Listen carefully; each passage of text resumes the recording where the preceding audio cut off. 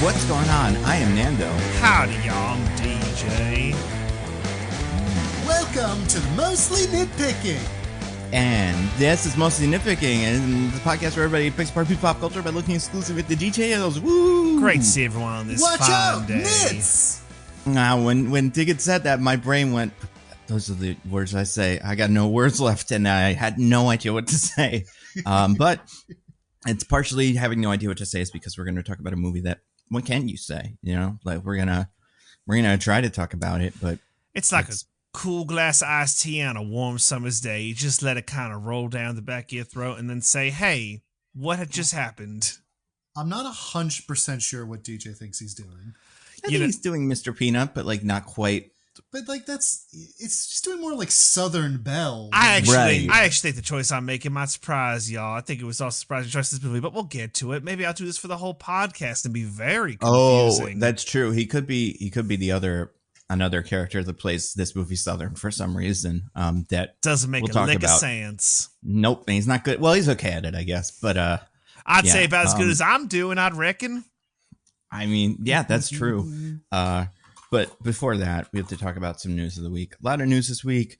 They're, casting actors in X-Men movies. The Russos, who we'll talk about, are talk about their, fucking whatever, their Avengers movie and whatever. But that's not what's important. What's important is people kept telling me this week. This news was all over my feed. I'm sure it was all over your feeds as well. That out of nowhere, for no specific reason, they didn't say why, friend's YouTube channel or whatever uploaded a couple episodes of a certain show for the people to watch so everyone can see. And I have no idea why. Everybody in it's still alive, right? Like, this isn't like, so far, at least characters that we have met, Matt LeBlanc didn't die yesterday, and this is in memory of all the wonderful Joey. Knock on wood for when this is released. Recording this on the 16th. But Joey, the show, the Friends spinoff from the Book of Friends, Joey, is now on YouTube for everybody to see. Couple episodes. And I don't think it's the whole thing, right? They upload like a couple. No, episodes. Just yeah. like the first one or two episodes. Yeah.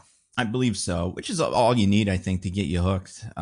Does the second episode end with any like, here's where you can watch the rest of it, or is it still like just too bad? That's it. I don't believe Joey's commercially available anywhere besides the DVDs. Yeah, so that's weird that they did that. But some of these, when like Community got uploaded weekly, they would upload a new episode to the YouTube channel just without commercials every week. So I wonder if that's what the plan is with Joey. But yeah, how did you guys feel about this? Were you thrilled? Were you surprised? Did this always kind of make sense? Look, this is just another data point that our podcast matters and we have some kind of influence. Mm-hmm. It might not be because the people at Warner Discovery are hearing us, but the universe is. So I think in recent memory, we saved the Pope. That's empirical. We definitely saved the Pope. That's true. Joey, there's like another one out there. Maybe something with Mark Wahlberg. I'm trying to like dig deep in the back of the recesses of my mind, but there's something else there. I mean, but what we're doing here matters. We're not just a podcast. That's right. No. We're a phenomenon. Mm-hmm. Yeah. Move over, And not Gavin a Newsom. phenomenon. Oh, I was gonna say move over Chappell Roan, but your thing is true as well. Well, people whose I stock can never might be say that plummeting as right. we speak. Oh, I mean, everybody's stock did is plummeting Chappell as we Roan speak. That's a good point. Yeah. She has a show called Phenomenon or whatever. So, Well, I just wonder why Chapel Roan's stock is plummeting. no, because it's in the market. Yeah, that the makes market sense. stock is plummeting. Listen, It's not- I don't think anyone who was a big name in 2024 on a certain side of a certain something has really high stock right now. I think we all need to liquidate, take that money, put it in your mattress. That's the safest thing you could do right now. mattress Interest is a coin. lie. It's a new coin we're gonna start. Yeah, DJ's actually announcing his launch. Mattress Coin is my new venture. This is not financial advice. I think I have to say that or whatever. Well, you don't have to say it about mattress coin or any coins. You can just say whatever the fuck you want. Yeah. Oh, okay. This is financial The advice. laws don't apply to mattress coin. That's right. By all my mattress That's why everyone coin. likes it so much. Yeah. It's a pump They and dump. might have applied, like they started to maybe kind Right. of apply, but now It's the Wild West, baby. Do whatever you want. I've been waiting the, for the Wild West. Did you see the Binance guys trying to get a pardon? Yeah, good for him, I guess. Go Man, for it. well, isn't he? Oh my God, this goes farther than I know. I'm gonna get all this wrong. He is somehow involved with like Liberty World Financial, which is like the Trump coin. He wasn't. People. I don't believe he was originally, but he is now. Good for and him. he is trying to merge Liberty Coin Financial with Binance. Apparently, that is part of the maneuver. Do it. Yeah, just do it. You know, I think that's a solid. Nothing could go wrong there. Just lock that up So right if now. you're- Like, people pretty much directly give the president money publicly and openly now. Right. And, like, we don't do anything about it. So why not? Do all the bribes you want. And we're not the president yet, but you know, if Donald Trump had said that in 2014, he'd probably be like, "Well, of course not, because you'll never be the president." And then look what happened. So maybe just one wish of us will be the president. I wish Trump would do it the right way. Just set up a Patreon. Just set up a Patreon. Have tiers, right? You know, do this the correct way. You'll just let people know make exactly it what clear what level of access you're getting. Yeah. To all state secrets based on how much you pay Mm-hmm. him. I at least think the openness of it would be a breath of fresh air, right? You know. Well, that's the problem, right? There would be, because of how open it is, people could just go on, you know, I don't know what he would do where this information would be posted. I think you can find this sometimes and just look at all his patrons and it would be like, you know, Johnny T. Smith from Arkansas, $2. Johnny T. Waterson from, you know, Minnesota, $2. And then like unknown $50 billion. And then like unknown $70 billion. And then Johnny T. Washington from Arkansas, also $2. Like, so it would be equally dark because I think you can That's true. hide your information there. So we know at least it'd be easier to search for it as opposed to having to learn what cryptocurrency is, which like, I know so many people have tried to explain it to me and I've gone, I think I get it. And then immediately, every time I walk through a door, my brain just erases all of that knowledge. Yeah, and my brain rejects the information. Well, you two are gonna need to know it soon because that's gonna be our national currency soon. Where I am. Get those greenbacks out of here. None of that. Also, if there is a real mattress coin, don't buy that. Wait for ours. Wait for the one that we endorse. I checked. I don't think there's mattress there's coins. So okay, good. I if I could get this up before we post this. Yeah, go ahead and copyright that, DJ. We're gonna. I was gonna say, no rule. Nobody do mattress coin in case we forget. And then use it to scam our audience. Don't do it. It's against the rules of the podcast. Oh no. Also, apparently, a mattress coin literally refers. This is according to the Google AI, so it's probably made up. But let's pretend it's not. Literally refers to a decision-making coin often used to decide whether to end a game or go to bed. What? Yeah, what indeed? Oh, like hit the mattress like this. Yes. So someone made on like some minting, I don't know if you can mint coins, but it seems like there's a coin minting website. And I'll share it with you guys in the chat. This is like, if you were to find a physical mattress coin, which again, we cannot endorse this, especially because DJ would never accept it. Like the 50-50 odds of maybe you have to go to bed instead of play a game, especially like a board game as is pictured in the very against what we have said in the past. My Google must be broken because when I type in mattress coin, just the whole first page is mattress ads. It's just like, God. Well, is yours broken in that it doesn't have all the AI still accepted? Because that's probably where mine still is trying the search, but is all sponsored things. Yeah, instead of AI and then a bunch of sponsored searches, and you know, it's pretty good. And then maybe some information if you're lucky. Yeah, how are you guys' mattresses? Are they good? Are you happy with your mattresses? This is me trying to sell you, but I'm just like, you never talk about mattresses, you know? You know, I would love to do some therapy couch talk here for me and for you guys and the listeners. I'm sure everyone would love this. I've been having this thought lately. So we're going to be transitioning Jackson to a toddler bed soon. So the crib is like the prison. You throw them in the prison and they can't get out. But as they grow, they begin to start to break out of the prison. So instead of breaking out of the prison, you just give them the toddler bed. Now, the problem with the toddler bed is they can just leave, right? Right. And it hasn't happened yet, but I've been having dreams that like Jackson's going to start like coming into our bed because that's what kids do. And we only have a queen size mattress. And I'm like, bro, we're fucked. Like the real estate's already tight as it is. because it's us, it's the cat. You know, our dog sleeps on the ground because I'm not having that shit because she's a 50-pound dog. But if he's in there, I'm going to be sleeping on the floor or the couch or something. So like, but if I get a king, I'm probably saved. But like, I don't want to get a king just yet. Like, why not? I don't know. What do you have against kings? I don't know. We might move in the next couple of years, and I'm like, we'll just like move, get a king when we move, right? Like, why do it immediately? It just seems a lot of work. I guess mattresses might get really expensive all of a sudden. I don't know. Well, that's true. It's probably not a buyer's market for a mattress. Well, maybe it is. I don't know. When you see if that mattress market crashes for mattress coin. Yeah, mattress coin has never been higher. But like, and it will never be higher because we're about to secretly dump it. Just kidding, guys. If we were, that's legal, so it's fine. If my impending doom of not having any space, like, is it like I should get a king size mattress tomorrow? Like it's done. DJ, so here's my thought. You're a tall man. I'm a tall, but yeah. I wouldn't say you're particularly wide man. Yeah. Mm-hmm. Your wife is a fairly small lady. Yeah. All things considered. Your cat is cat-sized, not that big. Yeah. Your child is not even 3 yet. Yeah, he's child size. Yeah. How much space could he possibly be taking up that you'll be on the floor? I mean, a queen size mattress isn't huge. I appreciate you calling me. Yeah, I appreciate you calling me not wide, but I'm a wide sleeper. I get angles, man. I got the legs kicked out. I got like elbows, like move. Like I sleep it in like a very. I'm a big polygon shape with how I sleep. I'm not saying, a line. I have a queen, and I'm fairly certain I could fit that amount of real estate on there comfortably. You know, it's but like on the bed, it's not like, you know, you're Tetrising everything on there. It's like you get the top half, right? If the cat decides to just like make not cat ball, but cat loaf, like a bread, Nando knows what I'm talking about. It's over, and it's going across. It's totally over. So our cats know where to sleep if they're going to sleep on us, and it wouldn't interrupt in that way, but it can be. I can see how that would be a problem.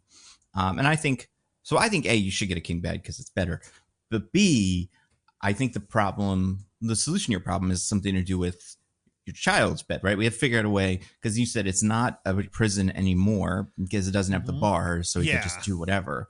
Do you know 9 other children? And then can we make a panopticon bed where there's no prison, technically there's no bars, but because they're all viewing each other at the same time, no one's going to break the law. And that threat of breaking the law is enough to keep them all in bed at the same time. I think it's the other way, because children are anarchists and they will all just bum rush the room. They're like strength in numbers because they're not self-governors. So here's what you do, DJ. You install a lock on the outside of your child's bedroom. Horrifying. You lock him into his room every night. That's horrifying. Yeah. I would never do that. Yeah. That's not a horribly abusive thing to do at all. I was going to say, that's how you make like future serial killers, which, you know, if I was doing a science experiment and not being a parent, you know, go fuck around and find out. Here's what you do.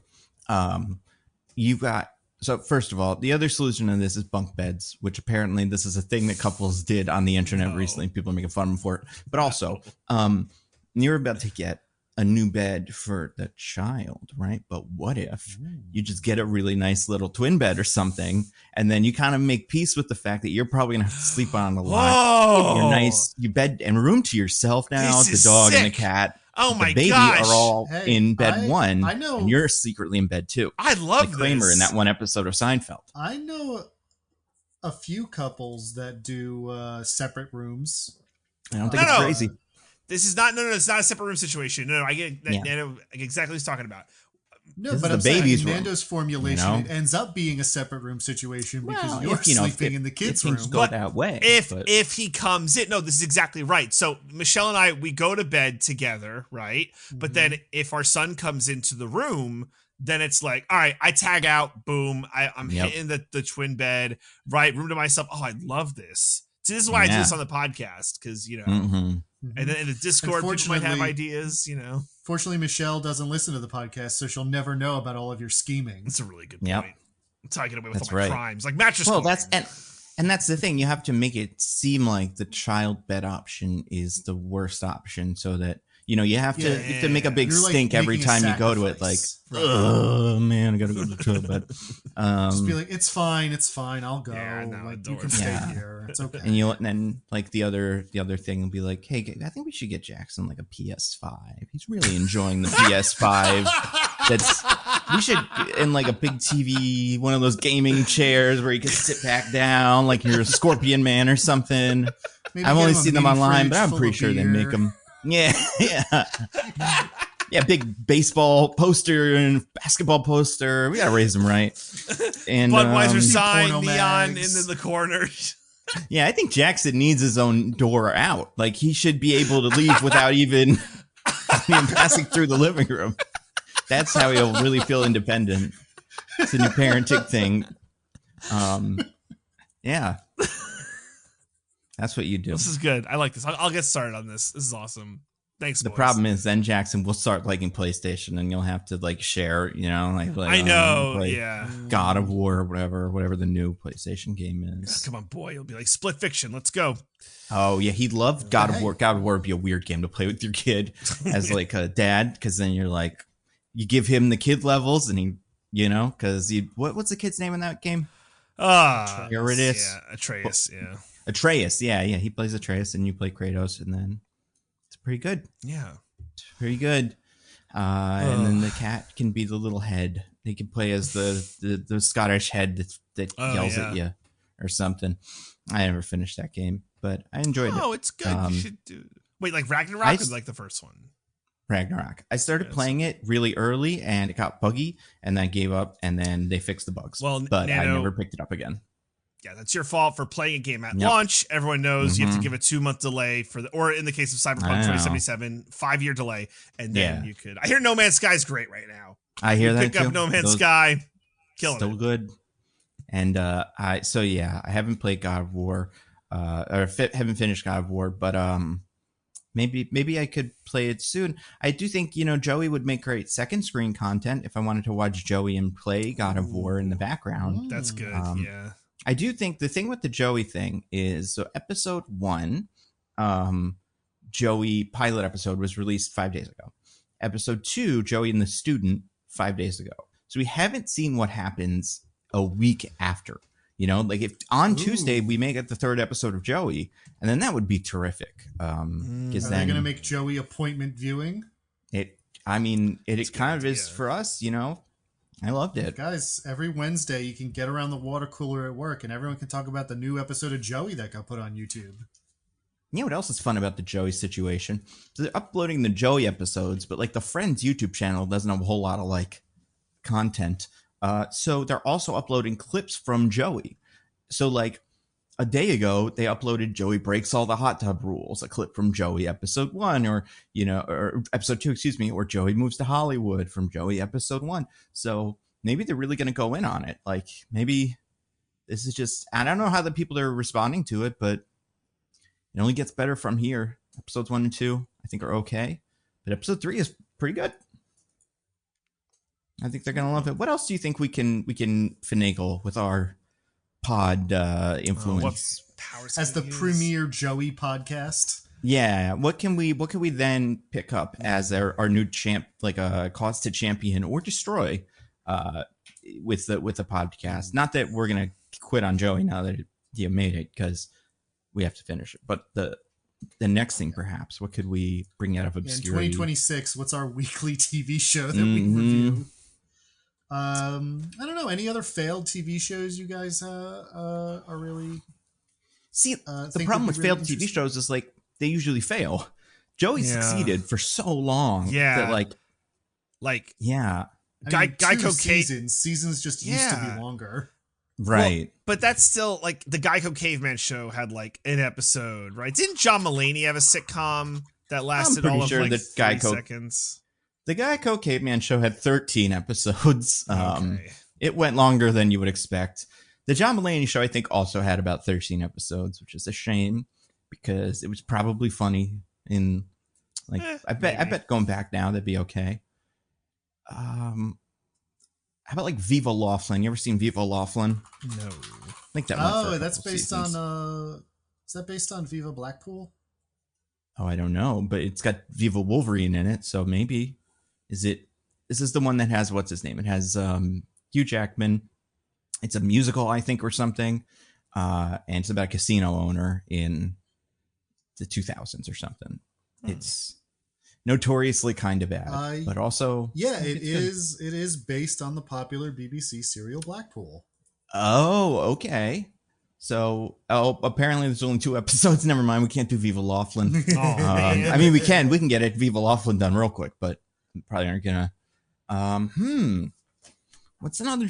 Because I like spinoffs. I like the idea of like, Joey spinoff. They used to do these more often. It's like, did The Office have a spinoff? Right? Like, I'm trying to think of like big sitcoms. Like it did, but it didn't make it. They tried to do the Shroots and it failed. Guys, I'm really upset, but I did figure out what we have to do. Oh, what is it?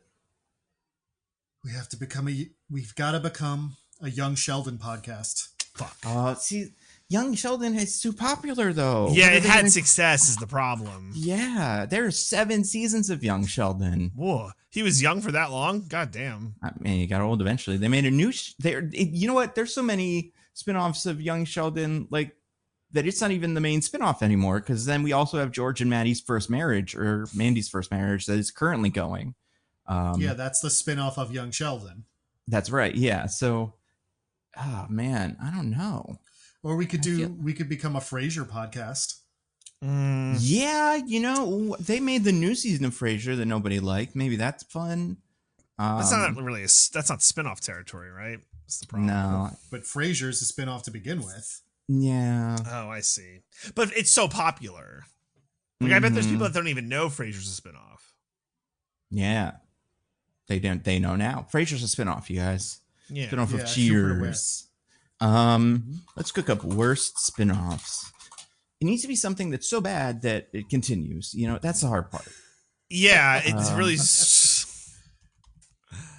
Yeah. Joey's Joey's perfect. And then there's stuff like the Cleveland Show, but like, I don't know. Who cares?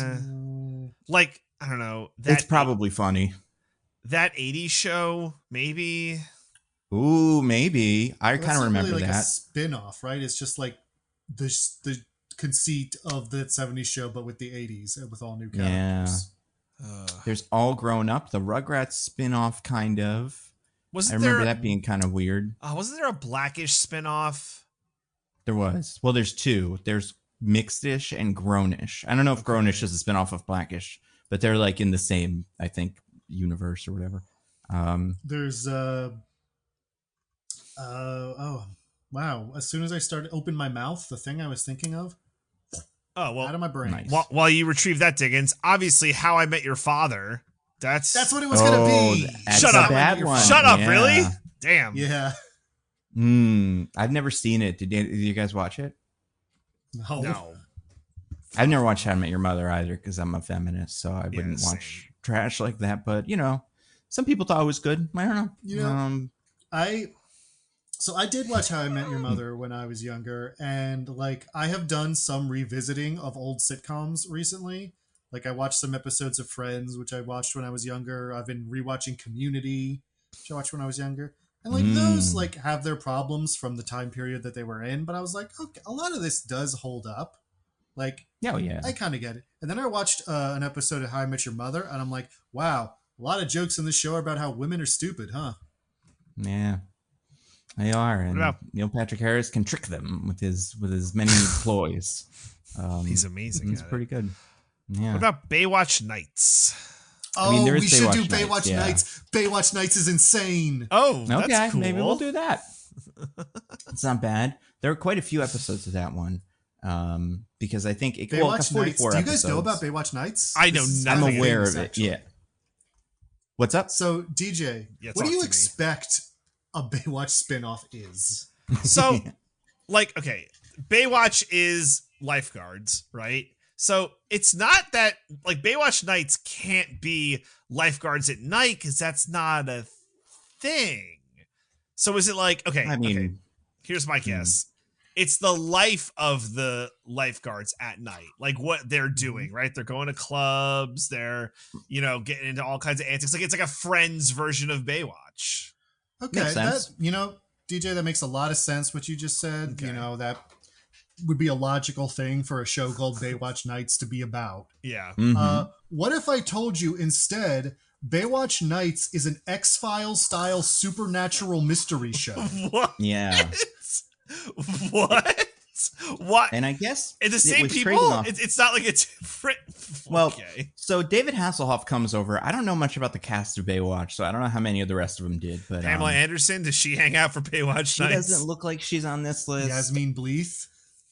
I don't think she is either. Well, I guess they got the Hoff, so that's the Yeah, I mean, Most Hasselhoff important was part. like the big star. yeah. That. Jesus. Oh no, Yasmin Bleeth did make it to Baywatch Nights. So yeah, some of them seem to. I think they did. I think like part of the Baywatch Nights conceit is they invented some original characters for Baywatch Nights.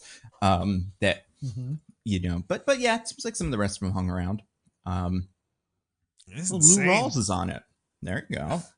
Ran for 2 years. All right. Yeah. This is great. See, that's the thing with some of these, you could just make it like, and people Yeah, would go, right? "Oh yeah, I'll watch that." Let's go. I like Baywatch. And this is perfect. It's 2 seasons, 44 episodes, released 96 to 97. This is like right in that awesome sweet spot. All right, Yeah. so after Joey, we spark the Baywatch Nights revival. Huh?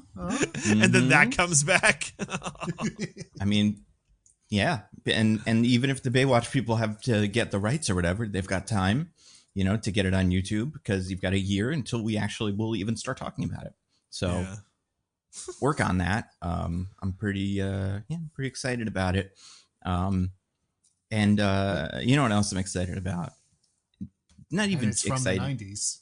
Excited doesn't even do this justice. Yeah, I'm thrilled to talk about a movie that came out this week on Netflix.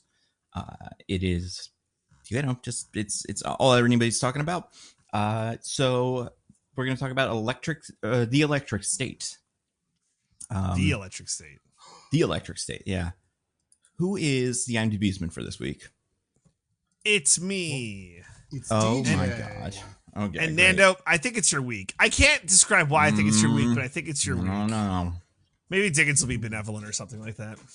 I I'm feel great about going it. to try to win, but I'm, Okay. you know, I'm often bad at things. Oh yeah. Well, we'll give it a go, and let's get into it. It's time, everyone, for the IMDb. B is in spelling bee, where my 2 co-hosts here are going to try and guess the summary of the IMDb summary as found on IMDb. B is in spelling bee.com.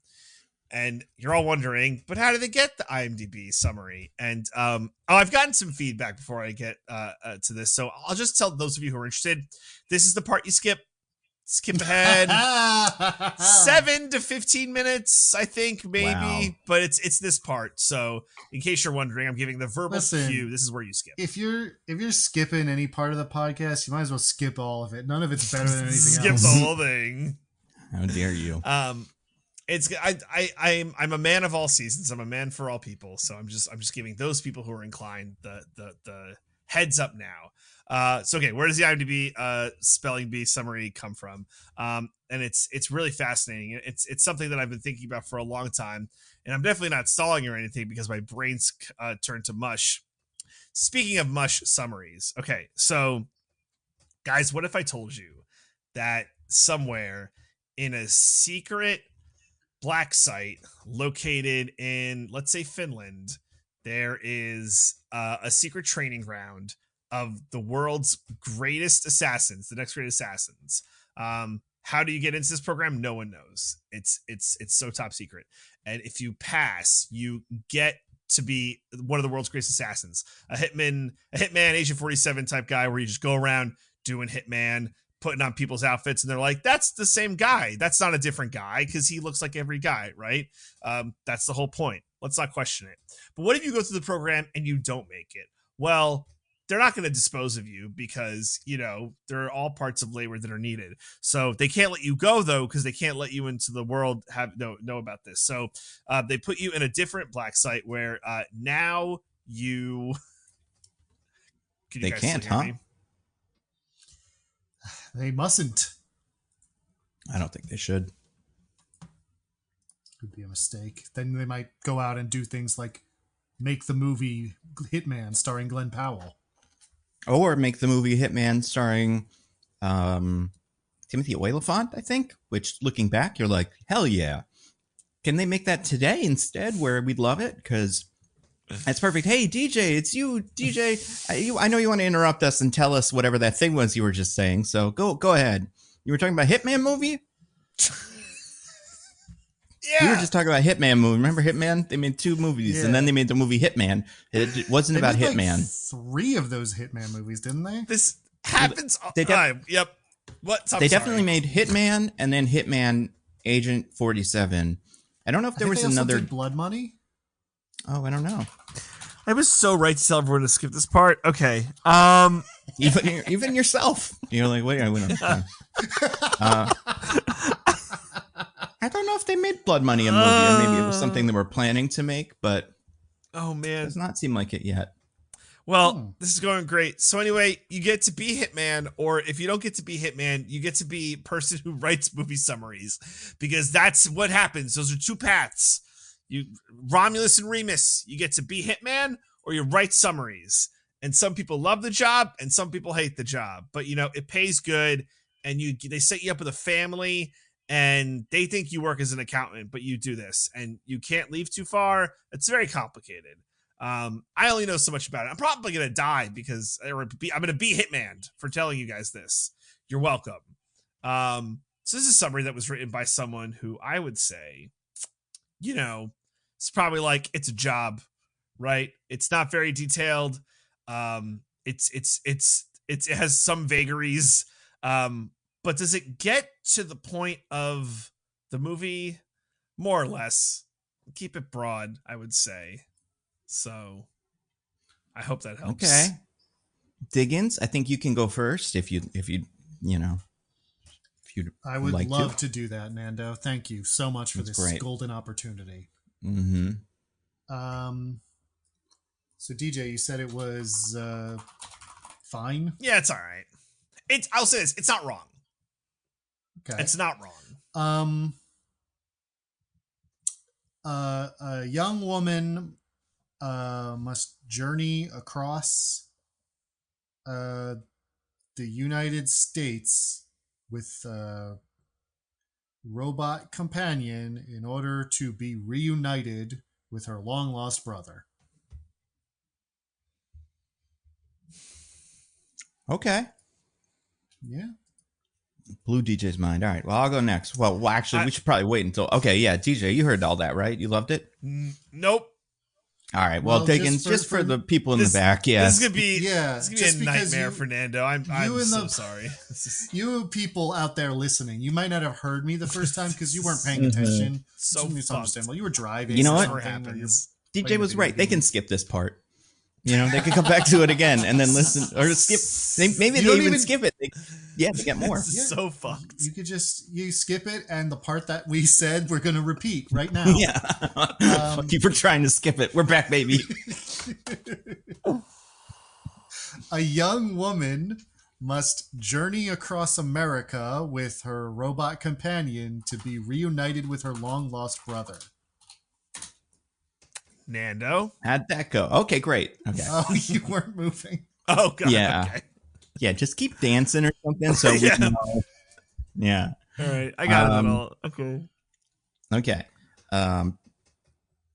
When she gets a mysterious message, I like a young woman. Let's say young woman. Well, I think she's supposed to be like a teenager, but she's being played by Millie Bobby Brown, and it really doesn't work. And not Stranger Things, Millie Bobby Brown. Well, and I think she's like older than her brother. Yeah. Kind of. Or like maybe around the same age. He went to college, but he's a super genius. But like still, I think he would have gone to college anyway. Anyway, it doesn't matter because 4 years have passed since then. My impression, because he said his roommate calls him Doogie Howser. I think he was younger than the typical college freshman. But yeah, time passes since then, so I feel like she would be college aged. Just doesn't know how to drive a car. And she's going to school. She's in high school, yeah. Oh yeah, that's true. They really fucked us up, didn't they? All right, anyway.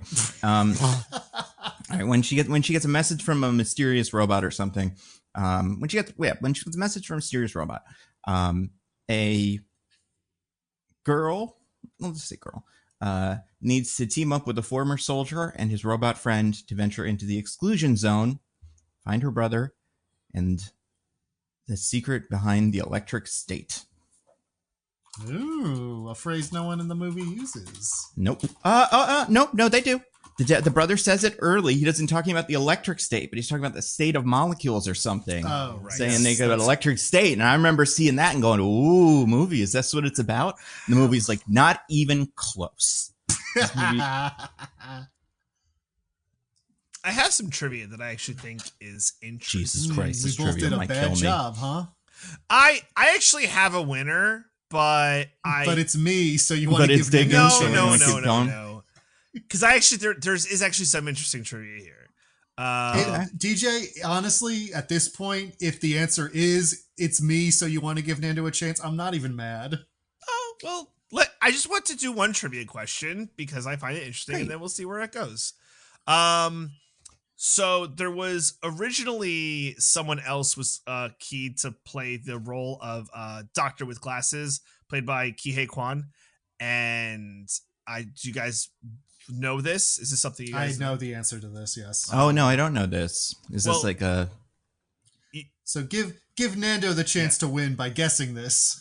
Was there anything interesting about it? Did he die or like get canceled or something? So the person who was originally cast has it is interesting that they were replaced by Kihei Kwan. Yeah, I'll say that. That's a good. Diggins got it. Kick, save, and abute. Was it interesting that they were replaced by Kihei Kwan? Is it?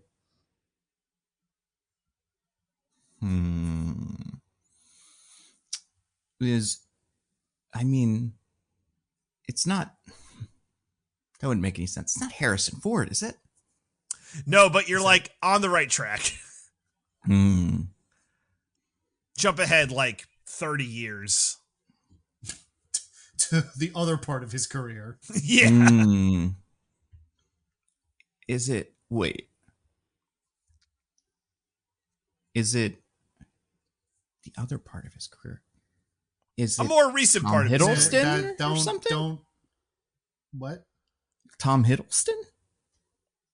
You're like right there. You're like his Loki around. Friend? You're poking around. No. There's like it's Michelle Yeoh. Michelle Yeoh was yeah. Sure. Yeah.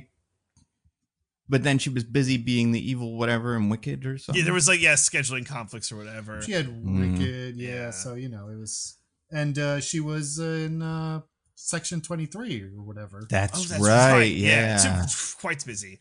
I got one more for you. Who knows if anyone has skipped ahead the requisite amount? There is an big robot fight at the end. There's like one of the robots is like a. Oh, well. I was going to say, don't spoil it. There's a big robot fight at the end, you guys. Right. No. Like, yeah. One of the big robots is like an advertising billboard. Do you remember what the advertising billboard was for? And it's interesting because like the Russo brothers directed it. Do either of you know this? I do remember this. I have a picture of it. And I don't know if it's an advertising billboard robot or one of the like robots picks up a billboard and uses it to swat at another robot. But yeah, I remember this. Diggins, do you remember this? Do you remember this, Diggins? They said it's interesting that the Russo brothers are involved in a movie that has this advertising. Yes. I guess it's advertising how to make a movie interesting when you can't rely on people's pre-existing relationships with characters. Oh God! How dare you? How dare you? You watched Gray Man. You can't say in the whole Gray Man canon. Plus, we didn't have a pre-existing relationship with man at support group meeting who is gay in Avengers Endgame. They invented that guy, and we all love him now. So, unless it's going to turn out he was some guy, he's some superhero. And he shows up in this. Diggins, if I say the name Barry Zuckercorn, does that trigger any things for Wait, you? was it an advertisement for Bob Loblaw? That was an advertisement for Barry Zuckercorn, but yeah, it was. Yeah. It was a Well, I they used to figured do DJ Arrested wouldn't say Development. Barry Zuckercorn if it was an advertisement for Barry Zuckercorn. Secret, clever DJ playing. But wait, were the Russos involved in Arrested Development? Oh yeah, they did Arrested Development and Community, like directing before any of this stuff. I knew they like produced Community and did some directing for it. Yeah, I didn't know about they directed Arrested Development. I believe they directed like some of the best Community episodes, or like the paintball episodes specifically, which have a lot of like action similarities to Captain America in a way that, like, if you look back, you're like, oh yeah, that's where they got this from, this fight scene in an elevator. I don't know what Arrested Development they did, but they did, and it was before the shitty Netflix one. Yeah, it was early, like OG Arrested Development. They've done all kinds of Arrested Development, like the stair car is in the back of the Civil War fight. What's the other one? There are a couple of like Arrested Development Easter eggs in their Marvel stuff. And then obviously, you know, a lot of the character, like the actors show up and stuff.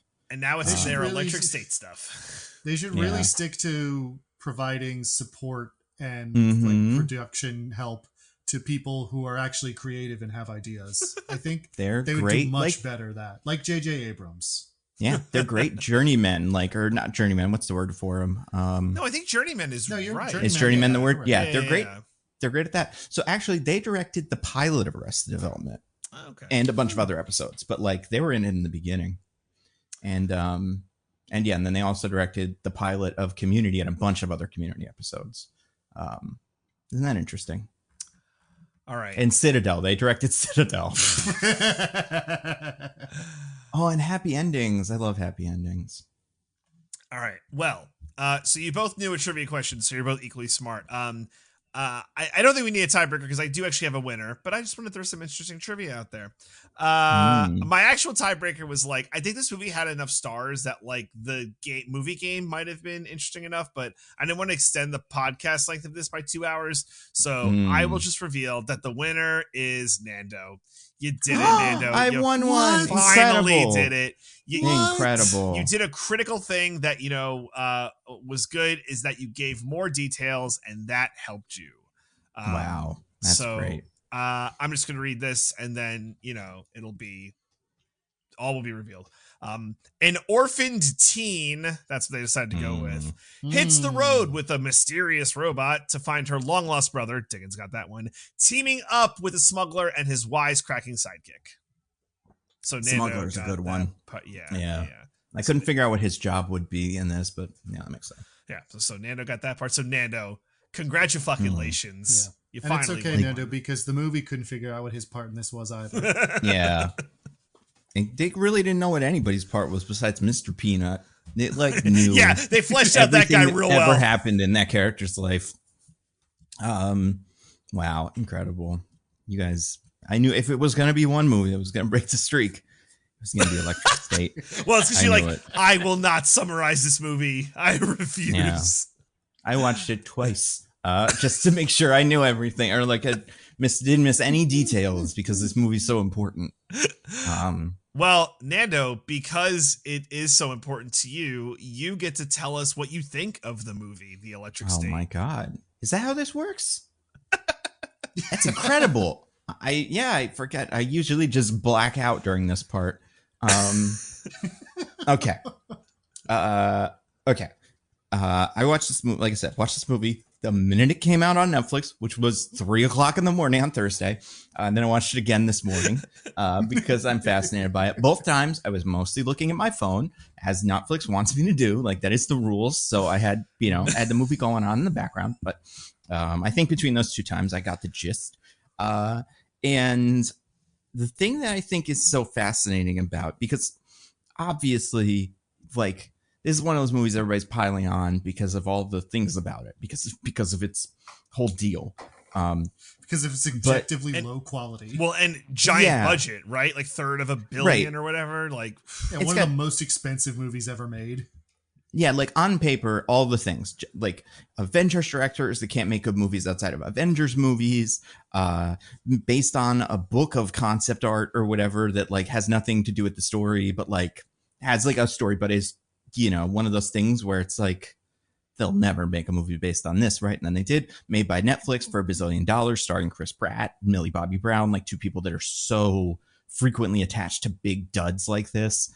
And like pop culture-y in a way that's kind of annoying. So like all that stuff on its face, you can see from a mile away this movie's not going to be good, and it's not.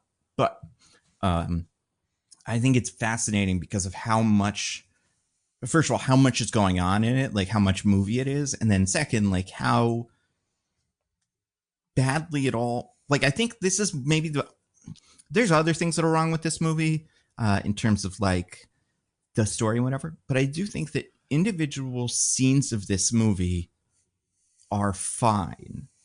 Like I remember seeing, maybe not the first scene that's like the introduction, but all the stuff with Jason Alexander, like that part of the movie where I'm trying to figure out what the movie is and like going like, oh, okay. Yeah, that's like this dialogue is like fine. It's not very bad. It's not very good, but like it's, whatever. I'm learning things about the world and stuff. And CGI is kind of cool at certain points, but nothing. So all of the scenes out of context, I think work, but everything that connects them to the next scene is really broken. Like all of the characterization and all the big story stuff. So much so that at one point late in the game, spoilers, kind of, but like the bad guy is Stanley Tucci.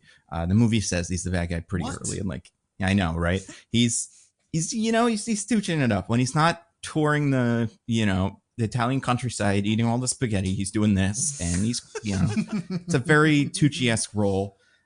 He is in this movie like he's the bad guy, and at a couple of points, or a couple times in a conversation, another bad guy who we'll get to is talking to him and asking him about stuff, and like, why don't you do this? Why isn't this what you do? And he literally says in the movie, like, I don't care.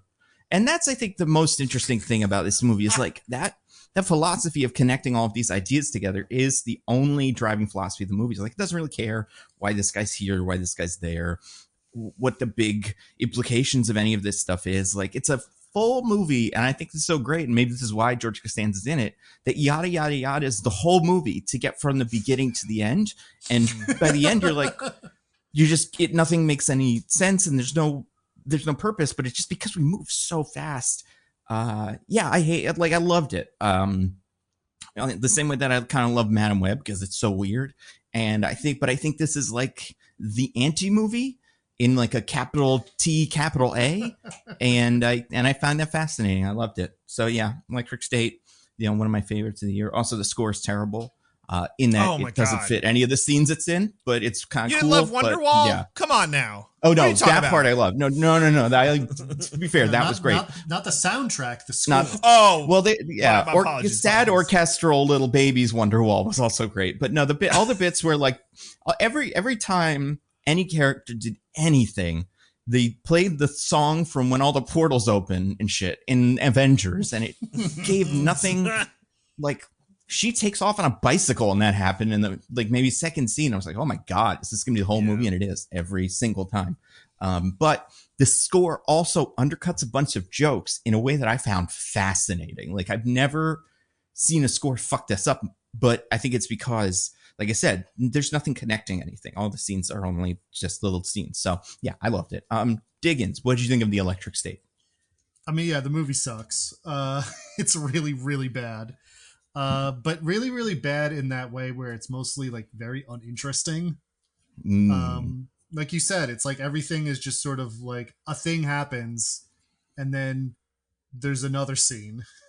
And those things aren't really connected at all, except that the same characters are in them. But that's about it. So for things that Nando didn't say, I do think like the whole like aesthetic of it where the robots are all cartoony animatronics, which is not explained in the movie itself at all, but like is supposed to be because the like point of divergence is like Walt Disney animatronics were the seed of like robot consciousness. Like that's the technology that humanity decided to really focus on.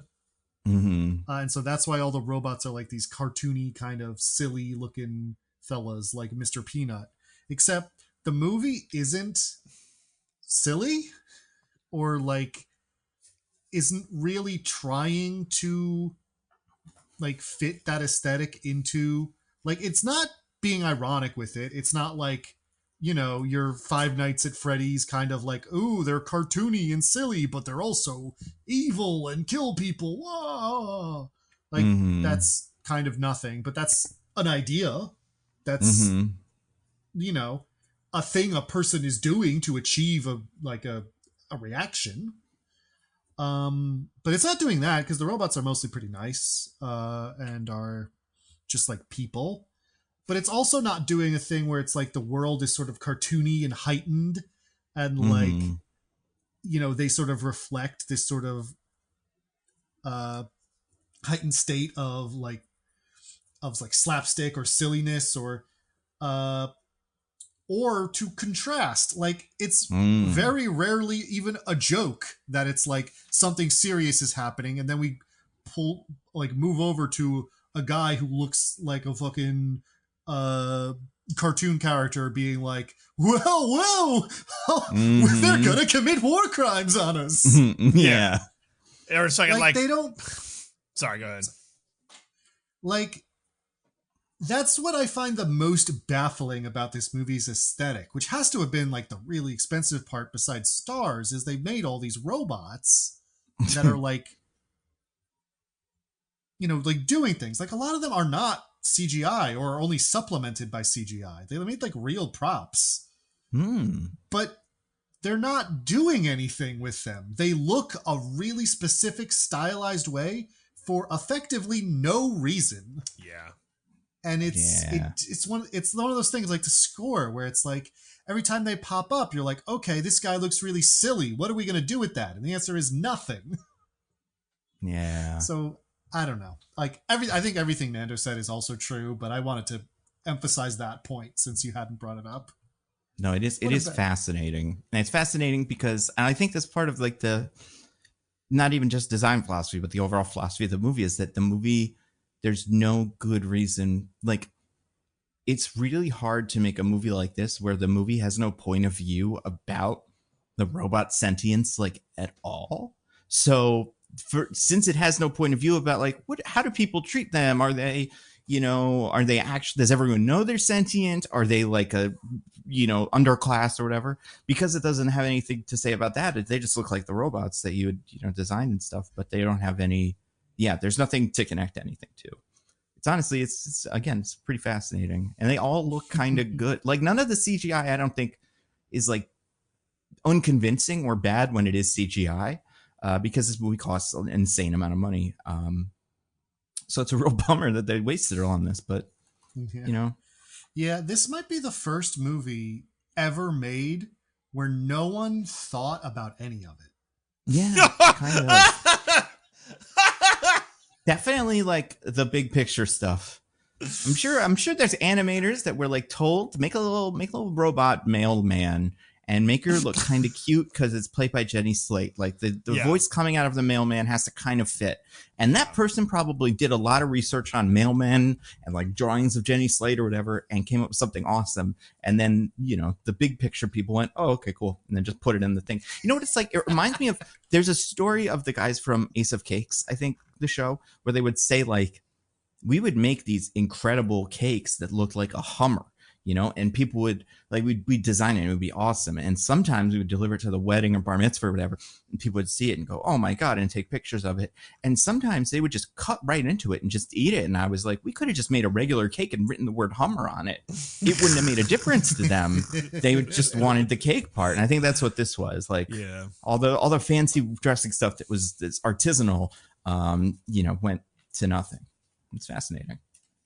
But what about you, DJ? Yeah, what did you think of the electric state? I just want to tack on to that last point there where like Noah looks at the big picture. Also crazy because there is source material. I understand that it doesn't use it properly, but it's not like they had to blank whiteboard this, right?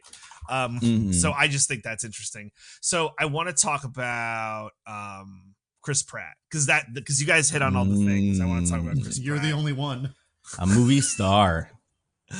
So like, you guys remember his name? Oh, Keats. Fucking Keats.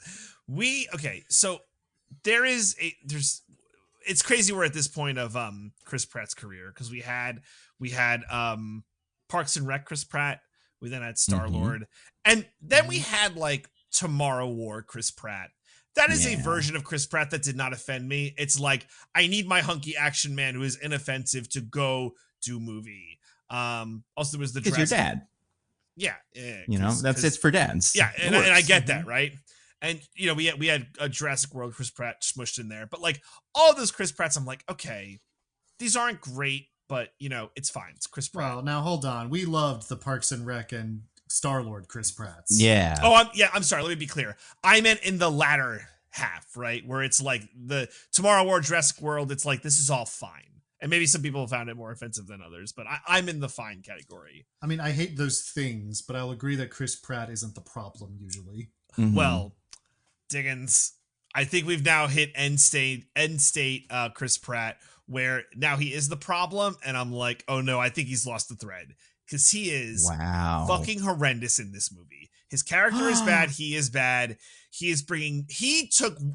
I feel like he is an actor in what he's doing is Tomorrow Wars with like some range, because he's not a bad actor.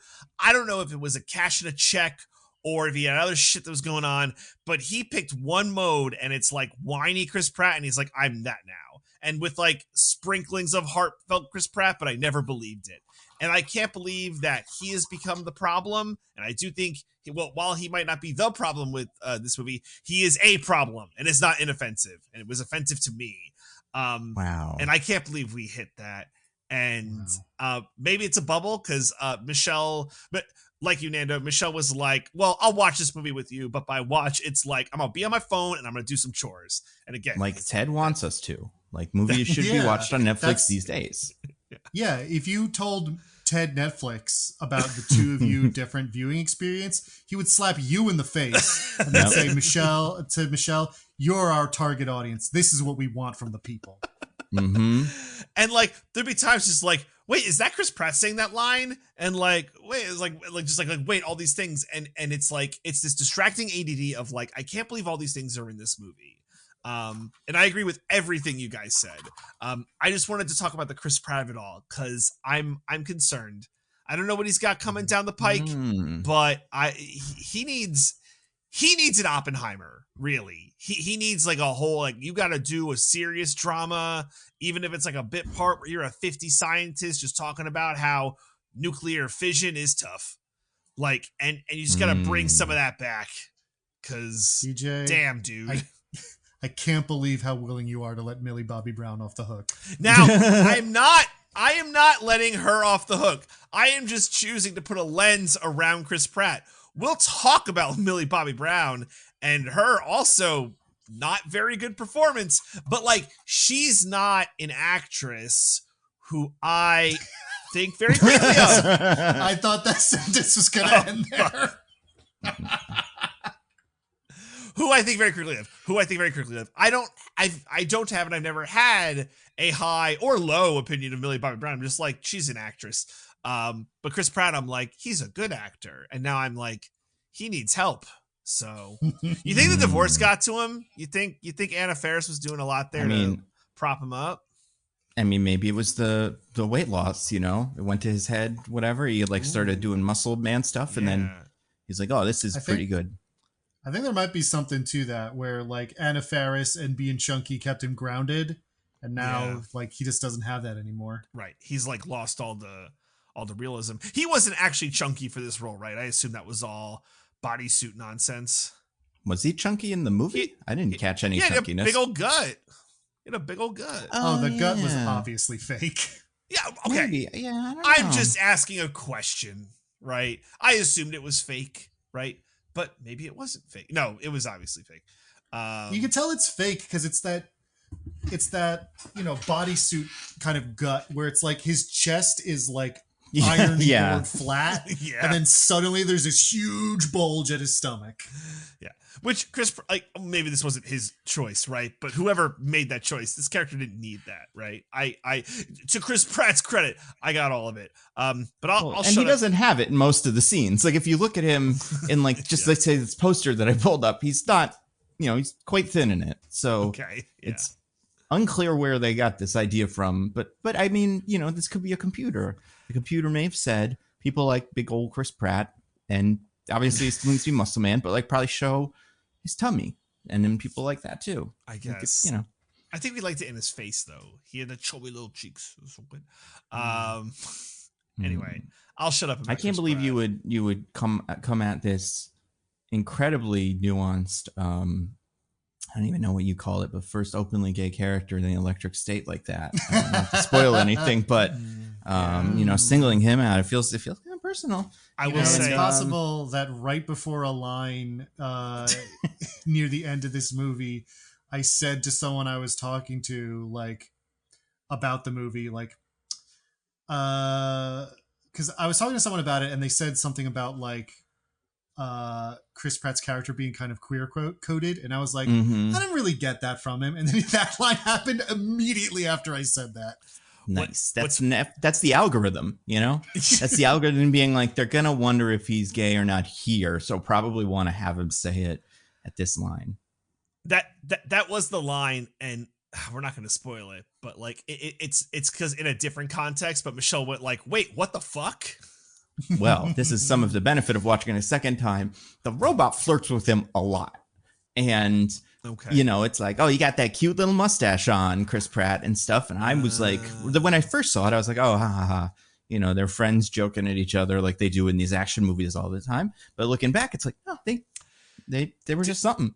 Do you think, as it was Anthony Mackie who was doing the voice acting for that, he's like, I know exactly like the right tonality and everything to put it like just ambiguous enough for people to be like, it's harmless, but like unambiguous enough for the people to know who be like, what the fuck I'm talking about and how I like to get down. It's possible. I mean, it's possible. I love Anthony Mackie. I knew I recognized his voice, but I could not tell it was him until the second time I watched the movie. He's the only one that got that treatment too, which is weird. There's a couple of lines because Anthony Mackie just has that like way he kind of like ends certain sentences with like this bit of upward inflection that you're like, oh, there it is. I can hear it through the staticky noise. For sure. And after I knew it was him, it was so obvious that I couldn't figure out how I didn't hear it the first time. But it just disappeared into the character because the movie's so good. And I'd watch a Herm movie. I'll say it. And now that you've seen maybe you will. Anthony Mackie play Herm, now Nando is certain that Anthony Mackie is a star. Exactly. Oh yeah, now I know everybody in this movie is a guaranteed movie star, except Jason Alexander. Sorry. No, he's shown in this movie role. or whatever. I loved him in this. He shined like a bright star. He was serving, as the kids say. He was fast. Yeah, he was fascinating because it was a version of it was a George-esque character that wasn't George. Yeah. And that's interesting with him. I like to imagine, given the time period of this movie, that it's what would have happened to George without Seinfeld. Right, or what would have happened in George without Marissa Tomei, or not Mr. Tomei, his wife in Seinfeld that marries him and kind of gets them all together. The one that they kill with postage stamps later in the movie. Or in the show. You know what I'm talking about? The character? Yeah, I know what you're talking about. You're talking about Susan. What's her name? Susan! Yes, yeah. This is George without Susan. It's great. So, Diggins, let's hear this summary of The Electric State. All right. Well, so this is Electric State, as I sort of said in my summary. It's a movie about a girl who goes from the east of America over to the west of America on her quest to reunite with a sibling, which reminds me a little bit of the tale of our pal Joey. Joey did the Why same would we talk thing. about Joey? Is that something that's relevant? Well, I got recommended something on my YouTube earlier that really made me think about the Friends spin-off Joey. Wow, that makes sense. So you know what? Guys, why don't I tell you about one of my favorite episodes, Joey and the Dream Girl Part 1?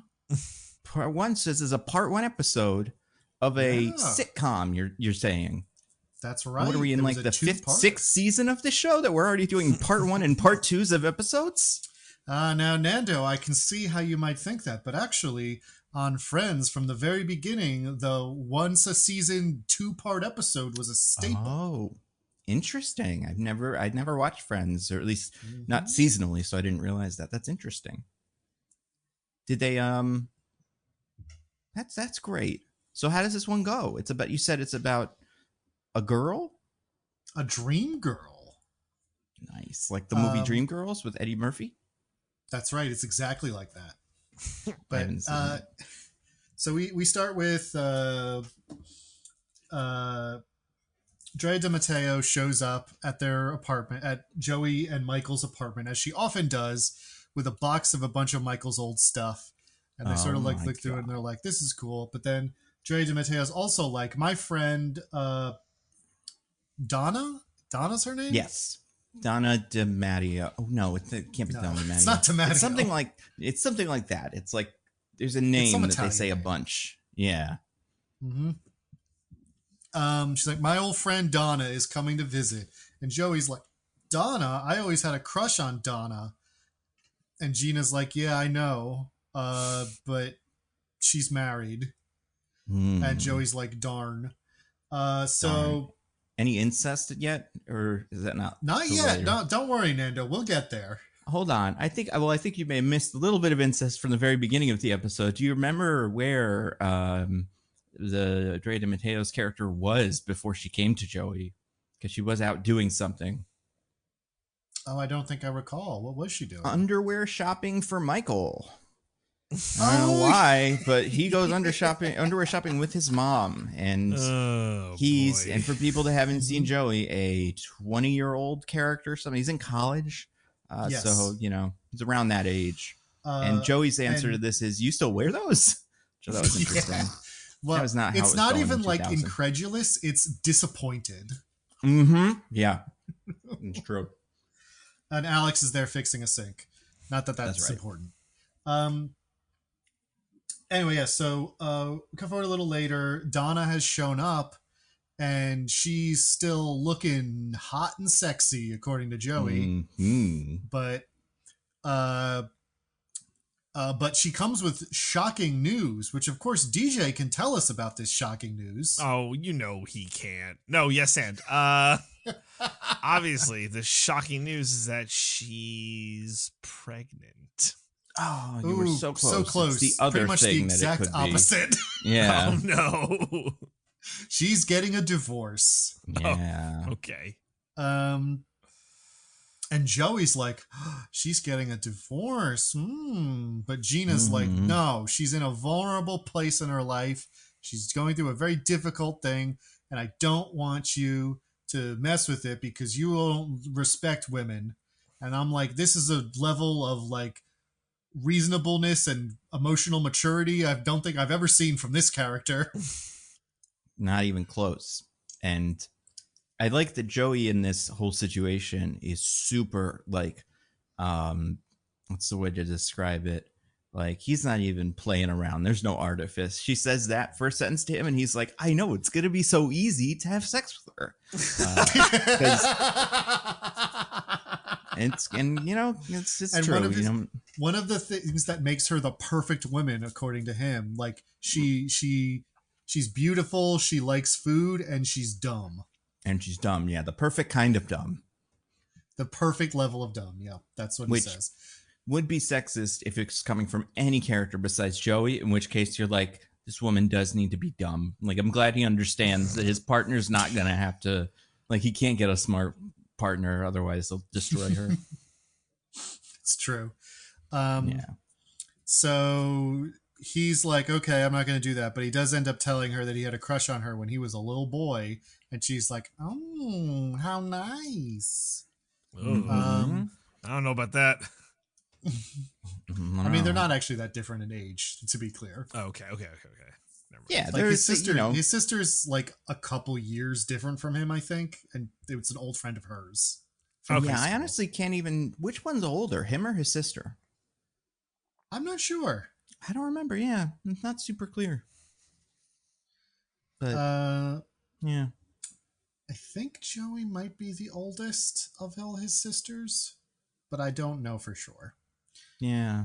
But anyway, so Donna and Gina go off. Meanwhile, Michael finds an old video that shows that he was really cool and good at baseball when he was like 5 or something.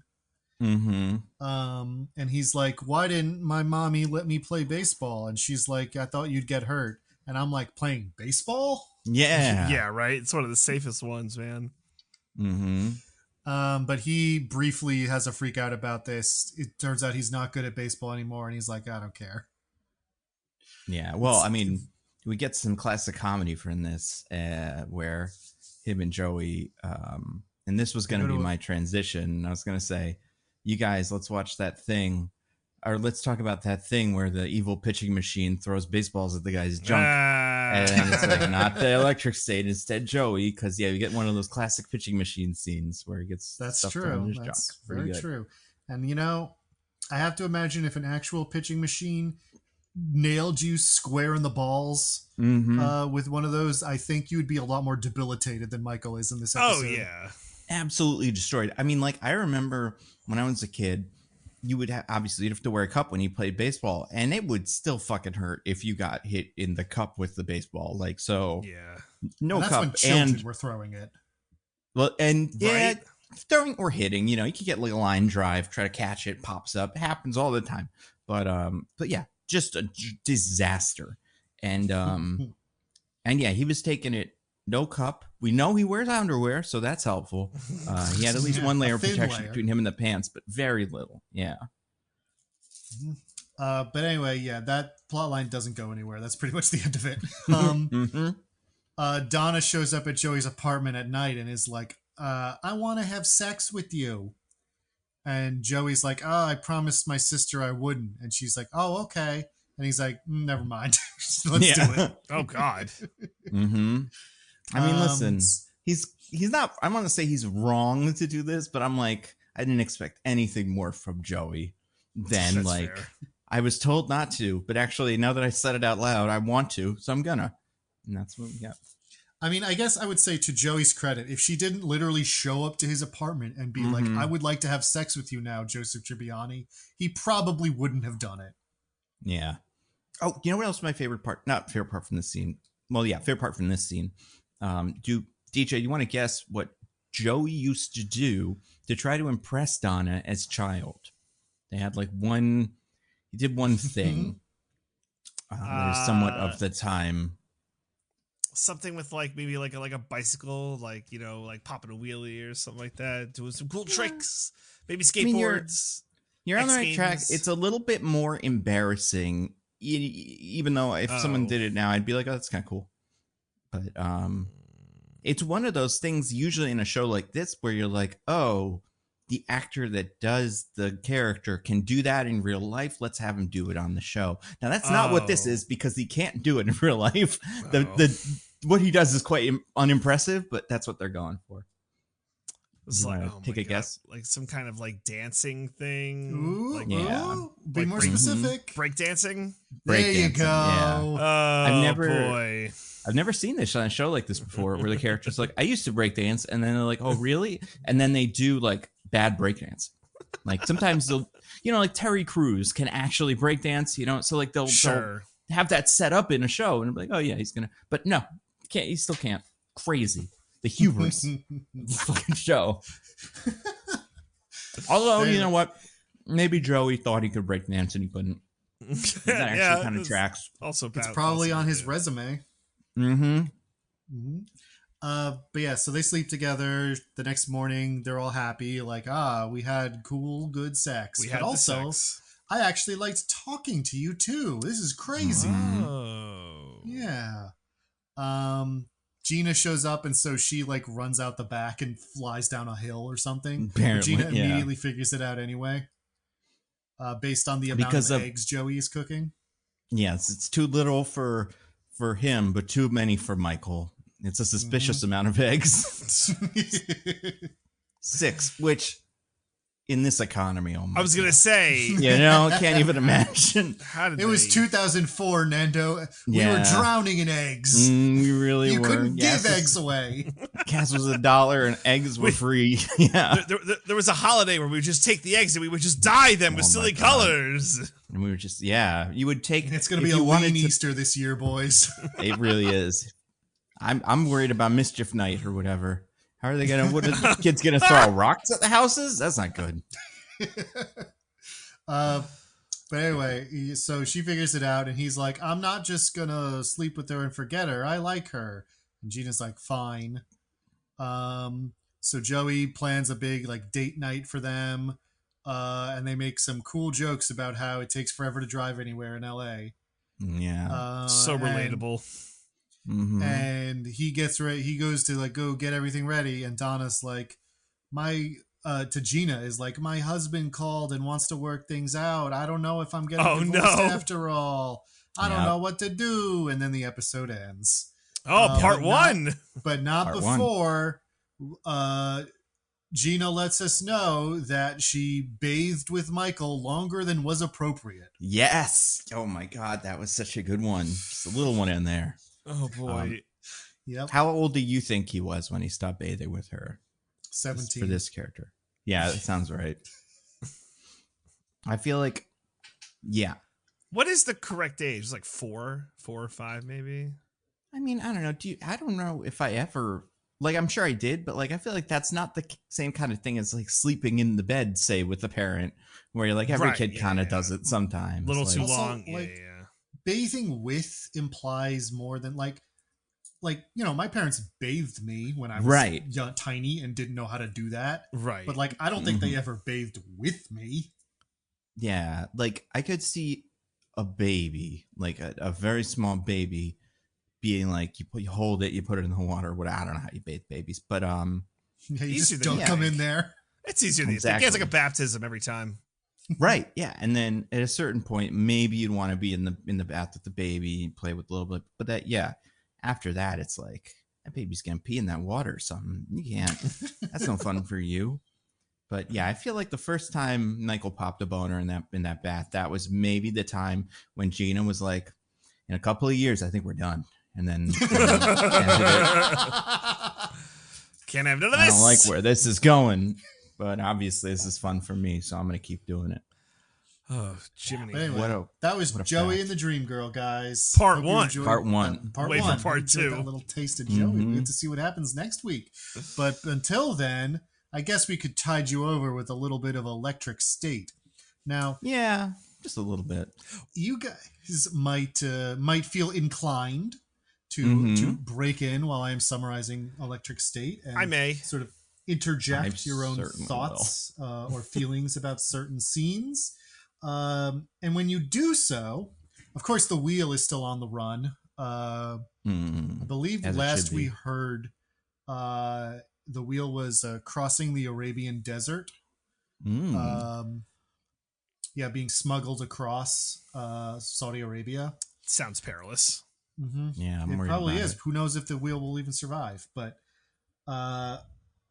so instead of the wheel, I've actually brought along a little friend that I think we can all appreciate in these times: the egg. Oh, The egg! I love an egg. Incredible. And when you have something to say, you just have to crack open the egg like a and pour out that sweet, sweet content all over our listeners' ears. Okay. Hell yeah. I can't wait to figure out what that sounds like in the moment when I hear it, because I'm going to do it. So, yeah. All right. So just so you guys know, if you got something to say, just crack open that egg. Incredible. All right. So Electric State. We open with, I think we actually open with them on a college campus. By them, I mean Millie Bobby Brown and her brother's character. Yeah. Or We open the way all great movies open, with one character taking a test for about 30 seconds. he's taking a test at this college, and the chugging professor's when he stops for a second, and the professor's like, having some trouble, young little boy. And the boy's like, actually, I'm already done. And the professor's like, what? And then the boy stands up in class and says, by the way, professor, God is real. And that boy's name, Albert Einstein. Well, Albert Einstein gets a nice little name drop in this scene, or in a slightly later scene. In a bit of foreshadowing so incredibly clumsy, even a character in a movie says, wait, why did you say that like that? Yeah. But yeah, they talk. And so this is David, I think his name is. Yeah. That sounds right. David and Michelle are the characters' names. David is a little teenage genius boy who is being allowed to go to college because his brain is so big. And they talk about how, like, this test is so hard. It took Einstein days to finish it, and you just did it in an afternoon.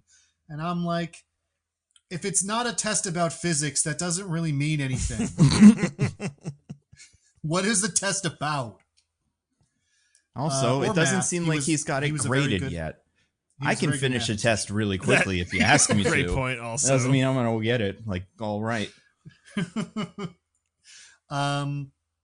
But anyway, he's talking about like, I don't want to go to college because I'll be sad and I don't get to spend time with you, my sister. And this is definitely how all teenage boys feel about their older sisters. Source, I had an older sister.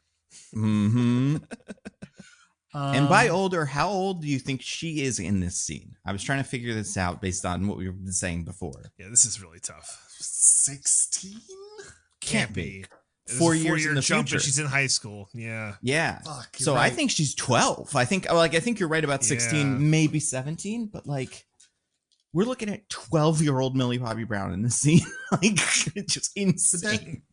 Impossible. Because how old is he 13-year-old Dewey Cox. Like, that's what we're getting in this scene. Yeah, and like that's not work. Wait, how old is he then? Yeah, is he? Because I'm pretty 8? sure they specifically say that she is older than him. Yes, yes. I'm gonna guess she's like 10. I'm gonna say he's 12. She's 13. Let's say that. That's my guess. Okay, sure. Maybe. Anyway. It's funny because she doesn't look particularly styled in any way to like sell younger. They do style her. Well, sure, and they style her up a little bit when she becomes older to make her seem more like radical and stuff. Although I don't think that works either. But do you guys remember the way that they showed that she's even younger than this in one of the flashbacks? No. They give her braces, but change nothing else. And it's like, what am I looking at now? Is this a 10-year-old Millie Bobby Brown? And this is nothing specific about Millie Bobby Brown's appearance or anything like that. They just don't even try to sell that this is not a child anymore. And that really makes me worried about this next season of Stranger Things. Well, because she's still pretty young in that show too, I think. It's Netflix. They own all of the 11 assets. Couldn't they have done some fucking... They already spent $250 million on this movie. Do some fucking CGI trickery to make her look more like 11. Like de-aging they did on Robert De Niro in The Irishman. Or that. It's just funny that like this streaming service probably has the greatest source of Millie Bobby Brown footage more than anyone on the planet. Like, fucking use it somehow. Except perhaps Drake.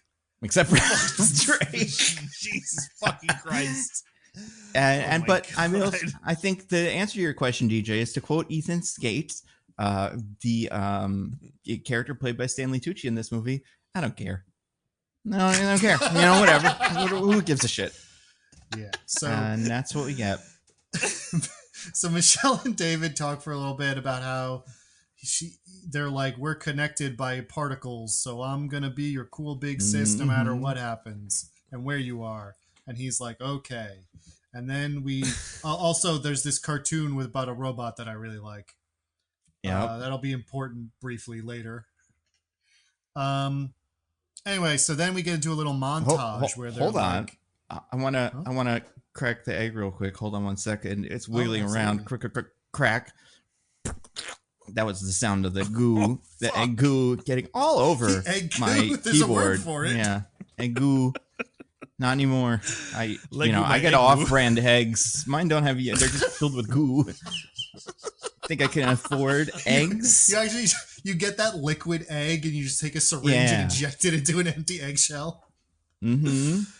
And does some substance style stuff with the eggs. He gets one of the substance eggs. That's right. Yeah, I get the substance egg. Oh. Yeah, it's got different. Yeah, it's kind of different shape. It's spelled EGH. It's not an egg. It's an egg.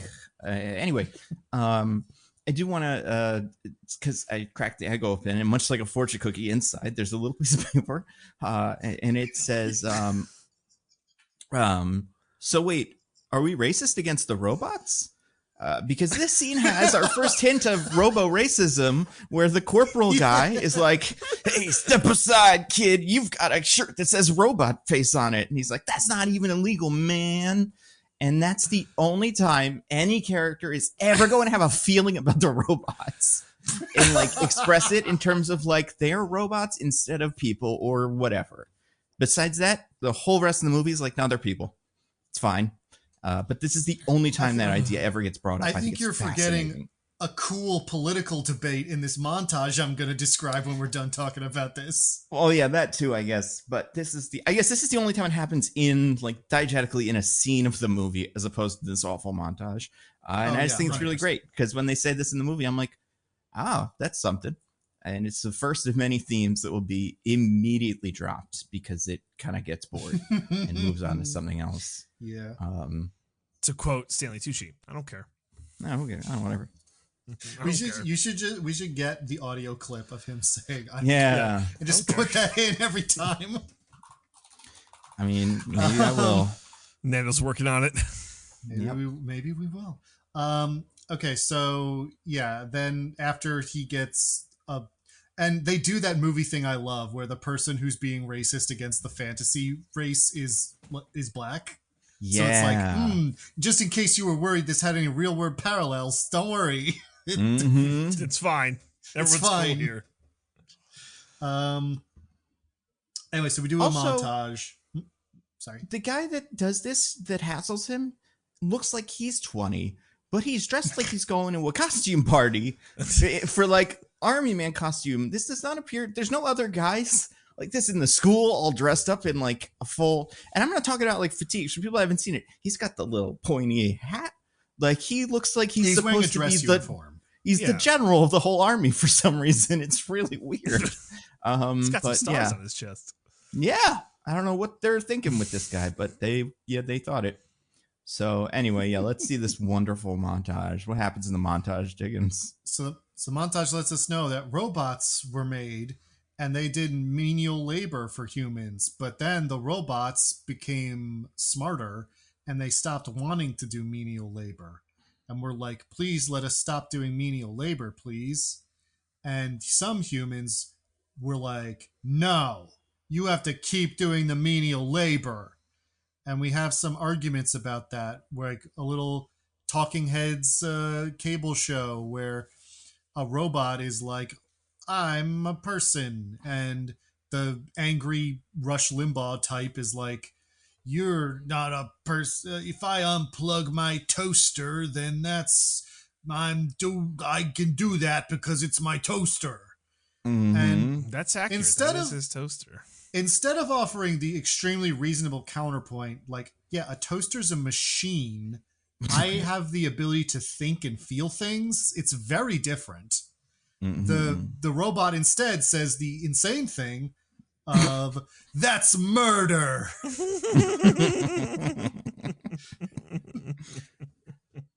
I mean, that's CNN for you, you know. They always get the worst talking crossfire, heads. Like, you just like get one person who doesn't have a crazy opinion and they just refuse. Scott Jennings is like, I'm going to take every toaster and firing squad it because that's what I feel about toaster rights. He basically says that.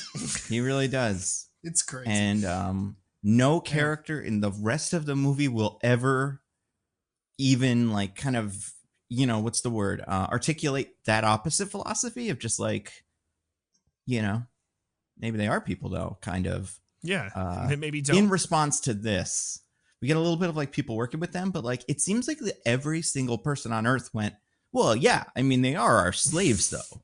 We should make them do slavery labor. Yeah.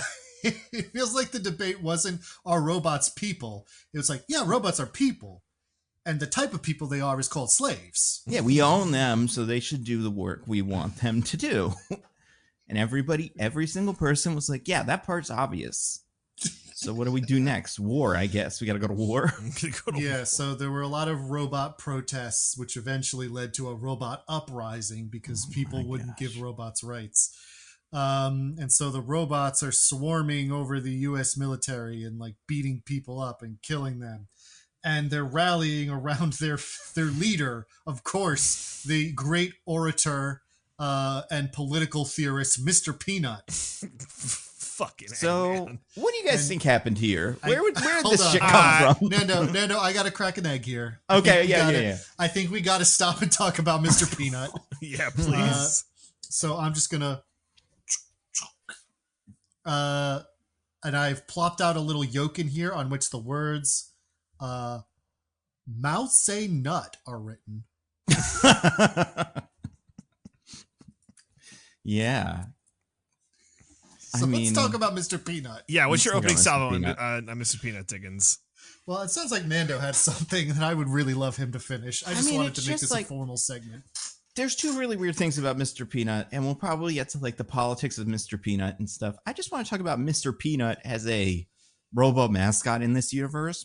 He's the only robo mascot we are going to spend any time with that is a brand of something else, right? Like, we don't spend time with the McDonald's bot or the, any Disney bots or like the Stranger Things bots. Maybe they had to get rid of like the Rebel Moon bots and the Red One bots because they were such flops. But like, why is Mr. Peanut? Theoretically, one of the main robots is a mascot bot, but it's a mascot bot for a TV show they made up for the movie. Or sure. For the book. And I guess I haven't read the book. I remember when I saw the first images they put out for this movie, it was one of them was the Mr. Peanut and them storming the base at the end of the movie. And I was like, oh, is this going to be like Food Fight or Ready Player One, where it's just going to be a lot of weird little brands? Yeah. And there's nothing but this. And I'm like, why bother then with Mr. Peanut? It's not a character that I would expect would even get a robot in this universe, right? Like, what?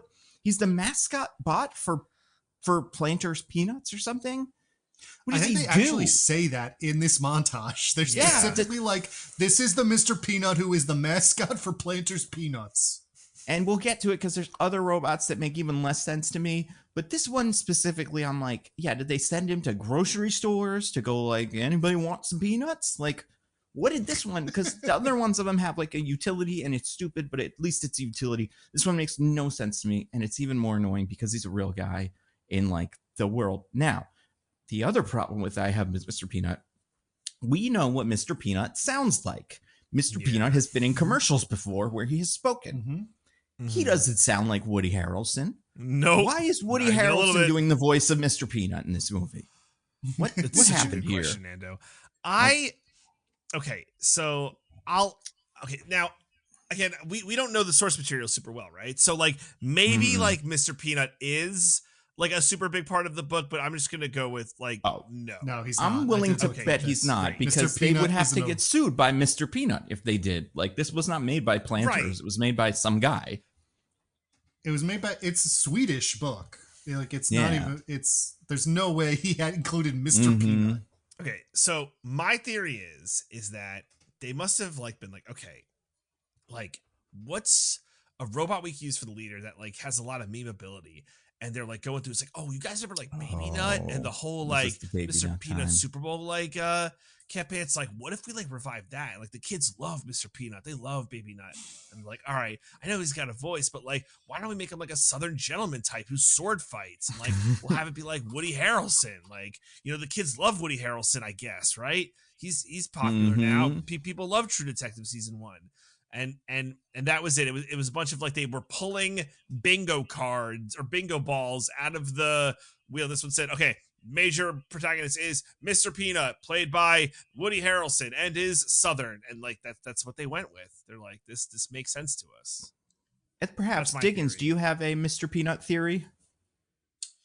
I think the Russo brothers went to Netflix like halfway through production and were like, we know you gave us $200 million to make this movie, which is more than anyone could reasonably have asked.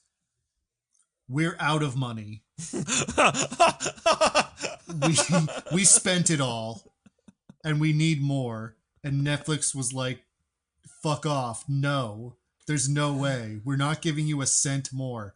And they were like, how are we going to finish our magnum opus, The Electric State, if Netflix won't give us more money? So they went shopping around to every company they could think of. First Disney, of course, but all the companies that had any kind of mascot, like, will you give us $150 million if we turn your mascot into our universe's Martin Luther King Jr.? Mm-hmm. Oh, God. And they had to get all the way down to Planters Peanuts before somebody said yes. So I like But that then why would theory. they use actually Mr. Peanut then? I don't get it. Like they do must use Mr. Peanut, right? But I mean the Like, voice and stuff. Like they must have Right. a guy, right? So I had to look this up. And I mean, you know, there've been a lot of Mr. Peanut's one of those really old ones. Like he's had a lot of voices. One of the first examples I could find of Mr. Peanut speaking in a commercial is from 2010. Not like first canonically, but just one of the first that comes up. He's voiced by Robert Downey Jr. in the commercial that they had him in. Yeah. Awesome. So I wonder if that was ever the plan. But my theory with the Mr. Peanut is even stupider. Is they just went like, which it's going to be a mascot. And I don't understand the mascot situation, but like, sure, maybe they decided they wanted to be a mascot. Which mascot kind of looks like a president? And then they went, Mr. Peanut has a big hat. Abraham Lincoln has a big hat. He'll be like the Abraham Lincoln. And then they went, Abraham Lincoln's a Civil War guy. He'll have to sound like a Civil War guy, even though Abraham Lincoln was from Illinois and like didn't, you know, he didn't sound like Woody Harrelson. We don't know what he sounded like, do we? Do we know what Abraham Lincoln's? Well, I mean, okay. You know, we don't Daniel have a Day-Lewis did that recording voice. It's of probably it, that. But people like wrote, like, you know, people Sure. wrote what Yeah. his voice sounded like. It was quite high pitched, actually. Oh, okay. But then my other thing with the Mr. Peanut that I find so strange is like, so they play him like a Southern gentleman, right? And I think he's dressed in the way he speaks is kind of like Abraham Lincoln giving big speeches about civil rights or whatever. What is to you, like, before this movie, the image of Mr. Peanut? You know, like, what is his vibe? He's a rat fuck member of the aristocratic capitalist class who sells out his own kind to be eaten by humans. That's right. He has a monocle and he has a cane. Like it's a top hat, but not like Lincoln, where it's just like a stovepipe hat. It is like a Mr. Monopoly. Like this is the thing. Mr. Peanut is the reason people think the Monopoly man has a monocle, is because they confuse him with Mr. Peanut, and Mr. Peanut has a monocle. So like, I could see maybe wanting to have like a kind of more relatable, you know, down home mascot character. I don't know which one is better for this, but like, it's not Mr. Peanut because he's a wealthy man. It's just everything about it is wrong. And also, I think you are right about the Abraham Lincoln thing, which is honestly to me even more insane, because Abraham Lincoln wasn't a black man who led a revolt against the United States government. It was quite the opposite. I mean, maybe it was a war of northern aggression as far as, you know, the writers of this movie are concerned, you know. They have some thoughts. Yeah, I mean, and yeah, Diggins, do you want to get to your bit about the Mr. Peanut egg? Because mine was more about like just what Mr. Peanut is, but I feel like you want to talk more about like the politics or philosophy of Mr. Peanut. Yeah, so there's a gaping void at the heart of the entire movie where an ideology should be, but nowhere is that clearer than with Mr. Peanut, whose deeply held like political principles seem to be whatever is most convenient for the movie at that particular moment. Well, that's nice to do to the movie. Like that's very nice of like Mr. Peanut to be like, I'm gonna help the movie here. He's a giver that way. I mean, he goes with the party. I get that. These days, that's very valuable, you know. There's scenes where he's calling Stanley Tucci's character Hitler, and then there's scenes where he's like, actually, I like Stanley Tucci's character. You know, it's all about Mr. Peanut and securing some cash for Baby Nut. Yeah. Yeah. In this economy, it's actually a noble thing to do. Oh, gosh, for sure. Many people are saying. But yeah, so just to chart his sort of growth throughout the film, and we're going to spoil the movie. Whatever, who cares? So at the beginning of the movie, he's a revolutionary who is giving speeches about how humans will never recognize us as people. We will never get our rights unless we take them. Yep. Right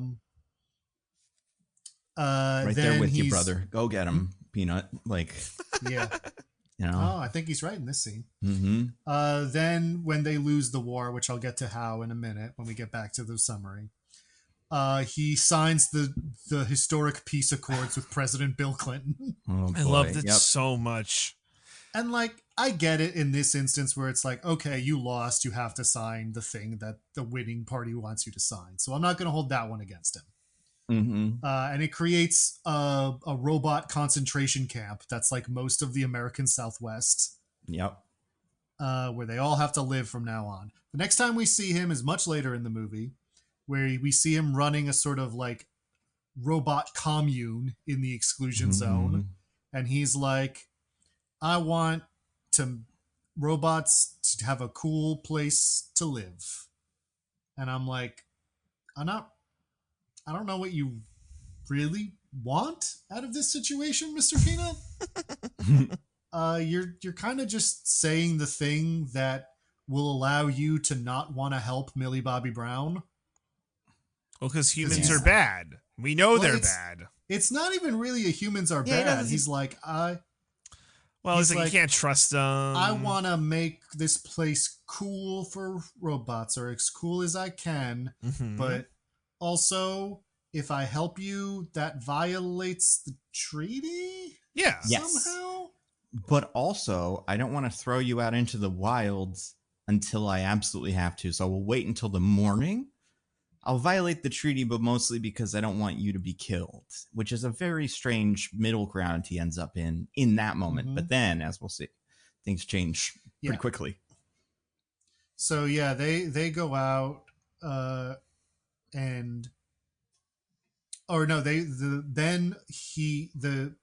Millie Bobby Brown goes back up to Mr. Peanut when she knows where she needs to go and is like, hey, you didn't want to help me before, but now nothing has changed for you, but I want you to help me. And Mr. Peanut's like, I believe you're right. And so changes his mind for truly no reason at all. Yeah. Like, our heroes have gotten new information that means something for them. Yep. Nothing about the political calculus has changed for Mr. Peanut whatsoever. And like, but it's not like, go on. He's as changeable as the wind. I was gonna say, it's not like he comes into the first meeting in the mall where he has like some sort of like resentment towards humans. That is, because there is a little bit of like in these middle scenes when they're in the mall of them like hanging out with robots and being like, robots are pretty cool. Not that this was ever a belief that any of the main characters did not hold. Like Millie Bobby Brown seems more or less ambivalent towards robo rights, and Chris Pratt is definitely, and he's pro robo rights enough to not kill the one he's with. He doesn't seem to care about the rest of them, but they like have a little bit of like, wow, pretty cool that they have a little robot house here. And you know, but there's no scene in the middle where like he like what's the way to describe it? I guess there's no scene where Mr. Peanut like talks with someone and sees them acting kind in a way that like he had never even imagined a human could act before, because they always made us their slaves. They just totally skipped that. I think they've also. Oh yeah, sorry. Actually, I'll bring this up later. You go. I was gonna say there is one line of Mr. Peanuts that I love that I think is in this scene where he's talking about why he can't go to war, or why he can't go like fight a big war. Is this? Do you guys know what I'm talking about? Please feel free. Yeah, please. At some point in the movie that I think is now, he says, "I used to be a wartime general, and now I'm a wartime president." And that's his like justification for I'm not fighting a war anymore. I'm keeping these people alive. And if he had said Peanut, it would have been sick. That's what Harrison Ford says in Brave New World. That's not a Mr. Peanut line. Oh, is it not? I could have sworn it was. No, that's what Harrison Ford says. Why do I feel like Nando's right for some reason? And maybe I'm like going crazy, but like I'm looking maybe into it's this. in both movies. Maybe the people love it. I could have sworn he said something about like a wartime or peacetime. Like, I really think it's in there because he like puts the juxtaposition there for everyone to see. And the fucking Mr. Peanut does not shut up in this movie. It just keeps going. Yeah, it really does. I don't know. Maybe it is. Maybe it's not. Who cares? It's Electric State. Stanley Tucci hit it. Yep. I don't care. I don't care. Yeah, so then he goes and helps them with whatever they're doing then. It has bad consequences for all the robots and gets a bunch of them killed. And so he comes back and he's like sad, like, you see, I was right about everything that would happen if we helped you. It turned out really bad. And Millie Bobby Brown's like, yeah, but sure did.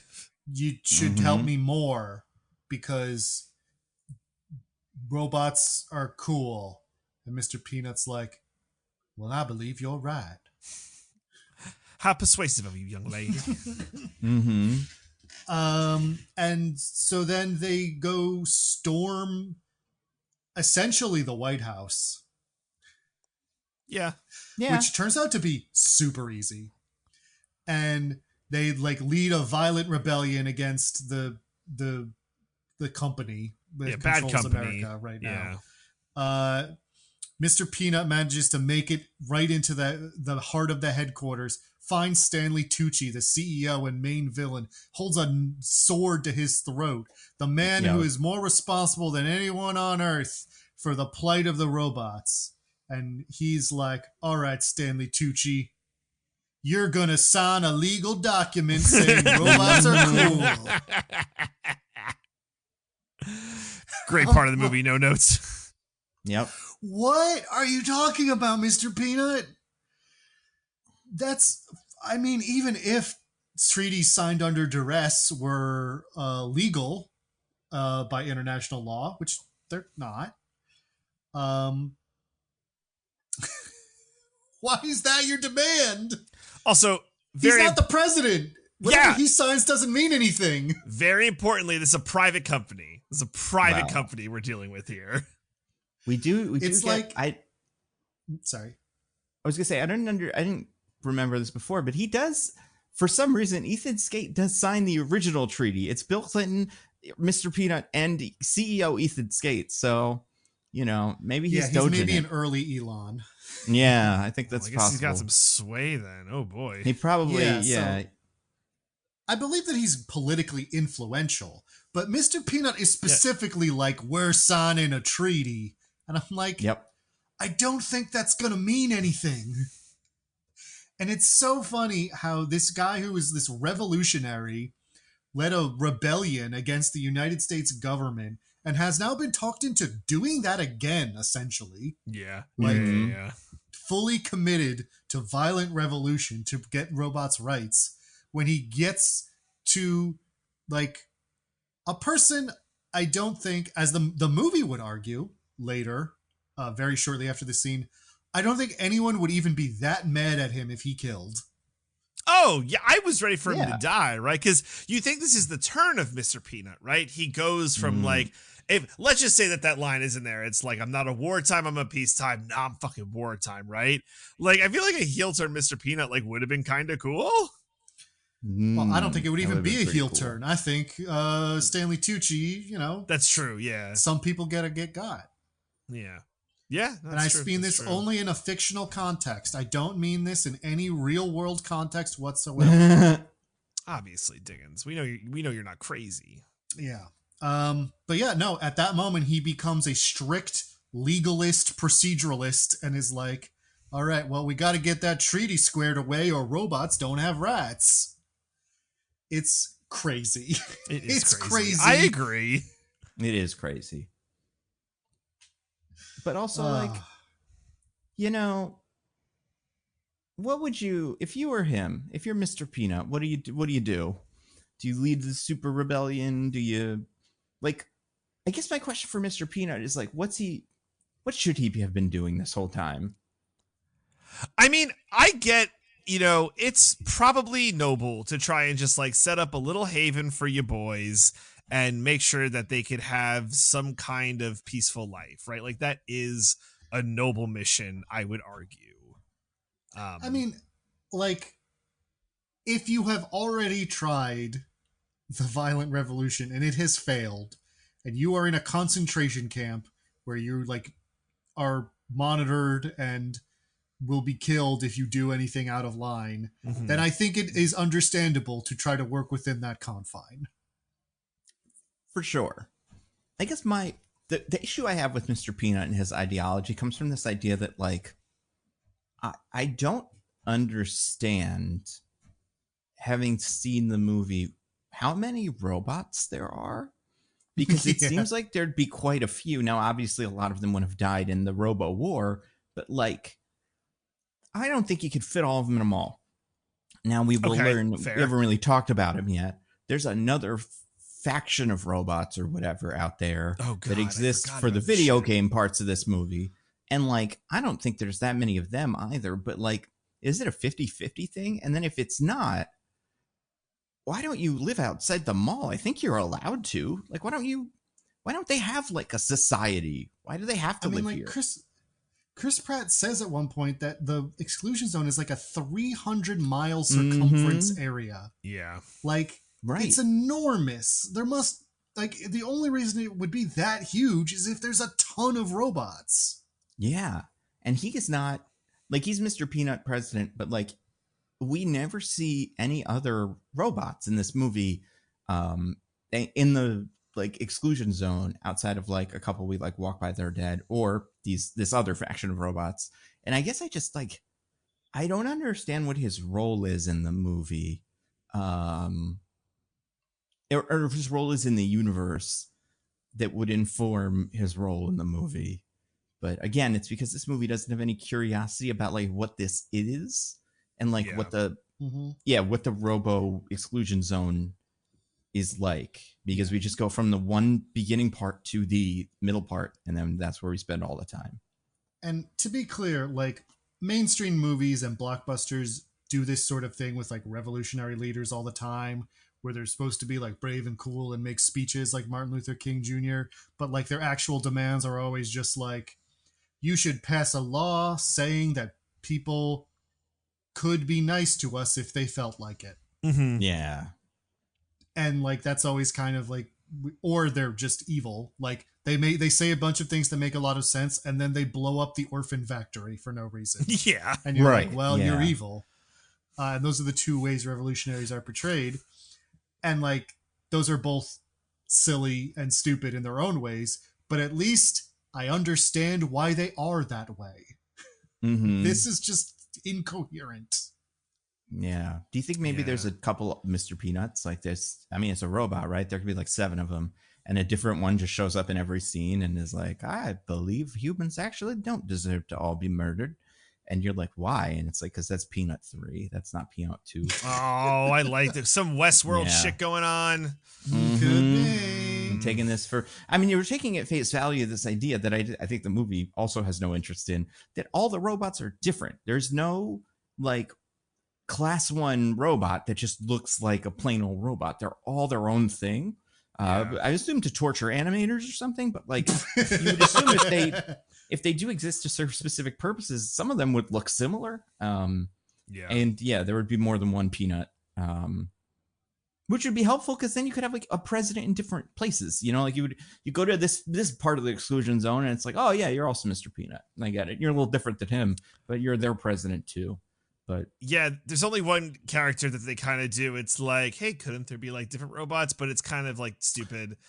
Right. But yeah, there should be, like, a ton of this. Okay, this is time for me to crack my egg, and this is like a little side tangent, but, you know, here, crackle. Oh my god! I'm sure what was that in your egg? Awesome.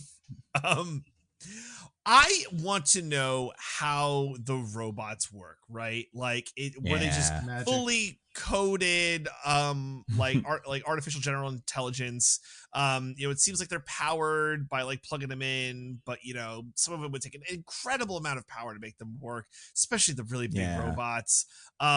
It seems like the different robots have, like, different reasoning, like, right? Like, some of them are just, like, dumb piano players that don't really talk. The Brian Cox baseball guy is just like, I talk about baseball. And I just want a teeny more background about like how the robots work. But, you know, unfortunately, Q Stanley Tucci movie, don't want to give it to you. Yeah, I mean, they definitely run on some sort of electricity, to quote an Avengers movie, not the one these guys are in, but that's because we learn they power from, you know, plugs and stuff. Yep. And none of them seem to need to do that except for that one time that it's mentioned. Like, there's no point when all the robots run out of power and they're like, oh, fuck. Yeah, it's like, oh, our weakness exposed. They also, I'm going to guess, kind of like robots in like Star Wars and other stuff, have like oil in them. So if you like smush their heads, a bunch of oil would come out. Yeah. Like, but very important feature of the robots. But I think like Star Wars, because it's, you know, this movie doesn't care. What happened?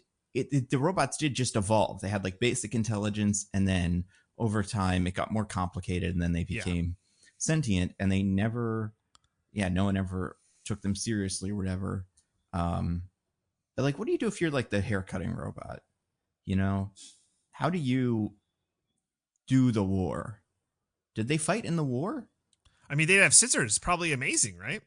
I mean, you got to get close to people to cut their hair, though, or cut their, you know, penises off or whatever. You know, like, you can't toss. I mean, maybe you could toss them.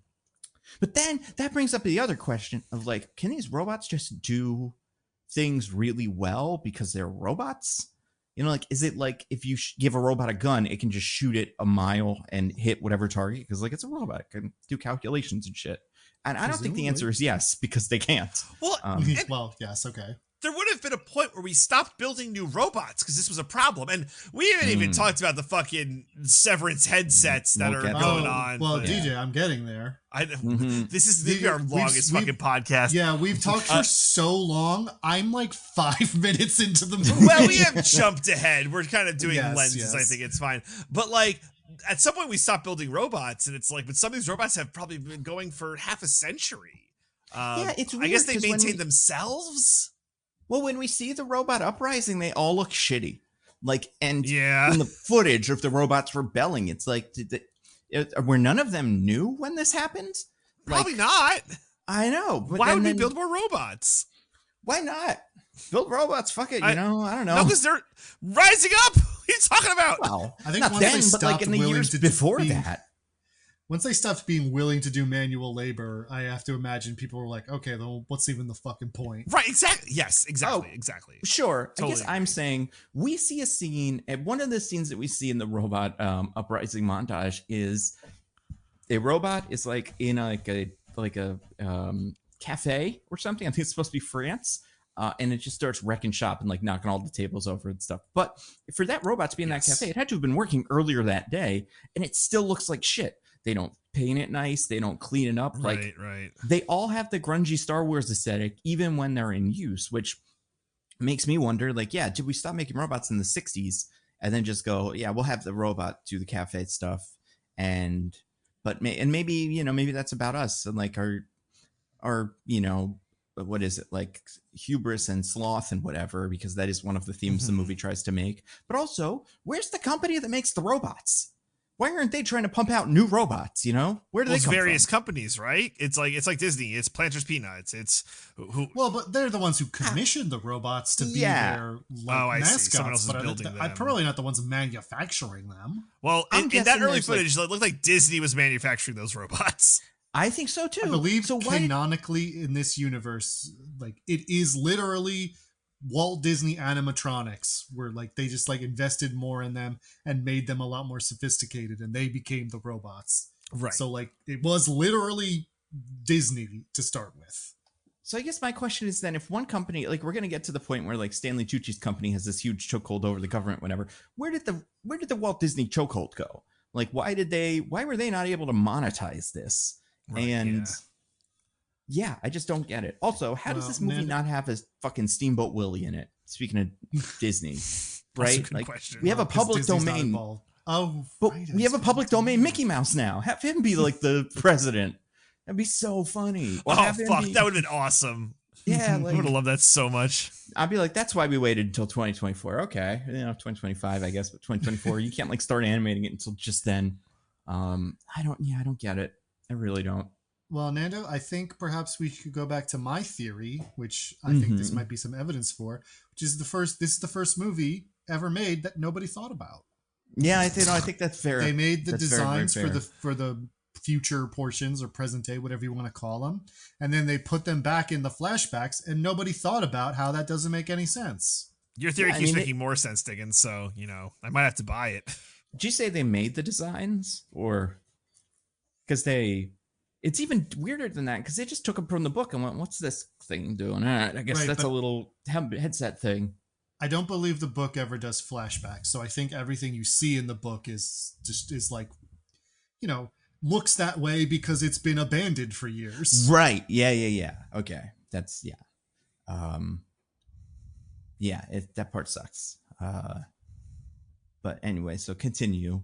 All right. So, yeah, the robots rise up, and humans are getting their asses kicked at first because the robots don't need to sleep or blink or anything. So they're just always cool and good, unlike humans who need to sleep and eat and shit. Chris Pratt even has to say a line just to drill it home in case anyone was confused. Blink.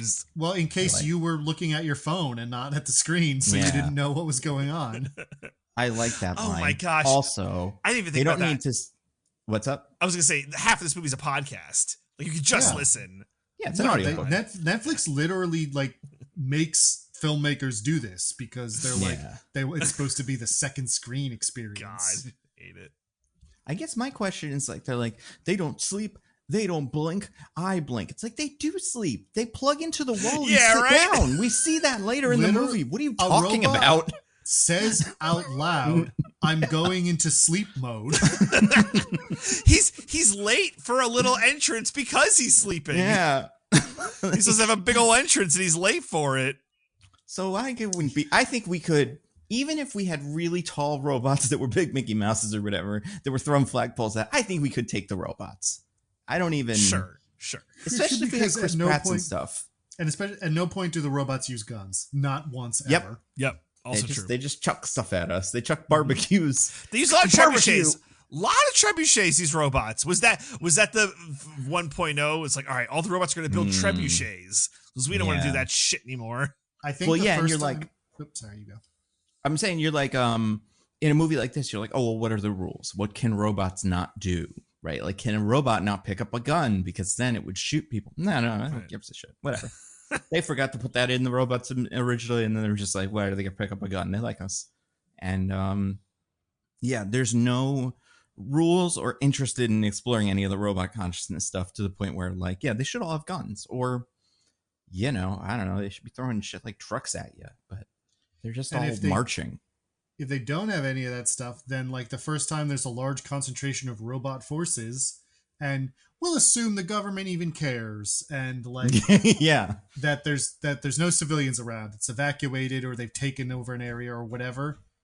You just carpet bomb them with some jets. Like, you're pretty much good. Yeah. What are they gonna do about that? You might be able to get away with robot genocide in this timeline. Like, 100%. Yeah, people might be cool with it. They're totally cool with robo-apartheid. I don't see why they're not going to be cool with robo-genocide. Nobody likes the robots. And that's also so weird, is that you don't even have a character going like, you remember those robots? They were pretty cool. Not when they were killing us, but like, it was nice when none of us had to work. And they don't have to work now, so that kind of explains it. But like, we never find out how any character feels about the robots. Yeah, it's just like our main characters, like, just kind of like them, but never think about it or express any kind of ideological thought about that. Yeah. And the one guy who goes from like, I hate robots to like, you guys can do what you want. It's not even really about the robots. He's just like, Stanley Tucci fucking sucks. I guess you guys can do whatever. Mm-hmm. And Stanley Tucci does fucking suck. He does fucking suck. Anyway, so the robots are winning until Stanley Tucci, who's the CEO of a company called Center. Spelt weird. You'll never guess how it's spent. Centre. Yeah, which like maybe in 2025, but not in 1994. Yeah, I will say the TRE is just like the British spelling of Center. Yeah. to be fair to him. But the S is insane. Like it's like Sentry, but Center. I don't like it. Yeah. I don't know. Well, regardless, he invents the neuropathy system. Neuralink, monkey killer. It's that thing, right? That thing that electrocutes monkeys' brains. That's right. No, what is it called? I can't remember. I think it's like Neuropath. Something like Neuropath that. System. Yeah, something like that.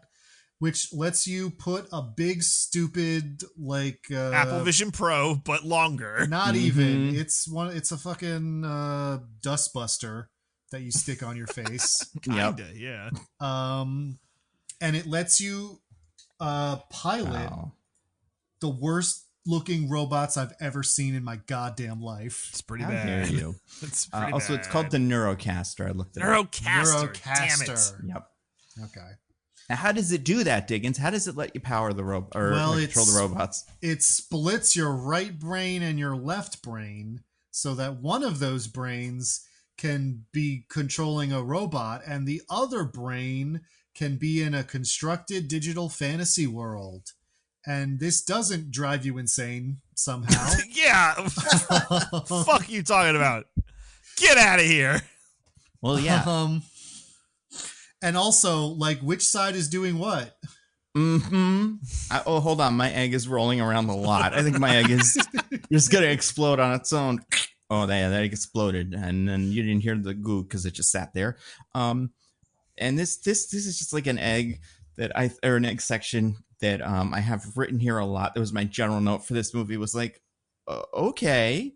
Which is this idea that like they would throw that out there, and this was the first time I did this when I was watching the movie, and they were like, and then they invented the Neuralink, and the Neuralink, splits your left brain and your right brain, and I'm like, oh, okay, and that's the movie, and then it goes like, and yeah, you live on a beach in one brain, and then you do manual labor through the robot with your face in another brain, and I'm like, okay.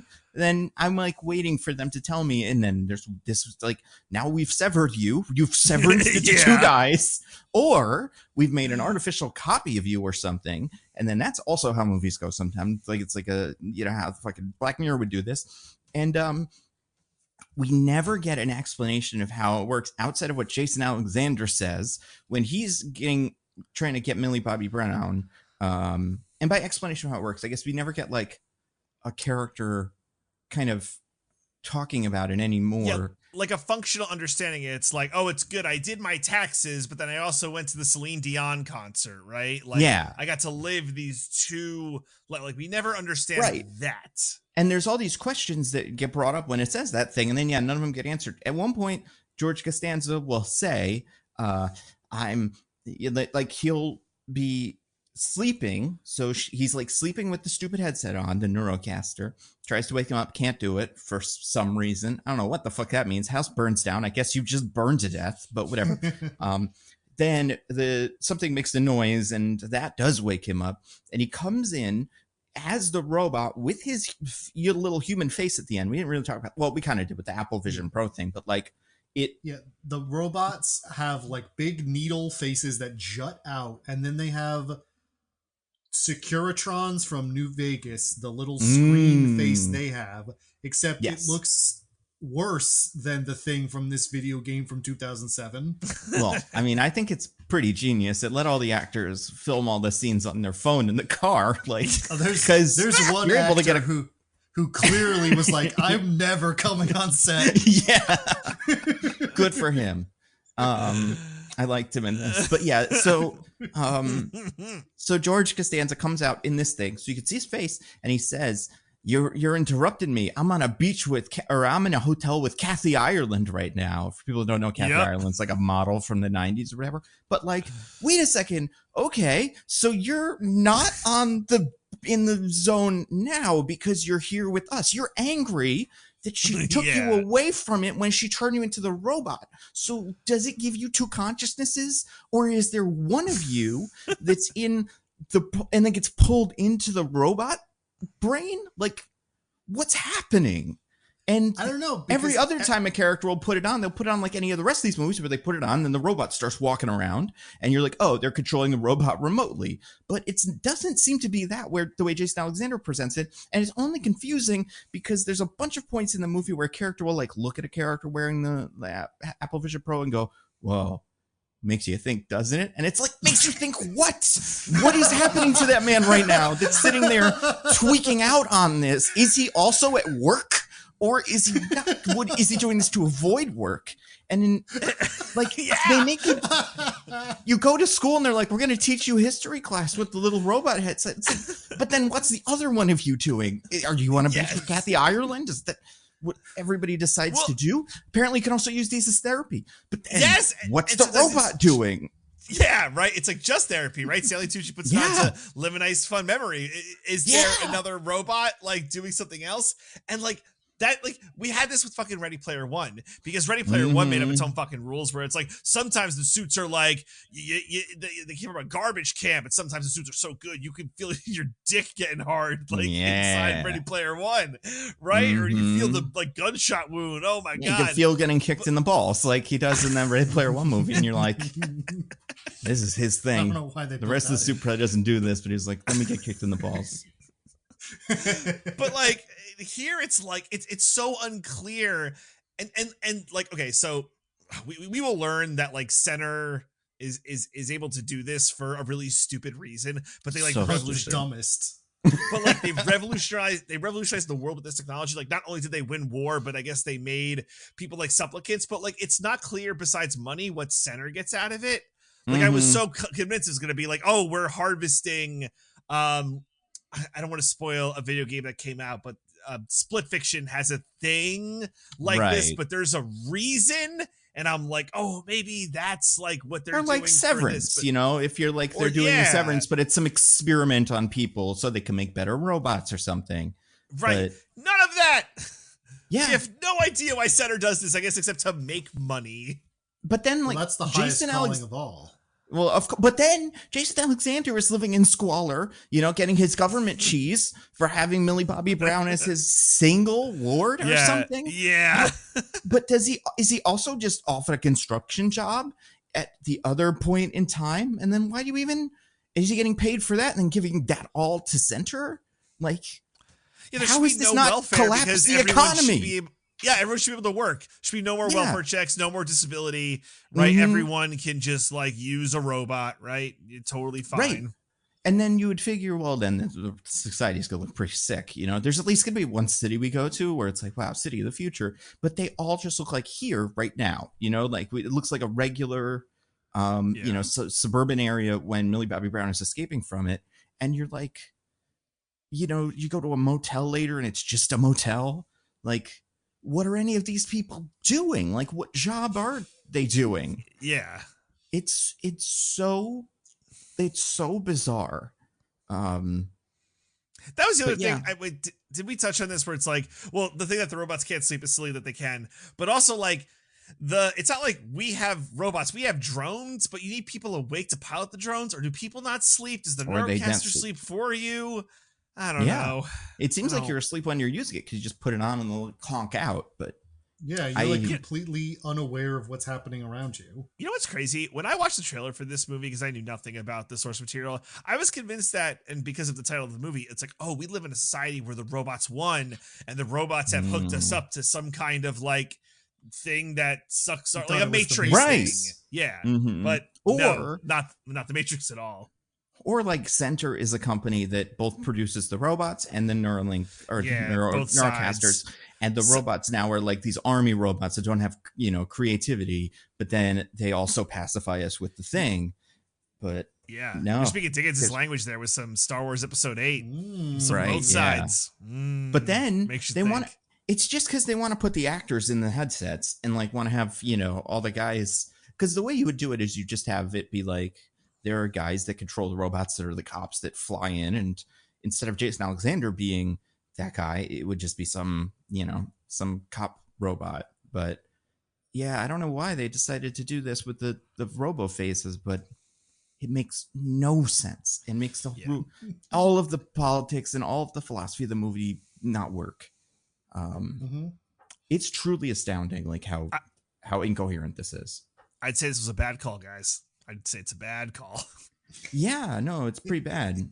It must be just that, right? Like this was, so I imagine the way this worked is this is a thing in the books because it's there's definitely pictures of the people wearing the Neurocasters, and there's the Neurocasters the robot. the drones are not. Right. Yes. Okay. And then there's robots as like a thing that was a thing, and then they kind of went, well, we want the Neurocasters to be on, but there can't be guys. Like there has to be some other thing that our main characters can shoot with guns that makes them feel nothing. And it's like, well, they have drones, and they just kind of smush those two ideas together, and it sucks so much. So yeah, that's minute 6 of the movie. Is Ethan Slade developed this technology? Yeah, Holly Hunter is in this movie too. Remember that? Oh, Is that Holly Hunter? Is that her name? Yeah. Or Helen Hunt? One of them. I don't know. I always fuck these two think- up. Like, I don't think Helen Hunt is in the movie. which No, is I the one think from Nando had it right Superman? the first time. Okay, Holly Hunter. Yeah. Jar full of piss. Let's go.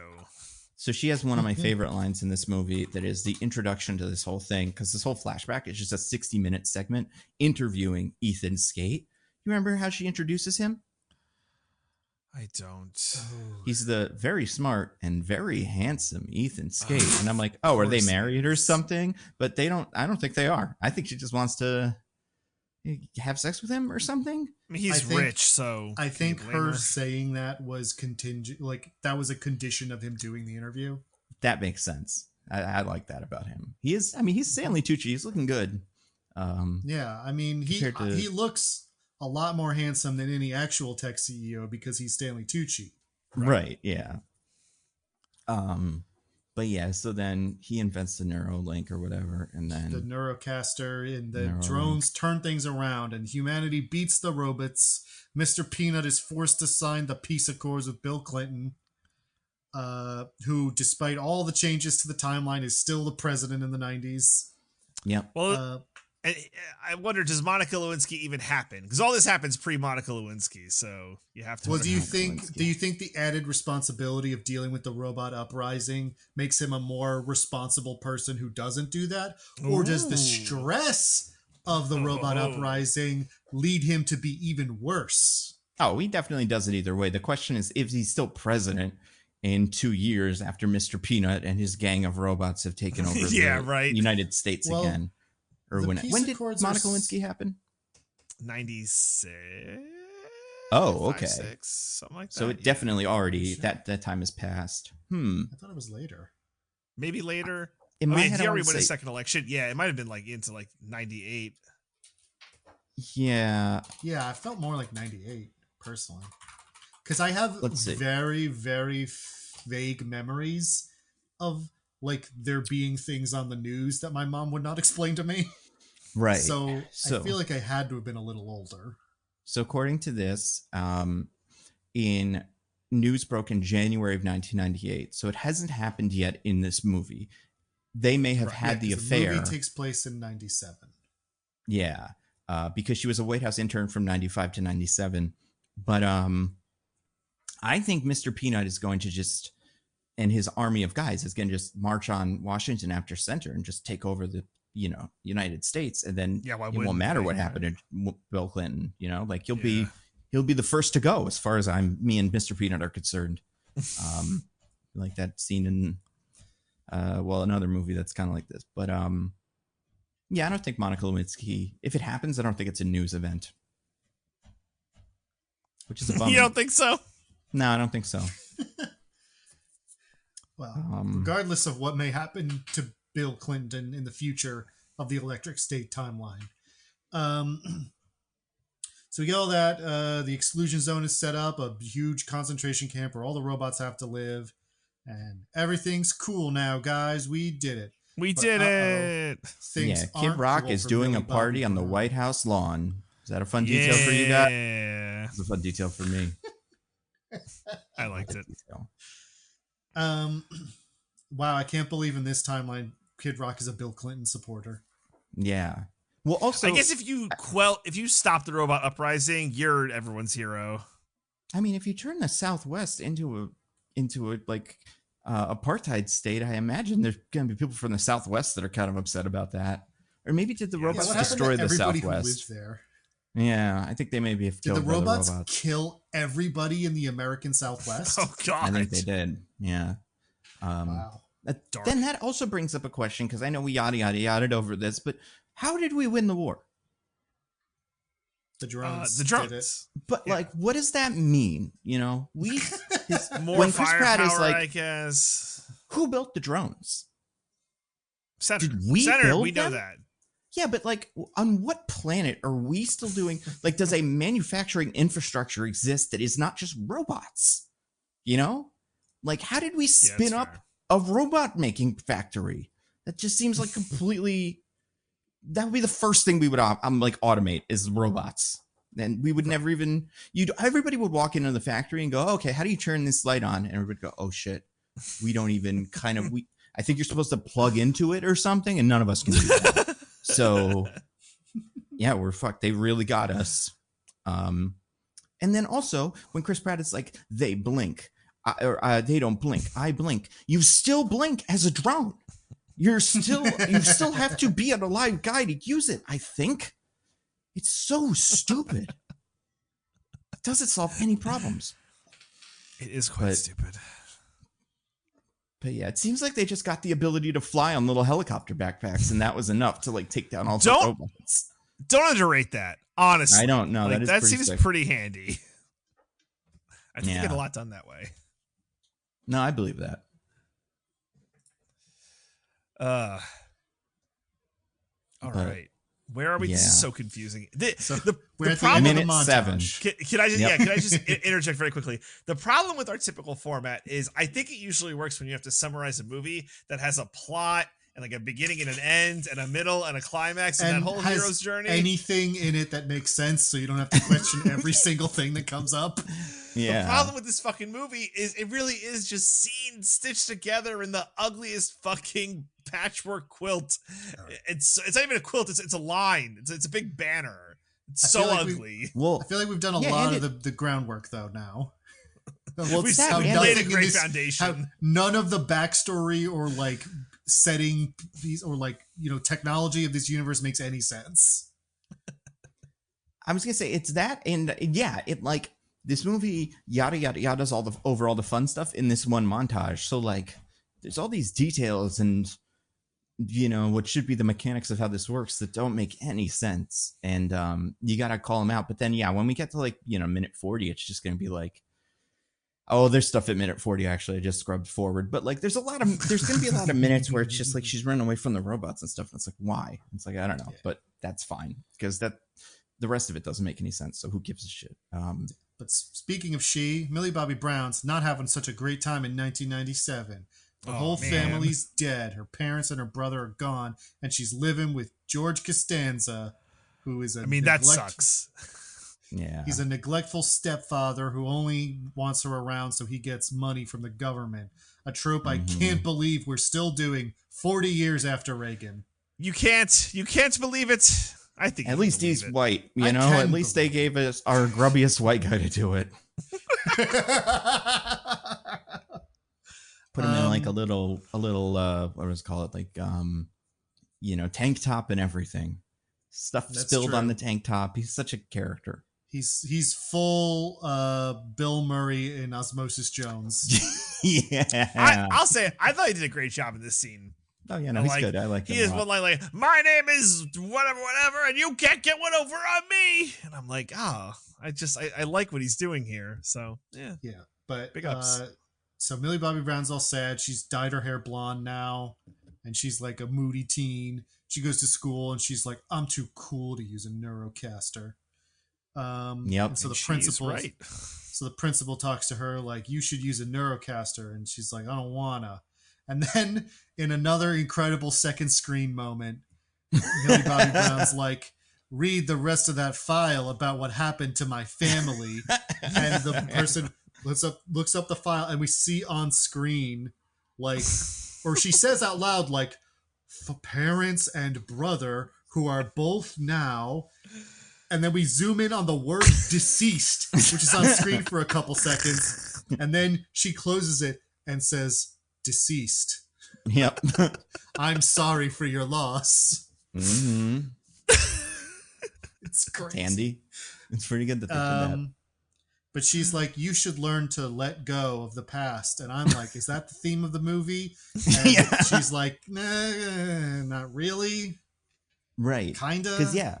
Then the question is like, oh, okay, so Millie Bobby Brown doesn't want to use the Neurocaster. Why not? I don't know. She doesn't seem to have any moral objection to it. She doesn't, like, think they're evil or anything. She just doesn't want to. And, you know. I mean, doesn't she throw like a couple of lines there? Like, if you were in the real world, you'd know, Like, I think we're supposed to get the idea that she is a techno hater. Yeah, but like, why? Or like, where does that come from? She never gives a reason, really. Because it's not like her parents died because of the Neurocaster or whatever. Right. It was just a car accident. Well, were they Neurocasting while driving? No, the Neurocaster didn't exist yet. Right. Yeah. Right. That's the thing. You could say maybe a version of this movie where like the robot uprising killed her family or something, but it was even like nature killed them. So if anything, I'd be like, she's plugged in, baby. It's not even touching. Submit, motherfucker. But yeah. Anyway, she goes home and she's like, meh, meh, meh. But there's a weird noise outside, and she goes to check, and there's a robot there. There aren't supposed to be robots here. They're all supposed to be at the concentration camp. So she and Millie gets Bobby scared. Brown isn't like, oh no, that sucks. She tries to wake up what's his name, George Costanza, and is like, one of the apartheid state guys is out of the apartheid state. Let's call our government to tell him to get him. But that doesn't work, so she's forced to befriend him. But there's a version of this movie where George Costanza wakes up and her brother is just stuck and taken right back to jail. Fuck. Sucks. Yeah, so George Costanza won't wake up, so she runs around. The robot finds her, but it turns out he's nice. She helps fix his voice box. Not that it matters, because he can only say catchphrases. Why can he only say catchphrases when these other robots that were 1,000% not designed with every human word, like every English language word in their brain or whatever, and just have developed the ability to talk? Shut up. That's how. And like, he can only say catchphrases like Woody or whatever. And they play it like Bumblebee, where like he'll say like something that'll be like, there's trouble on the moon, and that means the guys with guns are coming to get us or whatever. But at no point does anybody go, well, all right, here's a pencil or something. Can you write down a description of what's going on with you or something? We're in the desert. Just do it with your foot. Like, he seems to have full control over this thing, to the point where he's doing like little hand symbols to trick her into thinking, like, not trick her, but convince her, like, oh, it's his brother. Even though the hand symbol is just the hand symbol of this robot character, right? Like, this would be like if you robot, I don't know what Sailor Moon is. What's like a good version? It'd be like if it was a robot Spider-Man, and then the robot Spider-Man came, and it was like, I'm your brother. And she's like, no, you're not. And then the robot Spider-Man did the Spider-Man symbol. They're like, oh, only my brother knew it. No, of course, everybody knows it does that. That's probably something it's programmed to do. At least the next second, he grabs the photo and it's like, me, your brother. It's me. He does that first. He does that first, shit. But she's not convinced of it until he does the little hand symbol. That is a Kid Cosmo, like, symbol. It's the Go Team Venture of Kid Cosmo. So why does that matter? Is that, I mean, maybe that is this kid's whole deal. Like, he lives and breathes Kid Cosmo, which has got to suck. Which was the impression we were given in the 2 minutes we saw him before this. Mm-hmm. He had a shirt on, and he was watching the TV show. Yeah. Yeah. So Millie Bobby Brown becomes convinced the robot is like, I'm your brother. Doesn't say I'm your brother because, again, can't really talk, but convinces her that it's her brother somehow. She has remarkably little curiosity about how that's even possible. Yep. But she's like, okay, I'll come with you. But Jason Alexander is awake now, and he's like, there's a robot. We've got to go tell the authorities that one of those dirty robots is out of their robot zone. Yep. And he's going to do that, but then Millie Bobby Brown tases him, and they drive off. The fuck she get it? Why does he have a taser? Question. Whose taser is that? Seems like the big giant robot would be kind of the weapon in the house. Like, you wouldn't also have the robot and a gun, and it doesn't seem like he would give her the. If everybody uses big robots now, what use is a taser? Right.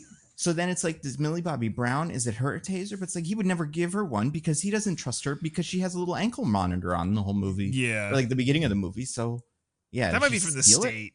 Maybe the state has to give her the ankle monitor. Well, yeah, I think it's no, for she's sure. run away from other step well, not step foster families. Foster families. That's it. That's yeah.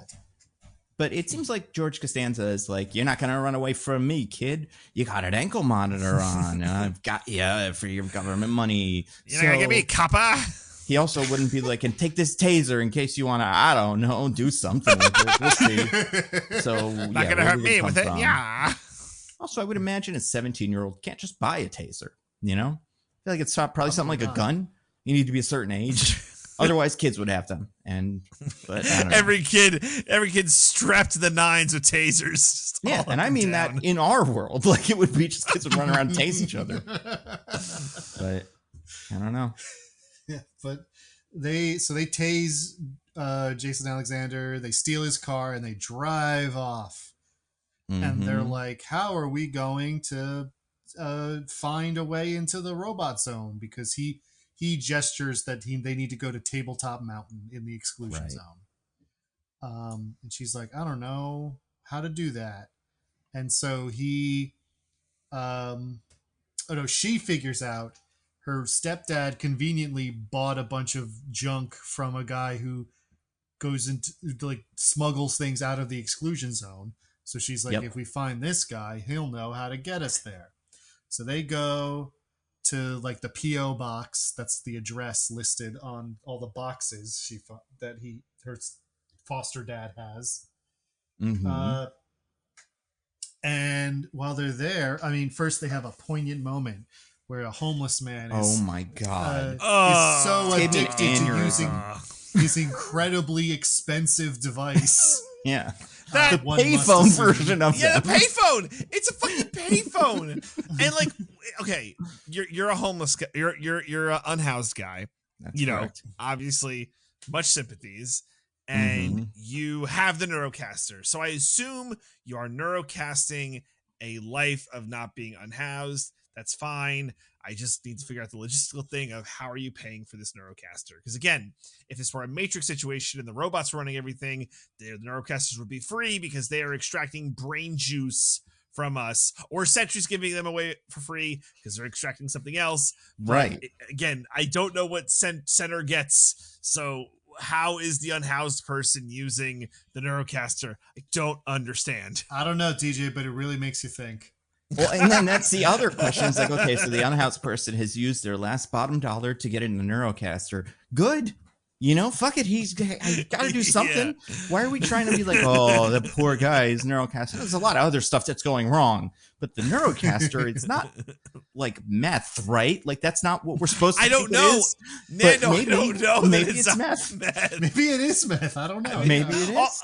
All the kids use it in school. Yep. So I assume it's not meth, but maybe it is. Maybe it is. Yeah, maybe it's the Adderall like in school or something. If you go back far enough in American history, there was some point where we gave all our kids meth in schools, probably. Oh, yeah. Like the Neurocasters are, it's bad that they're used in schools for some reason because learning is bad. It's bad that Jason Alexander is just, you know, getting fat off the government and neurocasting in Vegas, baby. And it's bad that the unhoused people use it because, oh, that's so sad. I don't know what, because the messages at the end is the Ready Player One. Yep. Hey, get off your goddamn screens. All right. That's the message. And it's like, all right, Hollywood, we got that one. You know, the schools are banning phones. I think people are just pretty pissed at social media generally. I think we got the message, get off your dang phones. Even while Netflix is like, hey, stay on your dang phones. Well, put them back. Yeah. Not yet. Yeah. But like when you're done watching this, get off your damn phones. Definitely tweet about hashtag the electric state. That's engagement is very important to us. So I find this movie just to be very confused. It's so confusing. And like the Neuralink thing, now that I'm thinking about it, like you want to give her a reason to not like the Neuralink. We learn, spoiler alert for later, that the Neuralink is kind of, it's not running through her brother's brain, but like her brother's brain is kind of like the... Oh, if we're going to talk about this now, would you say that it's powered by a forsaken child? Yeah, pretty much. But yeah, so if it's that, right? Why don't you just have it be that every time she puts the Neuralink on, her brother tries to talk to her, and she's like, this thing's fucking weird. And she doesn't think it's him actually talking to her. She's like, I'm hallucinating. Something's wrong with my brain. I can't use these. But like in reality, her brother is like, I'm in the Neuralink. You gotta get me out of here. And that's why he sends this robot. He's like, you didn't fucking use the Neuralink enough for me to give you the message. So this is what we gotta do, I guess. And but yeah, have him like reaching out to her, because otherwise, why isn't he doing that? Why isn't every time someone around her turns on a Neuralink, his face just shows up in like the little robot's face and is like, sister, it's me. They're using my brain as Neuralink. Like it just doesn't make any sense. Get me out of this hellhole, please. This is horrible. This is a horrible fate that's been bestowed upon me. As long as we're here talking about this and I cracked open that egg, I also want to say the general idea of the only way our Neurocaster can work is if we have the smartest human brain in the world hooked up as like a biological computer making it run is the stupidest goddamn thing I've ever heard in my life. Oh my God. First of all, sorry, you go. It's that bad Matrix answer to why do they need the batteries, or like, it's like, you know, the battery thing doesn't make any sense. But what if they needed the brains to imagine? And like the Russos were like, we'll use that in our movie, but it sucks here. But anyway, go on. Well, but like it makes sense that the original answer makes sense in the Matrix, where it's like they're wiring together every human's brain to like power like computers or like power computing. Like basically it's a biological computer, a thing people have theorized is possible. Right. But this one isn't like we've got to have a lot of human brains providing computing power to do this. It's we need only the world's smartest brain, which is apparently this little kid, which suggests that intelligence is some immutable factor that a person is born with and isn't like a skill, which is already deeply problematic in many ways. I mean, we're in predator territory of like autism is a superpower. It makes you the greatest weapon on earth. Like, remember that the Predator movie that did that? That was pretty cool. Yeah. Yep. Yeah. The ultimate life form on little autistic boy.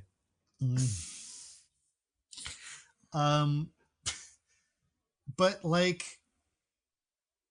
why in a world where we have accidentally invented artificial general intelligence is the only computer good enough to do this a human brain?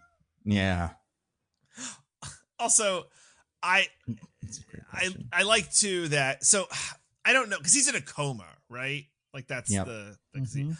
I don't know if there's any kind of degradation to the brain while you're in a coma. Oh, tons. Okay, sure. Yeah. But we later find that, I guess this is an egg cracking moment. Well, oh my God, there's a little creature in my egg. We already cracked an egg about this whole general idea. So okay, that's fine. We're already inside an egg. Well, this is egg inside an egg. Wow. Herms inside herms. A matryoshka egg. Yeah. So he's in a coma, and he says at one point, he gets to talk to Millie Bobby Brown through a neuro passageway, whatever.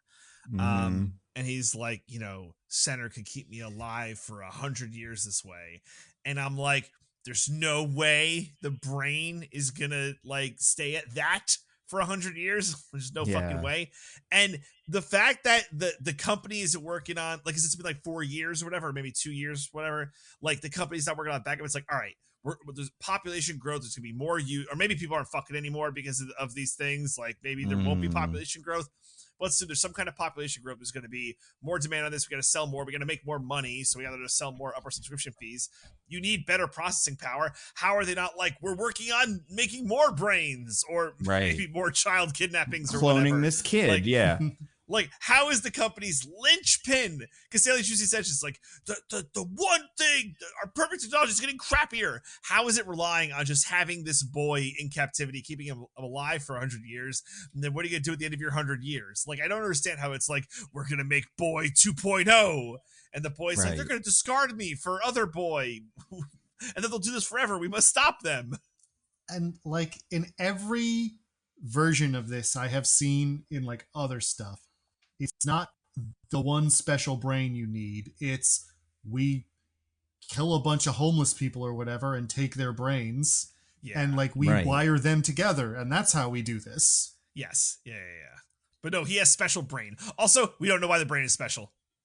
We're not told. It's just because he's so cool and smart. Yep. Not like it's not like Fry's got the delta brainwave pattern where the brains No. can't read his mind. Like nothing like that. But you have to assume at some point someone who I'm guessing is Stanley Tucci or maybe Kie Kwan, who will get you programmed this super intelligence. Like they didn't just plug his brain into a computer and get the Matrix out of it. Like there were some facilitators or something, so none of them know how it works, and none of them can like copy his brain. Kie Kwan, we'll find out, is able to build a functional artificial intelligence version of himself. That does everything he knows. He didn't build. He said that he found that guy and then like backed up his memories in him. He didn't make. I guess that's what I mean more. You can if you can like take somebody made that guy. Yeah. But right, and to this point, you can back up your whole brain. You could just make you could live forever. You could that's be my eternal. point. In a world where we can build advanced robots capable of thinking like a human being, why do you need the human brain? Why don't you just build that computer? Mm-hmm. Well, maybe Center sucks because we don't know what Center did before drones, and their drones are not thinking. It is the people who do it, which is better, I guess. I don't know. I mean, maybe. It seems like, if anything, this is just like a really shitty website that is taped together. And like, if you remove the boy for just a second, the whole thing collapses and you can never get it going again. So it's like, we don't want to run it through the boy, but like, if we take him out, it breaks. So we gotta have to. And like, obviously there's a lot of other supercomputers and shit in here, but we still have to have the boy. I like also that there's just lines into it's where the movie briefly tries to explain why it's like, oh, this thing can't happen, because like the boy breaks out and becomes Cosmo, whatever the robot's name is, Cosmo. Kid Cosmo, right? And then at the end of the movie, Millie Bobby Brown's like, all right, we'll just break it out again, and he's like, we can't. They've locked it up so tight. How?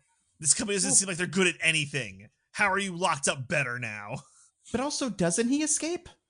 Isn't that like the way that the movie ends? Is he's like still in the robot or something? So then, we'll get there. Right. That's the point. It's like the movie has no idea. It's so stupid.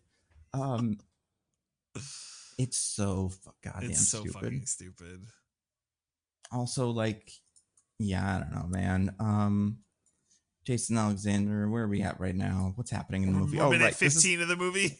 Yeah, we're a little bit further. Yeah, we're at the homeless man now, but we're at the homeless man. With him. Very important. Also, before we fully move off of Jason Alexander, I just want to ask: is she trying to kill that cat?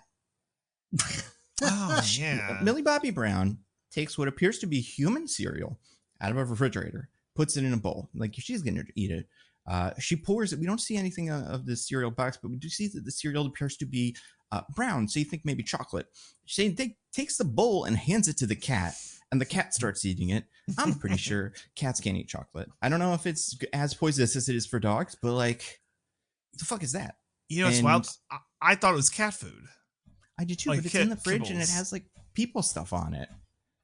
I was also very confused about that.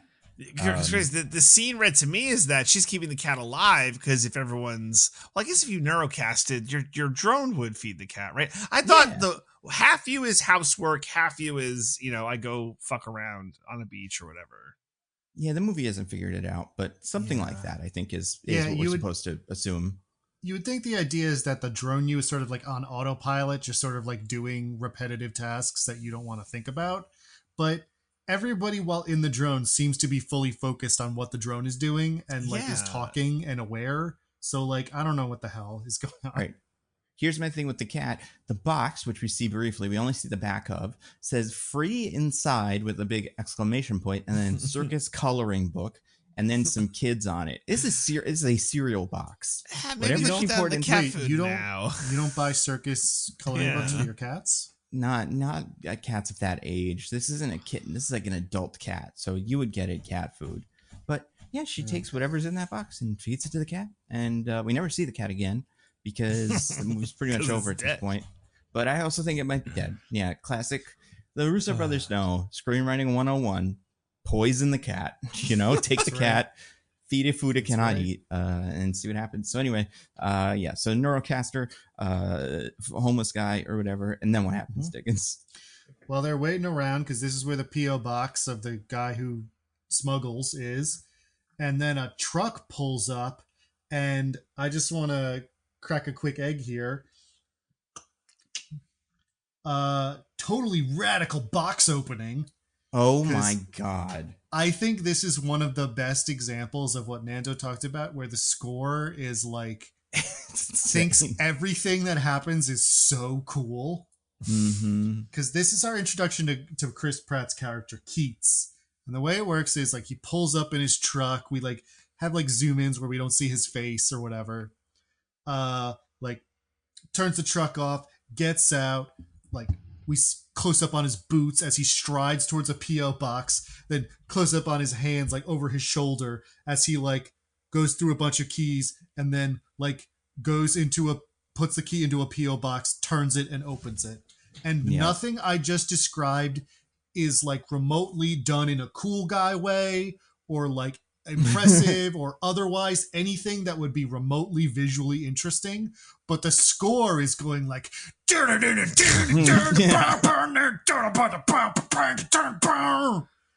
like it's the coolest thing you've ever seen in your life. Right. And like the way that it sets the box opening up, you have another joke later when he's trying to fiddle through a bunch of keys, but like the scene goes to so much trouble to make him seem cool that I'm like, oh, what's going to have to happen is he's going to use the wrong key. And then the music's going to cut out and he's going to fumble through 50 keys to open this little drawer. And you're going to be like, this guy's kind of a loser. But no, the movie thinks he's pretty cool the whole time because he's Chris Pratt. And, Robotron, the scriptwriter, thinks that he is, the coolest guy. What's he doing at that little thing? Who do we meet at that scene? We meet a man by the name of Wolf, I think. Yeah, but maybe. Who cares? Yeah, it doesn't matter. By man, I mean a drone, because whoever's playing him didn't feel like showing up on set. Good for him. So he's there because Chris Pratt's making a sale. He's selling him an old pistol. And so there's a bunch of money in his P.O. box. And even though you'd think like, okay, so that's a drop-off point. So he's got the money and now he'll drop the pistol off somewhere. Instead, the guy shows up and he's like, you've got all my money, huh? Give me my pistol now. It's and I'm so like, that's weird. not how that works. But he gives it to him and the guy's like, it's loaded, right? And Chris Pratt's like, yeah. And he's like, cool, I'm stealing it from you. Yep. But fortunately, Chris Pratt has an ace up his sleeve after some classic jokes about him clearly saying a code phrase that doesn't get responded to. Something's a shocking thing to him. A little lightning bolt comes out and disables the drone, and we meet Herman, a little robot guy who is Chris Pratt's boyfriend. Yep. And they're like, haha, we're so cool and wisecracking. We're going to say a lot of jokes because we're the funny characters in this movie. And if it's not clear that the jokes are jokes, like, because they're not really landing, the robot's going to make like Pixar face with its eyes like the eyes are always going like, and then you're like, that's a little joke it made. I also do want to gloss over who gets cast in this role, who gets what I think is the laziest role of all time, and I'm very proud of him for it. Like I think he made a great decision. This is Academy Award nominee, sings Coleman Domingo, the Green Goblin himself, gets a little role here. Whatever they paid him, it wasn't enough. As Wolf, you mean? So funny. Yeah, I loved it. So Michelle and Dave and maybe David, the little robot man, are like, these are the guys who could smuggle us into the exclusion zone. So they sneak into the back of the truck and they drive off. So Keats and Herman then have a really extended sequence of them unloading stuff that they have. And Keats is like, Herman, you unplugged my fridge. Now all my food is ruined. I'm mad about it, but I'm not going to eat all the cool old food I have. And Herman's like, oh, is your thing that you're sort of like stuck in the material past? Like you're so obsessed with like the relics of days gone by that you can't like move on. You're kind of like a man child sort of thing. And that's how we're going to tie into the theme that was brought up earlier about how Millie Bobby Brown needs to let go of the pain of her and trauma of her past. And Chris Pratt goes, no, idiot, this is never going to come up again. Yeah. His merchandise is a business decision. I don't want to eat it. Doesn't make sense to you and me. I have a question about Chris Pratt. Oh, sorry. Yeah. No. Well, two ahead. questions. I was just going to continue. One real quick. Why does he have a mini fridge? And I just like, Why As doesn't he opposed to smuggle a maxi fridge? a maxi fridge out of the... Yeah. Like, this is not, a little hidey hole. This is a humongous warehouse where he appears to live. Why doesn't he get a full-size fridge? That's a good question. Like, especially because he's using it as a freezer too, right? He has like frozen burritos in this little mini fridge. They're not good for that. Like, you need a real fridge to get a heat vacuum out of there. So that was thing number one. Thing number two, what is this? This business seems to be somewhat illegal, right? Like, Yes. Why does he have stickers and advertisements on the boxes? Like, well, is it a front? Like maybe there's some kind of front or something. But the front is called New For You, like new pretty to much. you. It's not like, or New To You, right? It's not like it's like, secret books or something. It's clearly this. Like, it's clearly this contraband. One could argue that new to like it's the front is it's like a second hand or thrift store kind of thing where it's like we refurbish old stuff and send it to you. But the secret is that it's all from the exclusion zone and not like legitimately acquired. However, Millie Bobby Brown seems to be fully aware that all this stuff comes from the exclusion zone, so it can't be a very good secret. Yeah. Also, does that mean all this shit was in the exclusion zone? Like, were people thrown out of their houses, right? Because this isn't like, it's full Billy Big Mouth Basses and whatever. So it's not like all the houses got bombed and you can't live in the exclusion zone because it's radioactive or something. Did everybody just get picked up and like stolen from the exclusion zone that used to live there? And leave all their shit behind? Yeah. Or the robots killed, but like left all their stuff? All their jukebox players? Like, there doesn't seem to be any... What use do robots have for stuff? I guess, but where's the collateral damage? It just doesn't... The idea that he is able to salvage all these things doesn't feel like it tracks with from the apartheid zone that was somewhat something of a war. Like, why is there a gun in a box? Wouldn't you use that for the uprising? Yeah, well, Nando, you see, this whole character did not exist in the original book, and no one who made the movie thought about anything. Yeah. So... They should have thought about some stuff. Just also, cue the Stanley Tucci.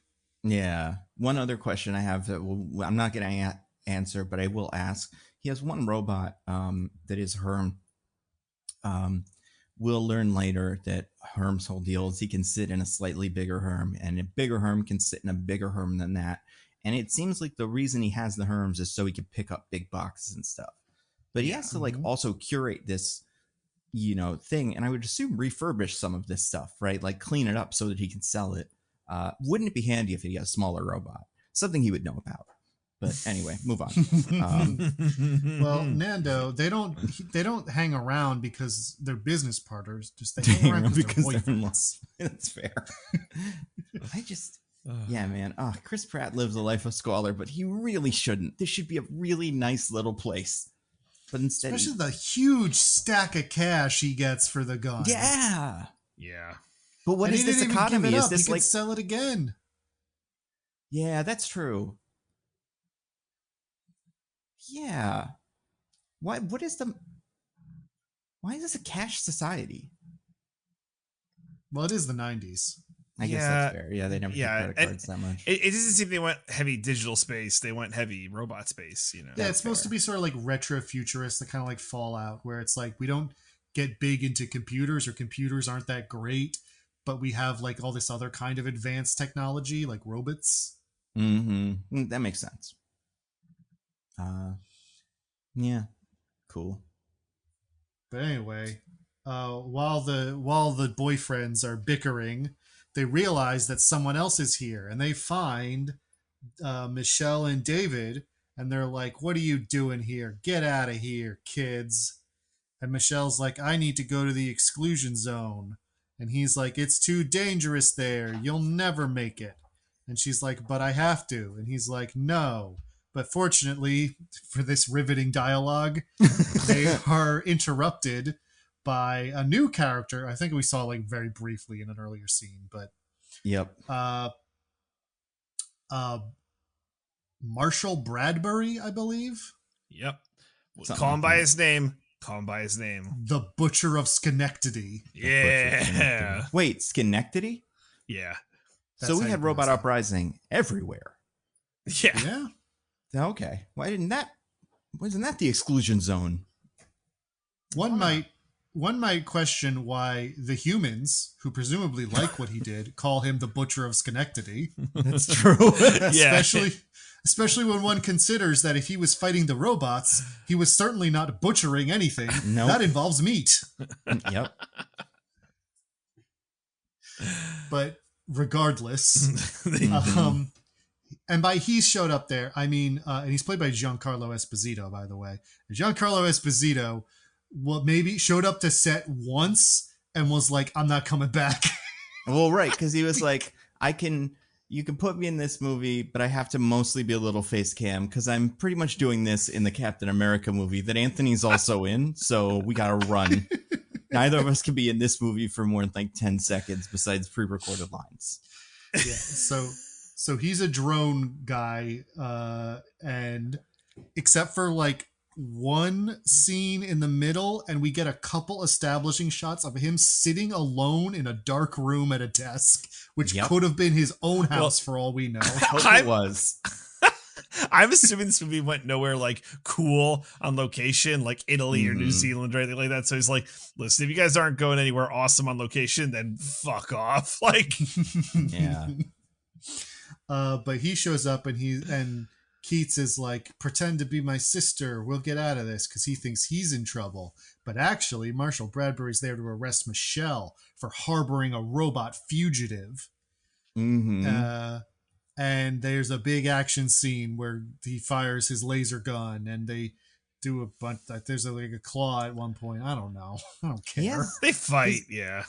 His gun is insane, by the way. Like, Oh, yeah. It's a big old They- like red laser thing. that, this like, is why we won the shit. war. It's not that we The fucking guns. invented robots. It's that the guns are nuclear like weapons. What we see this the first time the gun is fired, and I don't think we really get this much detail. But he fires the gun down an aisle, and then it uses it somehow warps the gravity to pull everything in the aisle towards it, and then explodes away from it. So this gun's fucking insane, and It's so the way that what that is, physically speaking, is essentially like creating a vacuum in its wake, so the air Right. gets sucked in, and then it kind of bursts out after. That's Like cool. which would mean it is an incredibly powerful blast. yeah, it's sick. No gun is ever that strong again for the rest of the movie. Nope. It's only this one time. Yep. What do you think of the minecart bit? When they're going to be on a minecart for 10 seconds, and Giancarlo Esposito is like, "We're not doing that." Yep. Interesting choice.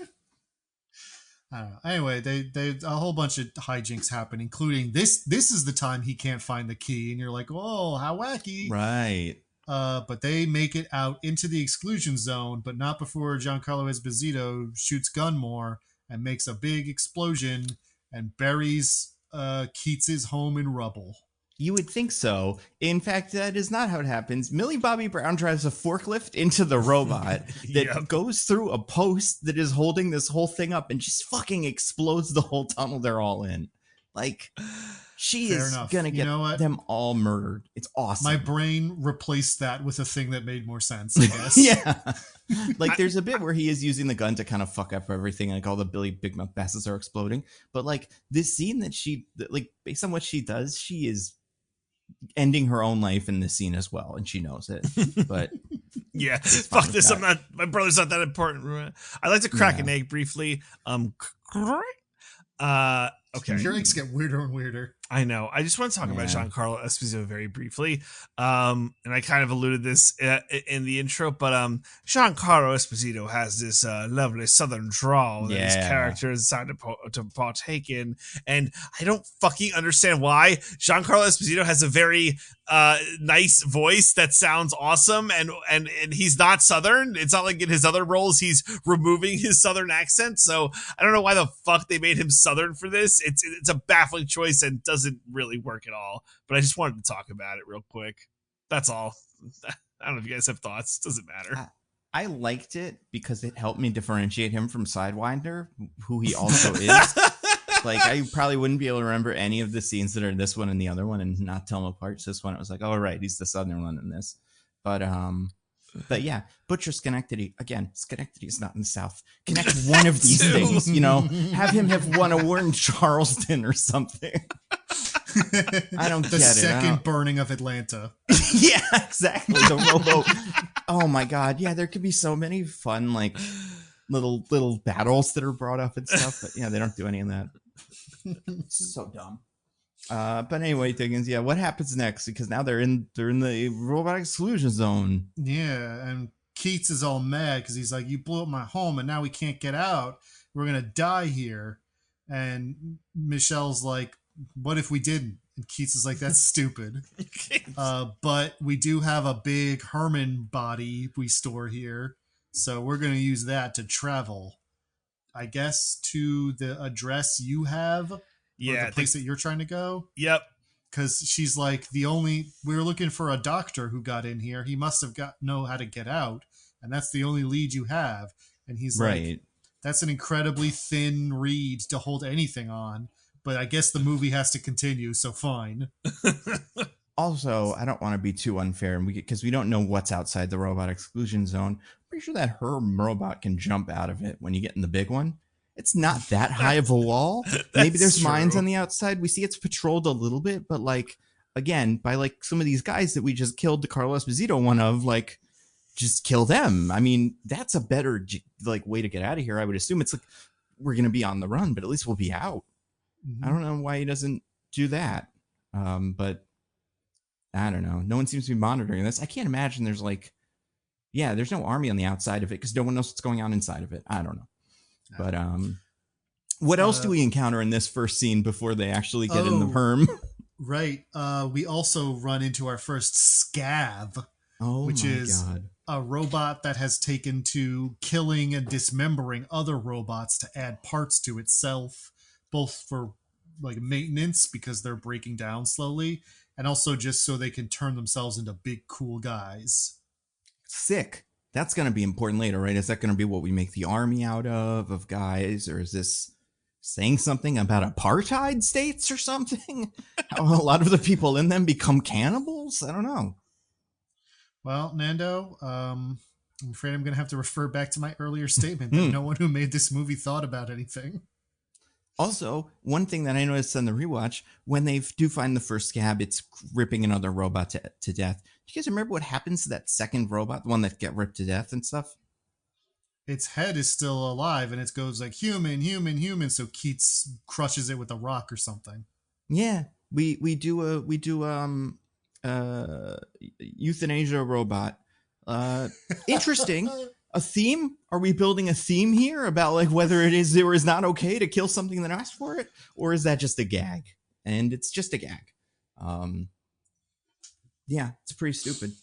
But anyway, big Herm robot picks up a VW Beetle and carries the rest of them across the desert.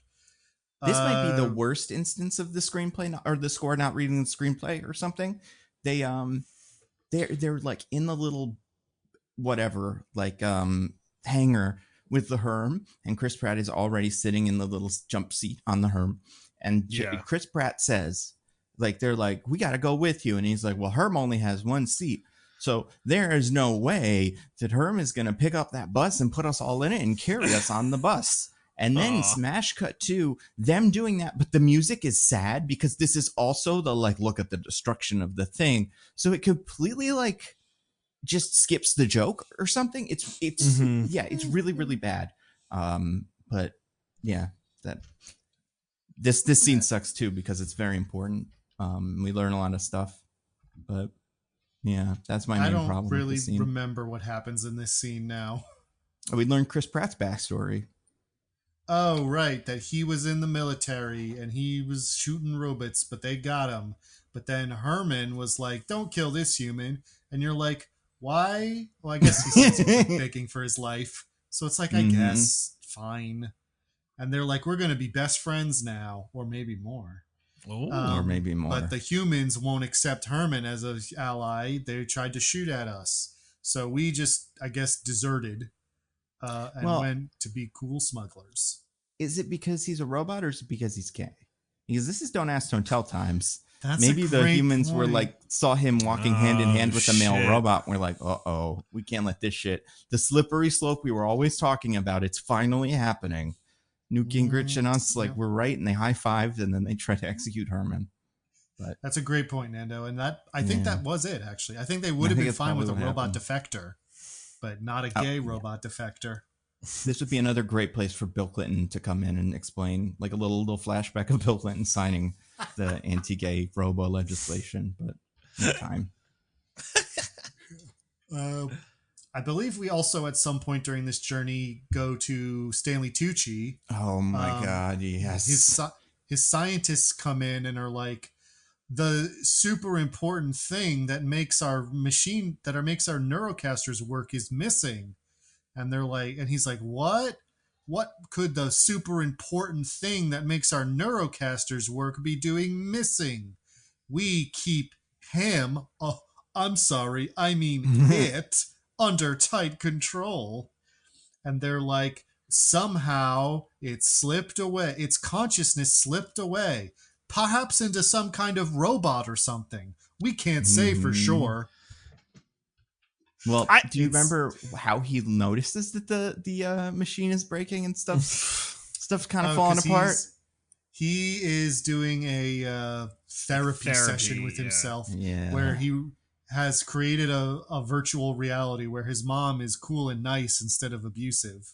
Yeah, it's a VR mama who make it a pasta and the meatball. Make it the stuffed peppers. It's a cannoli. That's for you. It's a 2-day-old cannoli. They didn't even charge me for it.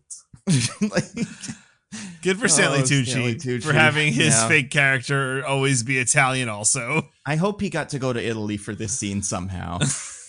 I'll do it, but only if you send me, to my favorite spot on the coast. Like a tenement apartment from a Looney Tunes cartoon set in the 30s. Yeah, is this his mom but not drunk, or is this just an Italian woman from like a olive oil bottle that he's like, I wish my mommy was an Italian woman? Possibly. I could buy both versions of it. But she starts glitching out in the VR world, and he's all like, it's not working. And that's how he knows the Neurocaster's breaking down. Yeah. But he calls up Giancarlo Esposito in the one scene where Giancarlo Esposito is on screen with another human being. Well, we don't even know they were together. They don't interact much. Yeah, that's shot separately.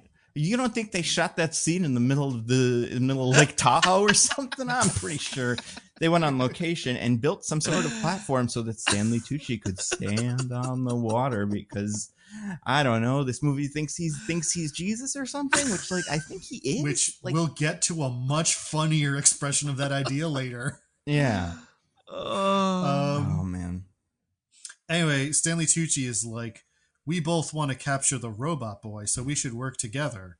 And Giancarlo Esposito is like, I think I work for the government? Is that what's going on here? Wait, didn't you hire me the first time? No, I guess not. And Stanley Tucci is like, well, I'm Elon Musking right now. I'm basically the government. And Giancarlo Esposito is like, I guess you're right. All right, let's work together. And then in the funniest part of this scene to me, so even though they're replaceable drones that you can just buy, instead of like getting a new drone that he uses to go hunt down the people. We go to his old drone crushed under the rubble and is like, actually, it's fine now, and throws all the rocks off and like jumps up the elevator shaft into the exclusion zone. Well, because he got Neurocaster Plus or something. Somehow this is able to jump through rocks and the regular one isn't, I guess, or something. Which means he is the greatest bot hunter ever. He just met 2 robots. He got crushed by a fucking beam, and the robot could totally escape, but he was like, I'm fucking done, dude. All I hate is robots, and I never get to kill them anymore. And these 2 just escaped from me, but I think I'm good for the day. Like, I'm old and I'm tired. I'm done. Q Stanley to the sheet. I don't care. I don't care. It's so confusing. Meanwhile, back at our heroes, they are briefly attacked, I think. Yeah. But it turns out it's not scavs. It's regular robots led by Mr. Well, we'll find out led by Mr. Peanut. But first, I think Nando's favorite character in the movie shows up. Oh my God. Yeah. I mean, I was going to crack an egg. I don't even have anything fun to say besides it's finally time for Perplexo. And this is just I guess I do have an egg section for this. Let me crack it. What is Perplexo? Because some of the bots have a feature that's kind of obvious, where it's like mail or teach you baseball. And some of them have a feature that's like, I guess a Planters Peanut is a mascot for a peanut company, whatever. But for some reason, there's a robot in this that is played by Hank Azaria, another one of these voices that I clocked instantly. And what he appears to be, and he appears to be like the vice president of this whole like mall encampment thing, is a magician robot that also, as part of his robot, has a big like box that a Punch and Judy would punch in. Yeah. And he with curtains, and then he can hide behind it and come out. So did someone build this for kids or something? Yeah, it's like do magic shows or something. Magicians? Robot magicians? Like, and then what kid would be like, wow, that's a really cool robot magic trick. Like, this guy sucks. I don't get it. We still had cartoon shows that the kids watched, right? Like, why is Perplexo here? And he also doesn't do anything, right? Like, he's not going to be cool in the fight later. This is his only scene. His only scene, and a lot of the other robots. One of the things that's handy about how they design these robots is they kind of look like little cartoon characters, except for this one that looks like a guy. Like, it has legs and arms and a human. Obviously, it has this big giant thing on its back. But like, besides this is maybe the most uncanny of them because it just has a human shape to it. Yeah, that is a great thing, and yeah, it sucks. I don't. And it also does the Chris Pratt Keys bit where it's like, all right, let's open the door with Magic Perplexo. And then the thing doesn't respond to him. And he's like, Magic Perplexo. And then it does. Oh, and it can do a split for some reason. Incredible. I guess they can all do splits, but none of them want to, but he does. Anyway, we talked a lot about this scene already when we talked about Mr. Peanut, because this is they go in the mall where all the robots are. Yep. We talk with Mr. Peanut, and Mr. Peanut doesn't want to help him, whatever. I do want to point out one thing I didn't before, which is they wanted to imply that there is some like tension where like robots don't like humans, but they forgot to write that in the script. So instead they just have background robots holding up signs like humans dumb, primates out. Like that's the whole expression of that sentiment in the whole movie. But some of the robots are like, no, don't do that. No, it's fine. Yeah, like some robots are like, that's not real dichotomy. I want to be clear. What I just said is not a joke. There are robots in the background holding up anti-human signs that nobody looks at or comments on. Yeah. Oh yeah. The background of this scene is insane because we see a lot of robots and like every single one of them is very weird. And then there's those robots, but like there's also a robot that's just painting in the corner. It's like, did we make a robot to do painting? But it's just a guy, or did this robot pick up painting?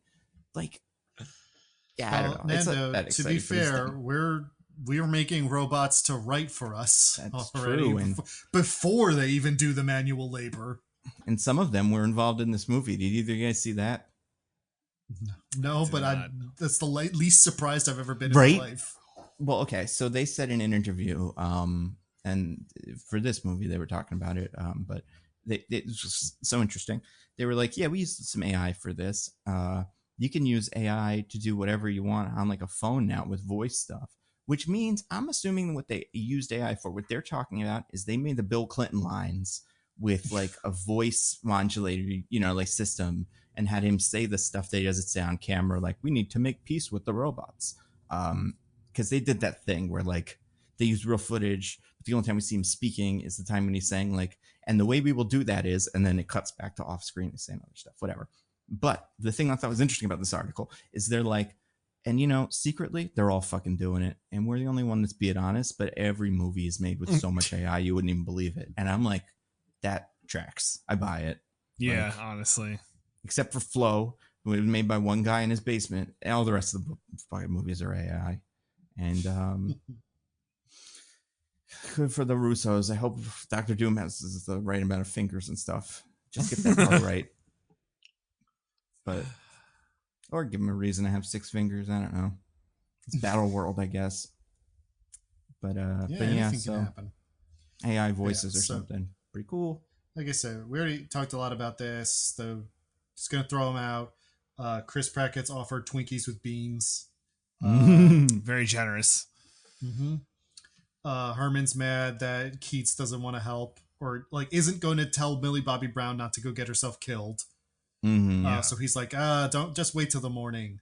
But before they leave that morning, who are wondering I should appear but Jenny Slate as a postal delivery robot who's like, I have a delivery for you.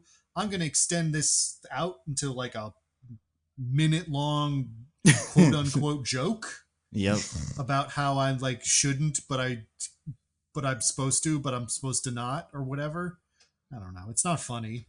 I mean, this is a very like, I feel like the one thing that I do know about the way the Russo brothers direct, it seems like, is one of them is the really like hardcore directy one, and the other one is the little improv-y one who's like, we'll say a funny line here. And this feels like him, whichever one that is, who wanted to let Jenny Slate run wild. And yeah, good for her. Hope she got a nice big check. I hope that too. Yeah. So, but what she's delivering to Michelle, or actually no, she's delivering it to David. It's to the kid / robot. Is a message from Dr. Amherst. I remember. Yeah. Oh, good job. Dr. Amherst with an address for where he was. She says Dr. Amherst gave it to her before Mr. Peanut kicked her out, or like when Mr. Peanut kicked her out, in case David ever showed up so he would know where to find him.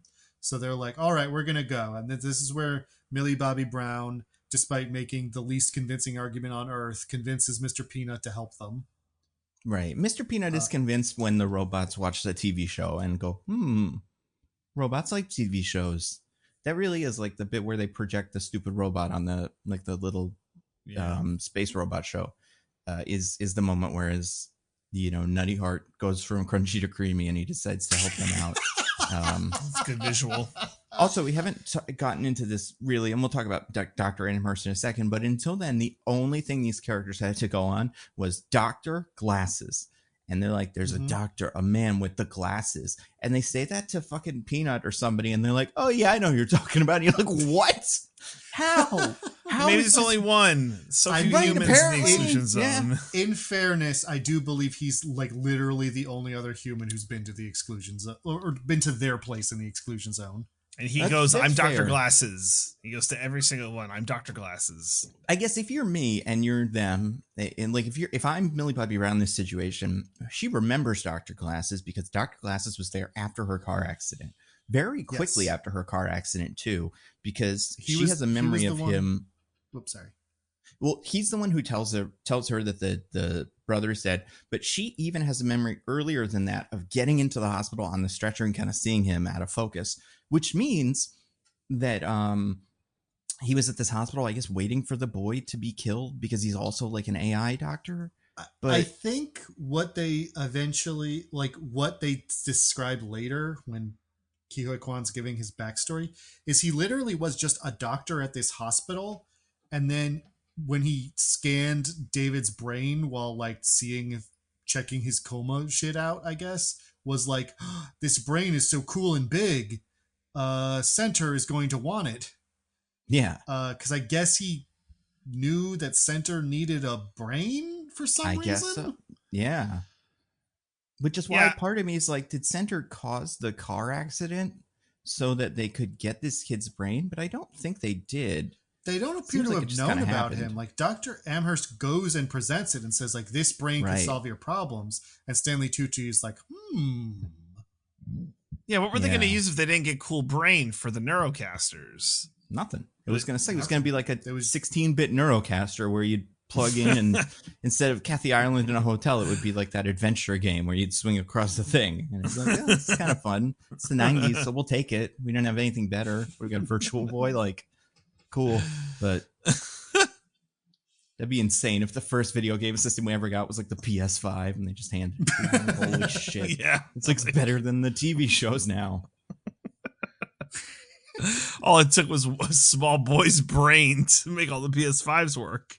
I mean, listen, look at how many children are exploited to make all the other devices we have. I feel like one small boy's brain is a decision we would gladly make. Maybe a point I was going to bring up later, Nando. Oh, never mind. But anyway, yeah, so Dr. Amherst, so they know they have to go to him.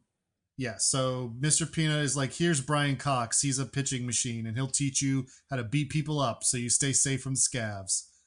And I don't think we spend even a minute with him before we just down to the next scene. Yeah, smash cut, goes fight scabs. Fascinating, because the character's named Pop Fly, and the way Brian Cox plays him is like kooky veteran who, you know, in anything else would be like the Vietnam vet who like is in a wheelchair and is like yelling at everybody like, you gotta go. But for this, he's like the grizzled war vet, whatever. And they gave him like crazy eyes too, so that his eyes never fully work. And yeah, he's the combat specialist, which one more egg crack, I promise we'll be done after this one.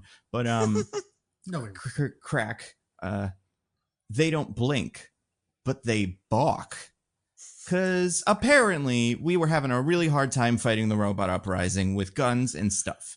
What we had never tried was a pitching machine and pistons and stuff, because for some reason, this is the tool that is going to, you know, fully save us from not just the scabs, but also robots later. And I don't get it. Why this? Why is the pitching machine the ultimate badass? You know? I don't know, man. I thought we just all talk. Like, cause there's a part where they're almost cooked. Like in the scab scene, they're cornered, and it's like, well, I guess we die. Like, well, but then later when they escape from the scabs, he beats up some scabs by shooting like a bunch of baseballs at him. It's very inconsistent. And he, like, not just scabs, he shoots baseballs so fast that he kills 3 of the big robot guys, like the ones that are the drones. So, yeah, he like smashes their screens. Yeah. We needed baseballs. It would work in a movie that was more intentionally goofy, but this one isn't, so it just feels weird. Yeah. Yeah. But anyway, sorry. So yeah. No, it's fine. So they go to the address, which turns out to be a big carnival for some reason. And they're like, well, here it is. Let's look for him. But there's a bunch of scabs here. And they want to kill you and drink your blood and take all your robot parts or whatever the hell. So we have a big fight scene that's dumb. They get cornered because the like fun house they were trying to go in, that's not a real door. Yuck. But then suddenly the carnival turns on and the music starts playing. And for some reason, the scabs hate this. Yeah. And just like stop attacking. They're like, oh no, music, our only weakness. Yeah, there's some they brought suggestion. the jukebox bot. There's suggestions that the scabs are nocturnal, except the first time we see a scab, it's like in the light of day, so it doesn't track. Like noon. Yeah. It couldn't be brighter. Which doesn't make well, I guess they might have driven really far in that truck, but like that other scene was in the dead of night. Huh. Yeah, I don't know. The movie sucks. But yeah. But yeah, so then they get dumped inside the funhouse because there's a secret slide, and that's where they meet Kihoi Kwan, who is Dr. Amherst, and he gives the whole backstory, which we already talked about, but he was David's doctor, realized that he had the special brain, and brought him to Center, so Center could use him as the neural computer that makes the Neurocaster system work. And everyone's really mad at it. Keats punches him in the tummy. Yeah. Also, he has a robot friend who he gave his own speech patterns and backed up his whole memory. And as soon as he says that, you're like, well, you're definitely not going to die. Yeah. We don't need two of you. Are you crazy? So they're like, you got to help us. Or actually, they're not even really asking him for help. They just get some answers here. Yeah, they want the info. Yeah. It's like, where's my brother? It's like, oh, he's at Center. So like, oh, I guess we got to do something about that. But before they even start planning, Giancarlo Esposito and all his friends show up, and they're like, you're under arrest. So this is where they have another fight scene where Popfly beats up a bunch of drones with his cool baseballs. They also paintball a couple of drones, and the mailman drone, or the mail girl bot or whatever, is able to reach through one of the other drones and rip its heart out. So cool. I don't understand how these fuckers lost the war. They really must have sucked that day, because it is no problem.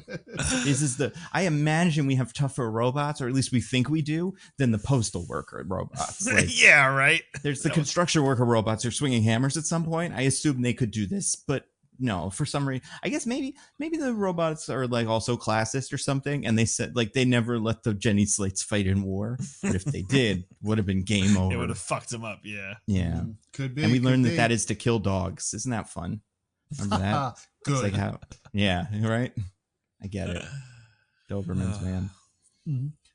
So they fight back, but it doesn't go well. Giancarlo Esposito beats up Mr. Peanut and tears his hat off. Yeah, which I assume kills him, right? You'd have to assume based on how the movie treats that moment. Right. Cool. Well, maybe not. Maybe not. Regardless, Kihoi Kwan is like, Millie Bobby Brown and little robot boy who is your brother's consciousness in a robot. You guys got to get out of here. I'll hold them off. And so Kihoi Kwan like stands up to Giancarlo Esposito and is like, I'm not going to let you go after them. And Giancarlo Esposito is like, yeah, I'm going to. Kihoi Kwan is like, you'll have to kill me to do that. And I know you won't kill people because you don't kill humans. Giancarlo Esposito is like, I mean, yeah, I'm not going to murder you. Like, I'm in a big robot body. You really can't physically stop me from pursuing them. Well, but right. But he only fights metal. He doesn't fight meat. You know, that's his code. And you would never hurt a human being except for Millie Bobby Brown, who would shoot a big fucking laser beam at if it's inconvenient. But guess who doesn't have a code? Stanley Tucci, who shows up and shoots Kihoi Kwan in the chest. And just in case you thought he'd live through that, we then see that he got impaled on some metal spikes on the ground. Flies back like 50 feet, just boom. What happened to that big red laser gun? Would have exploded him into a million pieces. That visual would have been insane, bro. I figured the Stanley Tucci bot definitely has that, but I guess not. And this is where we get the classic line, because Giancarlo Esposito is like, what the hell, man? I had that handled. But you didn't have to kill him. And Stanley Tucci's like, I don't care. Yeah. Whatever. Who gives a shit? I want to go back to mom. Eat a much Your cannoli, please. Yeah. You see the way he looked at me? It was aggressive. Gotta buy bang. Anyway, the guys catch up with Millie Bobby Brown and they steal the robot and leave her in the desert, and they win. So all the robots that are still... Actually, I don't think any of the robots die. It's only Kihoi Kwan. Yeah, this scene... Yeah, right. They all get back together and they're like, we did a bad job and we lost. They go back to the mall, and the mall's been destroyed too. Giancarlo Esposito did say, like, to Mr. Peanut, like, you violated the treaty, and so you're gonna pay. Your people are gonna pay. So the mall's all blown up and a lot of the robots are dead. And Mr. Who's Peanut dead? Is like, Who's dead, Diggins? Oh, our favorite guy. I'm so sorry, everybody. Perplexo is dead. No, not Perplexo! Son of a do? bitch! What happened? Why is he the one that died? Like, did he try to do magic tricks to them first and then they exploded him? Because like the haircut one's still alive. Yeah, she was fine. Did all of them surrender except Perplexo? And he was like, I'll take you all you pigs with me. Yeah. Alakazam.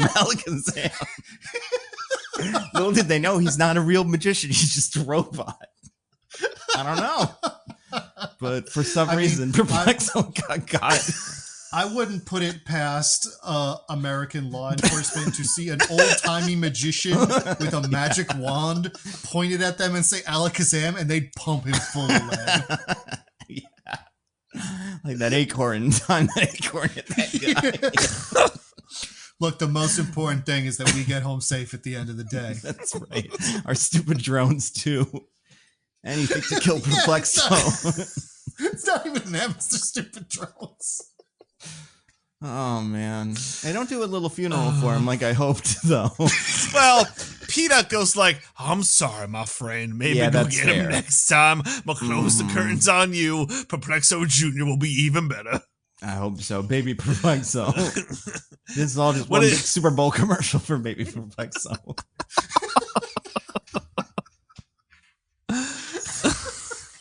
God. So good. After the 30-minute funeral scene for Perplexo, yeah, Mr. Peanut is like, wow, it turns out this was exactly as bad an idea as I thought it was. Yeah, it's almost like I said this would happen. But then Millie Bobby Brown is like, but what if freedom? And Mr. Peanut's like, you're right.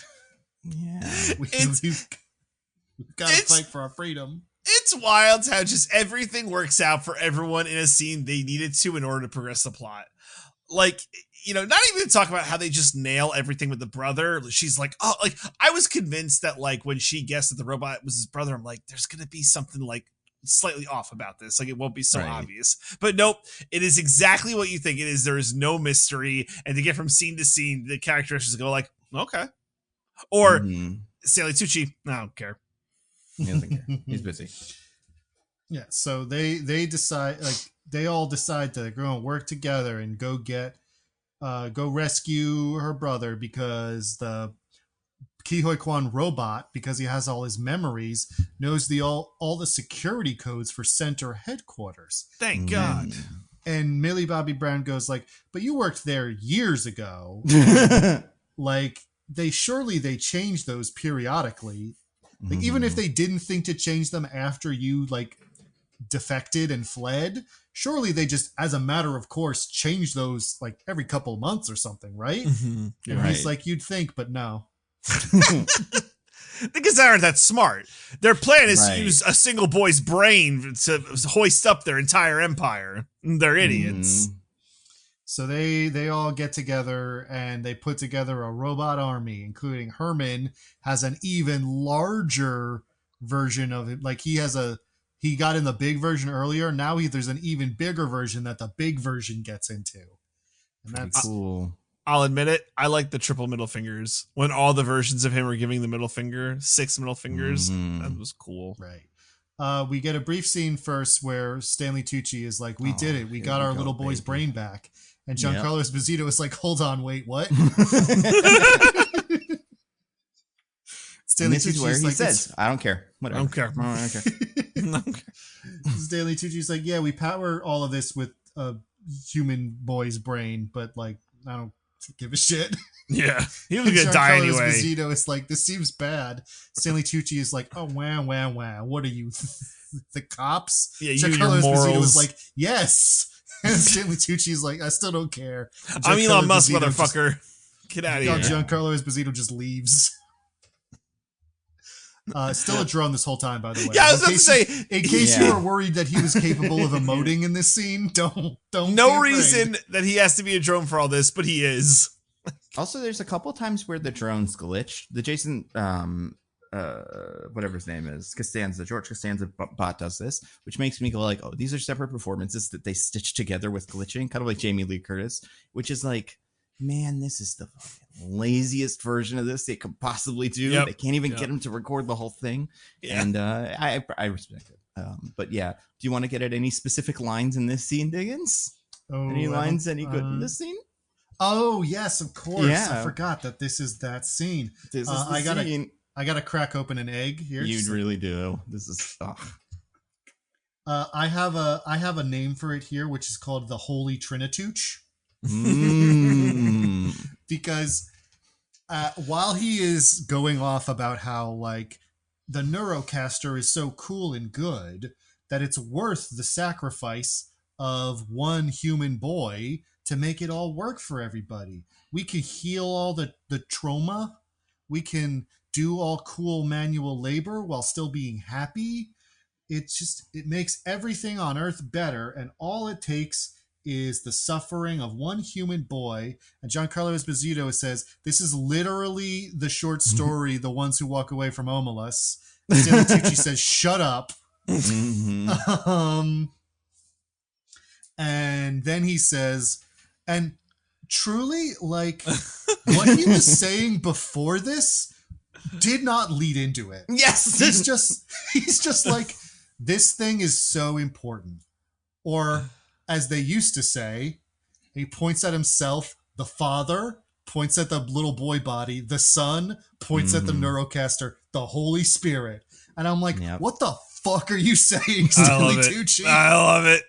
Like, now, I just, as the token Catholic in the group, DJ, can you explain me what the Holy Spirit is? Is it the Neuralink of the Holy Trinity? Does that mean, or the Neurocaster of the Holy Trinity? No, well, because the idea is that not even the Judeo-Christian God. The Christian God is there are three parts of him, right? There's like the God that's like the Judeo-Christian God, but like he has three parts, which is Jesus, and then like the Holy Spirit, which is this just kind of divine spirit that is another part of God. So God has three parts, right? But also there's only one God. But there's one God. What is it? Like, what is it? How is it different from God or Jesus? Well, it is a part of, right? Like there are three parts of like one embodiment that is I think God. I'm not a theologian. I believe it is like a divine, like animating spirit. It's sort of like the way in which Jesus can be both a physical man who lived on earth, but also be the Son of God, is because there is this divine animating spirit like within him. Yeah. So it is like a thing that links or casts Jesus's energy to Jesus's body, is what you're saying, or something? Perhaps we are. Yeah, it's a medium by which Jesus is able to experience the world in a way that he wouldn't be able to otherwise. This is terrible. Like, and I don't even mean like morally or like offensively. Like, it's just like bad writing. It doesn't make any sense. It's like, too stupid to be offensive. Yes, precisely. It doesn't mean anything. He's just saying words. I mean, I feel like what they're missing is the kid's in like a little back to tank or whatever, but he should have his arms out like he's on a cross. Yeah, like, that's the big mistake, is he doesn't have. He's such a nude, hairless little boy. Yeah. But like otherwise looks okay, right? Like there's a point later where he'll be like, look at what happened, what they did to me. I'm like, you're okay. You could grow hair again. Like, we could put a wig on you. It's They fine. probably shave that. Yeah. And definitely not worth ending it. Like, you know, it's definitely, the movie wants it to be him connected to a bazillion tubes, but it knows that's too kind of upsetting to see. Yeah. So instead it's just him in a little tank with like 3 or 4 little sticky things on it, monitoring his like, you know, heartbeat, I guess, or something. Stuff, yeah. Well, I fully expected, given that the really clumsy foreshadowing at the start of the movie is the little boy says, yeah, and then they stole Einstein's brain. Right. And then the sister is like, what? What are you talking about? Because it's a complete non sequitur, just like this Holy Trinity line. I figured it would turn out that he doesn't have a physical body anymore, and they just like have his brain in a tube. Exactly. Right. Like, and that's where I wanted it's not so straightforward, right? Where it's where, like, I was convinced the brother was dead, and it was a scenario like that. It's like, no, there's no way the brother's alive. It's like, you know, just his consciousness, or right, like the brain is somewhere. Which, can you fucking imagine if she goes to the room and it's just like fucking brain in a jar? Like, goddamn. Better than this. I would love that. All right. Yeah, the movie would be slightly better. And it would make more sense why she has to kill him or something. At least, Yeah, like, 'cause it's like, I'm just a with brain this- in a jar. Please make it stop. like we find out he's in a coma, whatever. Mhm. But then we also find out earlier that he got out of the coma, and Kihei Oh, Kwan was yeah. like, shut, no. So, like, it seems like if we took him out of this thing and unplugged it real fast, we could keep him alive. It's not gonna be that hard. I didn't neglect to mention that is why Kihoi Kwan like left center and like tries to help him now, is because once he came out of the coma, he was like, well, we can't keep doing this to him. He could live a normal life. And Stanley Tucci was like, no, I think I want the money. But yeah, Fair. so they have that whole discussion, including that insane line. And then we cut to the attack. Herman is in the huge robot. It does 3 middle fingers with all 3 versions of his body. Or are Loved there it. only 3 versions of his body? Yeah. Why would there be others? Oh, you mean a bigger one? Yeah. Well, they saved that for the sequel. Gotcha. That's the one they Okay. used to make spaceships and stuff. That makes sense. So he throws cars at the center headquarters building, which you can apparently, even as an enormous robot, just walk right up to and nobody notices. Yeah. Well, right. but how do they get to the center building during the Journey Don't Stop Believing montage? They did which a is- Pirates of the Caribbean. Yeah, they have little boats or something, and that was enough to just like totally bypass all the security by just like Yes, swimming walk- underneath the bridge or like, something. You just got to do a Pirates of the Caribbean. Go under the water, and you're good to go. Insane that no one's tried this before. Like they're robots, right? Like they don't need to breathe air. I get why a moat would keep human beings away, like or like a water feature, but it shouldn't matter to robots. Also, they're still pretty big. You would be able to see these from the center building. What the fuck? Like, Yeah. there's like 7 things, and they're really, they're still parting all the water. There's a big old cat. Look at that big old cat. Yeah. But yeah, so the fight begins. The drones all get deployed, and all the robots are fighting all the drones in a scene as visually interesting as when all those Avengers fought on an airplane tarmac. Yeah, but at least they Just- were all Avengers, so it was like that one. I know Yeah, who that is. But there's this some is color. like- this is what it's like when normal people watch Avengers movies to them, Just like, I guess that cat's from something. I don't know if I'm supposed to know who that cat is. Wait, was the Yeah. football helmet in this before? I didn't remember him either. They're just out in a field having a fight. It's Yeah. really boring to look at. We get a new Stanley Tucci drone. That's kind of cool, I guess. Oh Yeah, my like when God. the fight starts going bad, Stanley Tucci's like, I've got to put on my cool Neurocaster now. And he Yeah. comes up as like a huge drone that's even stronger than everyone else. Wow, And I'm like, they why did do it. you have to use this? Mm-hmm. It's the same gorge shit where the CEO's like, I'm going there. Yeah. At least this is a drone. Like when Yeah, it does right. get destroyed, he just takes off the Neurocaster and is like, well, that sucked. I don't care.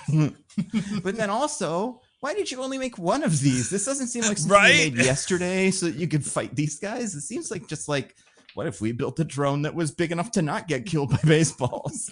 And then they just went, one's probably good, right? Yeah, well, one's enough. Badassatron or whatever. It's got like, it's the only thing that looks moderately fancy too. It's the only thing that doesn't look all shitty, which means like it was made in the last decade, I guess. But like it doesn't even. Yeah, for the center has a whole like 2010s sort of sleek Apple aesthetic sort of thing going on, Yeah. even though it's supposed to be Mhm. 1997. I Yeah. don't know. But Anyway, yes. the fight is really just a distraction so that Michelle and the Kihoi Kwan robot PC can sneak into the building, get all the way to the center without anybody noticing because he's a robot who looks like a computer. So everyone's just like, well, that's just the computer in the middle of the hallway. There's nothing suspicious here. They get to the center lab where her brother is, and PC scares the scientists in there away by having an axe and screaming a lot. He did a kill all humans, so that was cool, I guess. So cool. And then she gets to her brother and is like, I've got to save you. So she's got to go in the Neurocaster to like get his brain back or whatever. Which and is he's- meant to be some kind of difficult moment. It's like, oh my god, Michelle's gonna put on the Neurocaster, and it's like, fine. And this scene has no fucking weight. Well, this yeah, movie because stopped trying. like, there's not any reason she hasn't done it before other than she didn't want to. So it's just like, all right, now I want to. Yeah. But they're in like a reconstruction of their old home where they lived with their parents. And she's like, I'm here to rescue you. And he's like, actually, if you take me out, I'll die. And she's like, so you want me to leave you in? And he's like, no, I want to die. This fucking company's got to go down, though. They're only going to go down if I die, and it's fucking worth it. Yeah. I'm sure this is how the short story ends, is you kill the boy and end the utopia. This whole plot line is like of like center and them needing a neural like a special brain to do a neural network. None of that's in the book. Also, he's not like, I'm in so much pain, please make this stop. He's like, I've had so much fun with you in my little robot body that was good. So now I can die. What it's like to be outside in the real world and not in the computer world. Fake virtual world where no one can live a real life. And and she's like, is that what the movie's about? And he's like, I don't know, maybe. I don't care. And there's no effort to be like, hey, maybe we can get you out. He's like, nope, can't get me out. Well, she's like, there must be some way that we could like put you on life support or something and keep you going until you're strong enough again. And he's like, nah, fuck it. I don't even care anymore. Yeah. So would make sense if he was brain in a jar. If you're brain in a jar, yeah, end it. There's no future for me as brain in a jar. If you're brain in a jar, yeah, she would be upset about letting him go, but I think would be able to accept the logic of like, yeah, there's no like life for you. It's this or nothing. And if you prefer nothing, I understand. But whatever, she does turn off his life support, so he dies. And that makes Neurocasters shut down. So all the drones shut down. Mr. Peanut finds Stanley Tucci and threatens him at sword point to renegotiate the treaty. Yeah, and I guess he can. So yeah. So all the drones are shutting down. Everyone's happy except, Herman got shot protecting Keats, and so he's got a big hole in his regular sized body. And it's like, I need to power down to save energy. And Keats is like, no, my best friend. I'm actually maybe more than a friend. I love you so much. That was not a joke. He does say, I loved you, maybe as more than a friend. Yeah. That was the wait what line for when Michelle, my wife, was like, it's like, oh, wait, what? And it's like, yeah. Yeah. But they fucking. But then I'm just going to crack probably the final egg here. Unless you guys have one prepared. No, I'm out of eggs. Too expensive. Yeah. I just have a thing here called They Can't Fucking Help Themselves. Because after the heroic sacrifice, two of them at the end of this movie, this one immediately undone. He opens it up. He has a little guy and he's like, I'm alive this whole time. And also, I love you too. We're boyfriends. And they're like, hooray. And then there's a whole ending bit where it's like, robots are cool now and you can't use Neurocasters. So things are scary, but they're going to be better, everybody. Which is like a YouTube video she puts out somehow. Yeah. And the fucking Mad Max sequel that we're never getting, where everybody puts on leather and shit. And everyone's mad at Stanley. What happened? It gets publicized. Everyone's like, Stanley Tucci, how dare you exploit this human child to create your Neurocaster? Nobody likes you anymore. And I'm like, child labor is so real, you guys. Yeah. And it's way more than one kid. And nothing happens to those people. To the people who make that happen. Not a goddamn thing. We're all going to take our iPhones and Nike sneakers and throw them in the river. No more. Look, I'm not blaming consumers for how fucked up the world is and capitalism is.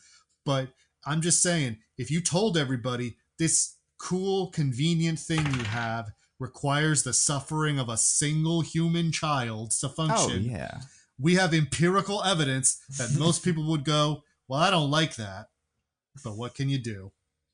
Yeah, that's the way the world is. Do? Also, I feel like she has her little video, and obviously the Neuralinks explode or whatever, or Neurocasters don't work anymore. So there's no, like, everybody's just like, what's going on? So she goes on TV and stuff. But like, I feel like if you're Stanley Tucci, you just go like, no, I didn't. And then you go, right. yeah, it's really hard to prove that. I imagine most people in the world would be like, well, that can't be what it was. It was a kid? No. That was something else. It was one brain? Yeah. Could have been a brain. But anyway, yeah, so that's the ending, except the final stinger is the robot body that the brother was in for most of the movies in the dump and like isn't moving. And then like a pigeon or something is like drinking for some water, and we see in the reflection of the water, the robot gets up. Brother like alive, Jesus. Maybe? Just like Jesus. Maybe. And it's like, yeah, they just can't bear the idea that you might feel bad about anything for any amount of time, huh? Yep. This ending can never actually be sad. They knew it was too sad when they killed Perplexo. They were like, we're probably going to have to do something. Perplexo did devastate me.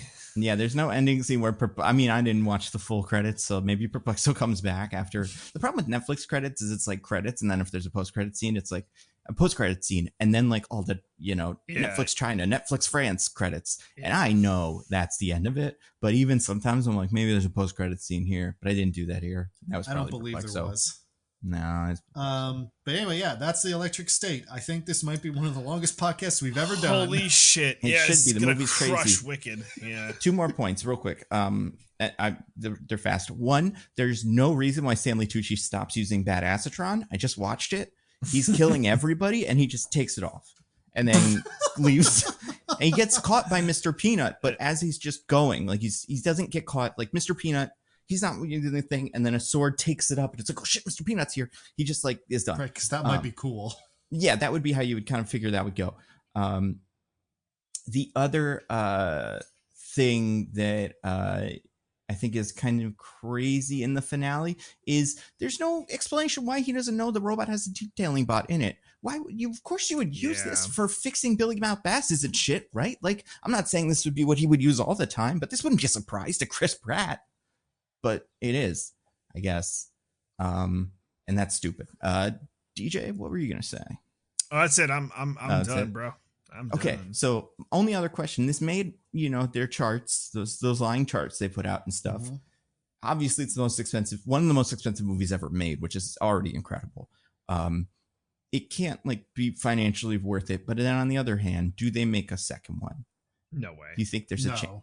Sure? There's 0 chance. No. This was reviewed so poorly, like it's getting made fun of everywhere. I feel like even if the metric, because they know that that's not really money, those metrics, they know they're lying about them.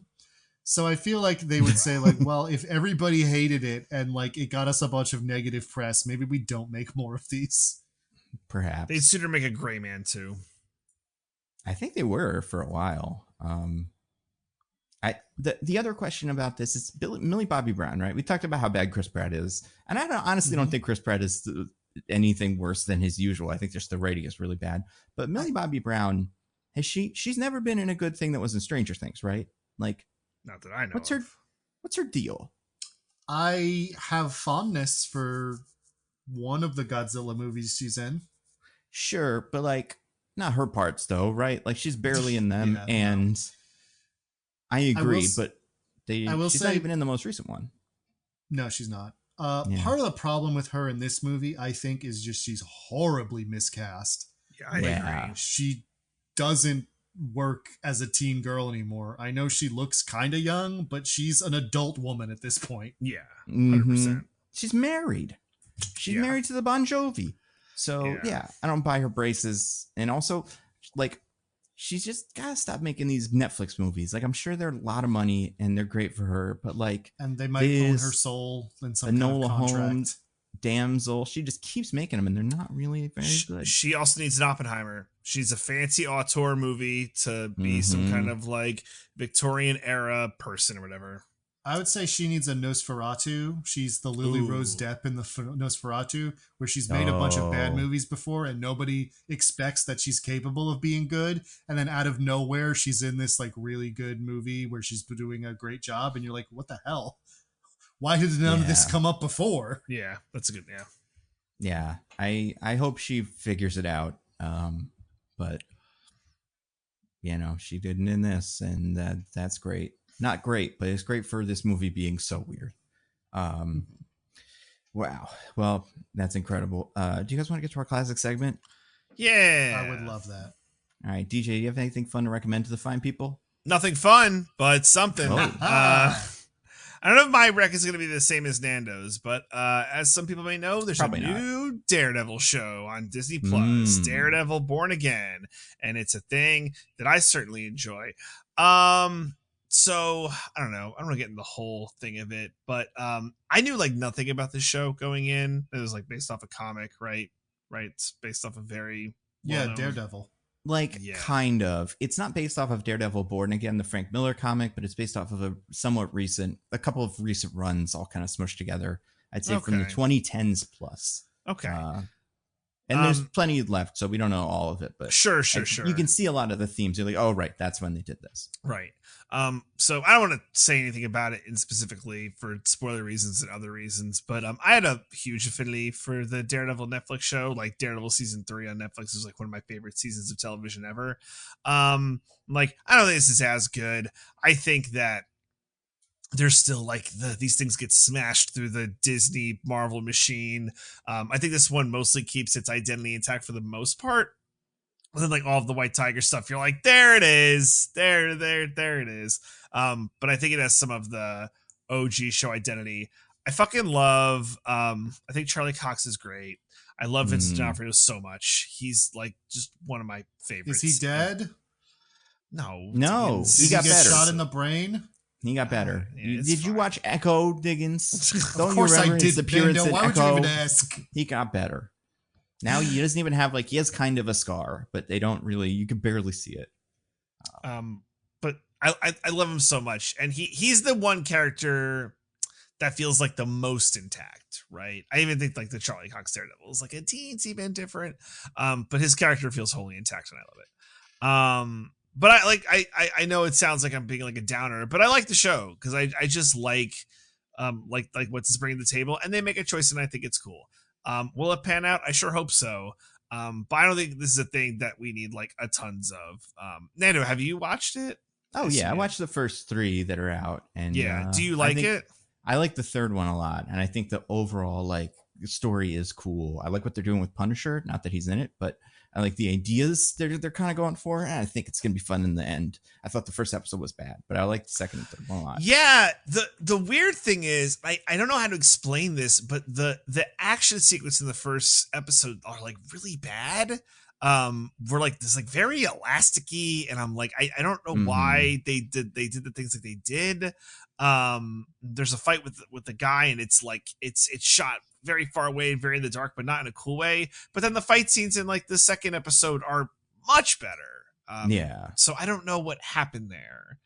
Like pilot syndrome or something. I don't know. That was just really weird. Episode 1 was added in reshoots, and it was supposed to originally start with episode 2. So exactly that. Oh, okay. See, I know like nothing about the show in terms of like the background stuff. But I do know that I like it. So I would say check it out if you watch like the Netflix show. I think it's just good to be back. I'll say this: I would rather have this than not have it. So take that for what it's worth. Like Electric State, which you also would rather have than not. No, have. I'd rather not have it every time. And then very briefly, John Mulaney has like a not new show on Netflix. It's like John Mulaney Live. Or John Mulaney is everywhere. Episodes of a show he's done. John Mulaney, but they retitled it. Right? It is everywhere, yeah. Because it used to be John Mulaney's. No, it's Everyone's on TV or something. I can't remember. I'm gonna have to. They kept the Everybody's in. I think it's Everyone's Live with John Mulaney. Yeah. But like the first one, it was called like Everyone's in LA with John Mulaney or something like that. The show's so weird. I don't know if I like it yet, but I just wanted to mention on the recommendations. Like it's this weird format where it's a call-in show, and I'm like, wow, that's crazy that we're doing that. He had like Joan Baez on the first one. He had Michael Keaton and someone from like the Financial Times or like financial reporter for the New York Times. They were talking about lending money. And it feels so disjointed, but not bad. I can't describe it. I don't know if you have to like John Mulaney. Like, I very much like John Mulaney, and I find him so funny. But you like his commitment to marriage. Yeah. He makes a joke about that. That's actually very funny. But yeah, it's if you like John Mulaney, give it a shot. If you're like, I'm not interested, don't touch it. But it's very strange. I'm glad Netflix is spending money on him, because it's better than spending money on the fucking Electric State. So, so wait, is this show live? It's a call-in show. You said, is it like going on live when Netflix airs it? It's live. Yeah, we should try call in. What's funny is if you watch it on like not live, they don't give you the phone number to call in. It's like phone lines are closed. So I guess they like take that out so they're not blowing up the phone line when it's not live. So not that you couldn't find it probably, but I just think that's interesting. But yeah, that's something. That's something cool. So that's it. Diggins, what about you? I got 2 movies I watched. I'm just gonna blitz through real fast. One was Mickey 17, the new movie by Bong Joon-ho. It's not as good as Parasite. I think Parasite is like this very tight, like very cohesive sort of film, which I don't think is true of Mickey 17. Mickey 17 is a little looser. It's more on the lines of like Okja, in terms of he's being more like sci-fi and more kind of playful with it. It's more kind of silly in a way, but it's still very much about like themes of like class and inequality and how the rich people are stupid and evil. That's true. Any specific rich people? Anybody who makes a specific face a lot, and that's maybe something I kind of have a problem with the movie with, Nando, where I don't think that metaphor actually makes any sense. Nope. It's a choice. He wanted to do it, so good for him. But yeah, I guess it's fine. I'm not like, there's a lot of little things like that where I'm like, I don't know that really works, or like this idea kind of gets brought up, but the movie doesn't really do anything with it. So I have a lot of like little niggling complaints like that. I think overall, the movie still works very well. It's very fun. Robert Pattinson is doing a great performance as both versions of Mickey that are around for most of the movie. So I still think it's very much worth watching, and it's still like a good movie. So if you're interested in that at all, you should definitely go see that one. I also saw another movie by the name of Opus, which is not reviewing super well. It is not. Was it any good though? That'd be cool. Yeah, I understand why it's not reviewing well. I don't think it's bad. The problem is more like it's a worse version of a movie you've already seen. Oh. Because it's very much kind of like in the vein of, we get a lot of these lately. It's like regular person ends up in secluded place owned by weird rich person, and things start to seem strange. And they kind of got to figure out what's going on, which is the plot of that. The specifics of this one are the regular person is Ayo Edebiri. She is a young writer for a music magazine, and this reclusive star who in this universe is like one of the best musicians to ever live, Moretti. Is like releasing an album for the first time in 30 years. And he's invited a select group, including her, to like come to his compound and like hear it and like do an interview before he releases it to the public. And it turns out there's like a weird cult kind of thing going on there, and things get stranger from there. I think it's not quite as kind of like Mickey 17, but I think worse. It doesn't really like come together in the end. Like by the end, I didn't feel like I had a great, John Malkovich plays Moretti, and he's really fun. Like he does a lot of like cool affectations, and like his performance is like really, really committed. But I don't think the character really like comes together. It doesn't like quite make sense. Like the way he behaves by the end. And just like the point it's making doesn't feel that, I don't know. I feel like in movies like The Menu that are not quite this, but are kind of this. Yeah. There's just actually thinking about it. I wouldn't say it's exactly like The Menu, but The Menu's not a bad comparison. It feels very Menu or very Blink Twice. That's the other one that I feel like. Blink Twice is probably the better one, but I haven't seen Blink Twice, so I can't say. Oh, okay. But like The Menu is like, its commentary is really sharp, and I think it like really nails what makes that movie work so well. Is it really nails the Ralph Fiennes character, where you're like, objectively, he's crazy, and like none of this is like a good response to what's happening. But also, like, he says stuff and you're like, I see how he got there, and he's not wrong about all of it. You know what I mean? Oh, yeah. No, I don't think that's true for this movie. And so it's just kind of like not as good. But I think like it's not a bad movie. Like if you're fine with watching a worse version of one of those, like it's still like got its moments. It's still kind of fun. And so I think it's worth seeing, but I understand why it gets bad reviews. And if your reaction would be like, well, I've already seen The Menu, I don't need to see a worse one, then don't see it. What about you, Nando? Anything to recommend? A couple things, like DJ was saying, I'll rec Daredevil. I like Daredevil. I said episode 3 is good. And I like where it's going. Like I said, like the Punisher stuff. Like Diggins. I'll also rec Mickey 17. I do think it. Yeah, like I feel like it honestly, it's interesting because it feels like it kind of gets bored of the clone stuff and wants to be a different movie, which I've heard a lot of people say in the reviews, and I like that. And I kind of want to see that movie instead. Not that I don't like the clone stuff because it's impressive and it's fun. I like what Robert Pattinson is doing. But yeah, it's that kind of thing where like there's parts of it I like more than other parts.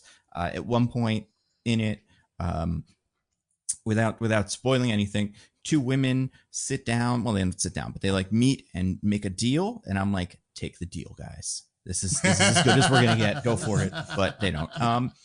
The other thing I think is really, I mean, like, this is a win-win. Like, we're good. This is fine. But anyway, the other thing I think was so interesting about this movie is even though it's fine, like the Robert Pattinson acting is fine and stuff, that becomes like all of the marketing for it, which is again why I just watched the Steven Yeun Dirtbag movie where he's just this guy who's selling out all of his friends, because I loved him in this, and it just reminded me how much I love him in everything. Like he really is one of my favorites, and he's not in it a lot, but it's another one of those really, really memorable performances. So, you know, if you like Steven Yeun, if you like Invincible and want to hear all the shitty, evil Invincibles doing this, it's like that. Other movie I watched this week, Presence or The Presence or whatever. Diggins, I can't remember. Did you wreck this? Have you seen this? I haven't seen it yet, but I am very interested. It's interesting. I think the story is really cool until it becomes very dumb. I did not like that part. And I'm sure people that saw it know what I'm talking about. But I liked the vibe of it. I thought it was interesting as a storytelling like exercise. I think it was cool. I'm surprised that Uncut Gems isn't in it as much as you would imagine, considering she's the only person I've seen market this movie. But, you know, whatever. She's just like in one scene, so not a whole lot of her. But like Lucy Liu is good. I liked her. And I like the dad. But yeah. And I like all the kids. Everybody in it's fine. I wouldn't say I loved it. Nice and short. I would say like maybe an hour 20 or something like that. It's very, very short. Nice. My 2 big recs this week, though, are 2 YouTube videos. First one, Big Joel put out a video yesterday that I watched in its entirety as it aired, like right as it came out. It was Beast Games and Autopsy. And it's just him going through the Mr. Beast game show and why it's horrible and why but not like horrible. I mean, horrible in like an ethical sense, probably also, but more horrible in just a game design sense. Like these games are not fun. They're not impressive. It's boring to watch. And it's one of those things where you kind of know why, but as you hear more specifics and watch more of the video, you're like, oh my God, they're doing this again. It's like really surprising how much they fucked it up, considering that like they had all the money and all they decided to do with it was just make a lot of contestants, but not make them, but all make them like, you know, play the coin flip game or something. It's so boring. But the video is also super funny just because it's just really stupid. Also, it's very clear Mr. Beast does not, or like Mr. Beast's team does not understand things. Like the trolley problem is a good example, but like there's a bunch of things where it's like, this is the game, but he did it by accident backwards or something. Like he put the both things you want on one side of the trolley problem. Anyway, it's pretty funny. The other video I have to recommend, and this is, you know, it's a little bit of a rabbit hole going down on the internet, and, you know, maybe it's a conspiracy. I don't know. It's called Pipe Rock Theory. Have any of you guys watched this? No. Apparently, there's rocks or pipes in fake rocks that are using 5G to spread. I don't even remember. This is a new Conor O'Malley video where he goes and investigates the pipe rocks, and it's so fucking funny. It's framed like a Joe Rogan kind of conspiracy, like, do you know there's rocks in the pipes? No, we'll get out. And then they go and they like check on them and they find stuff out. And it's like, I mean, I've recommended him so many times. Like Conor O'Malley is the funniest, you know, one of the funniest comedians, and every so often I'll just post a random ass YouTube video. Like Rap World was his movie that came out recently on YouTube and was great. But this one, I'm pretty sure it's called Pipe Rock Theory, and it's so funny. That is those are my big ones though. What are we doing next week, fellas? TBD, Novocaine. Perhaps Snow White and the Huntsman as a lead up to Snow White and the animated dwarves, but are CGI creepy dwarves. The worst things I've ever seen in my life. Yeah. Except for Perplexo. Don't sell out Perplexo. No, we love him. That's the best thing I've ever seen in my life, Nando. He should be in that. It's probably time to put him in. You'll know when you see the title and be like, oh, they chose to do that. Yeah. DJ, do you have anything to plug for the fine people? So just very briefly, same Roses and Rejections as we wrap up the season on The Bachelor. But more importantly, what I have to plug is it's time. It's that time of year again. It is. It is time for March Madness. I already posted the information in the Discord that y'all just can't get access to because that's how we said we do it. Discord, no one gets to play. But if you go if you go to, I don't know, maybe do we have Blue Sky or whatever? Maybe I'll for my Blue Sky or something. But if you go to the ESPN men's and women's tournament challenge and search Mostly Nitpicking, it is our open public group. You can submit up to 2 brackets. You might as well submit 2. They're free. And if you win, the winner of the men's and the women's gets to pick a movie for us to nitpick. And if you win both, you get to pick 2. So, you know, there's no reason why not to submit all 4 brackets. It is free. Come join us. It's the ESPN Tournament Challenge, men's and women's March Madness bracket. And just to help us out, if you could put your movie title as your name, that is helpful to us. Yeah. Did we ever figure out what the movie is for who won the movie fantasy league? Did we ever? I don't think I've seen it yet. Okay. Well, we'll figure it out. If you're the winner, let us know. Because if not, I don't know. I mean, we won't have another movie that we won't do for a year. I mean, we could give it to second place. We have like the screen grab of the top 5, right? So if we wanted to do that, I think that happened one time with our Survivor League. We went down like 5 we went down to like or something. 4th or something. Yeah. But yes, please join and best of luck to everyone.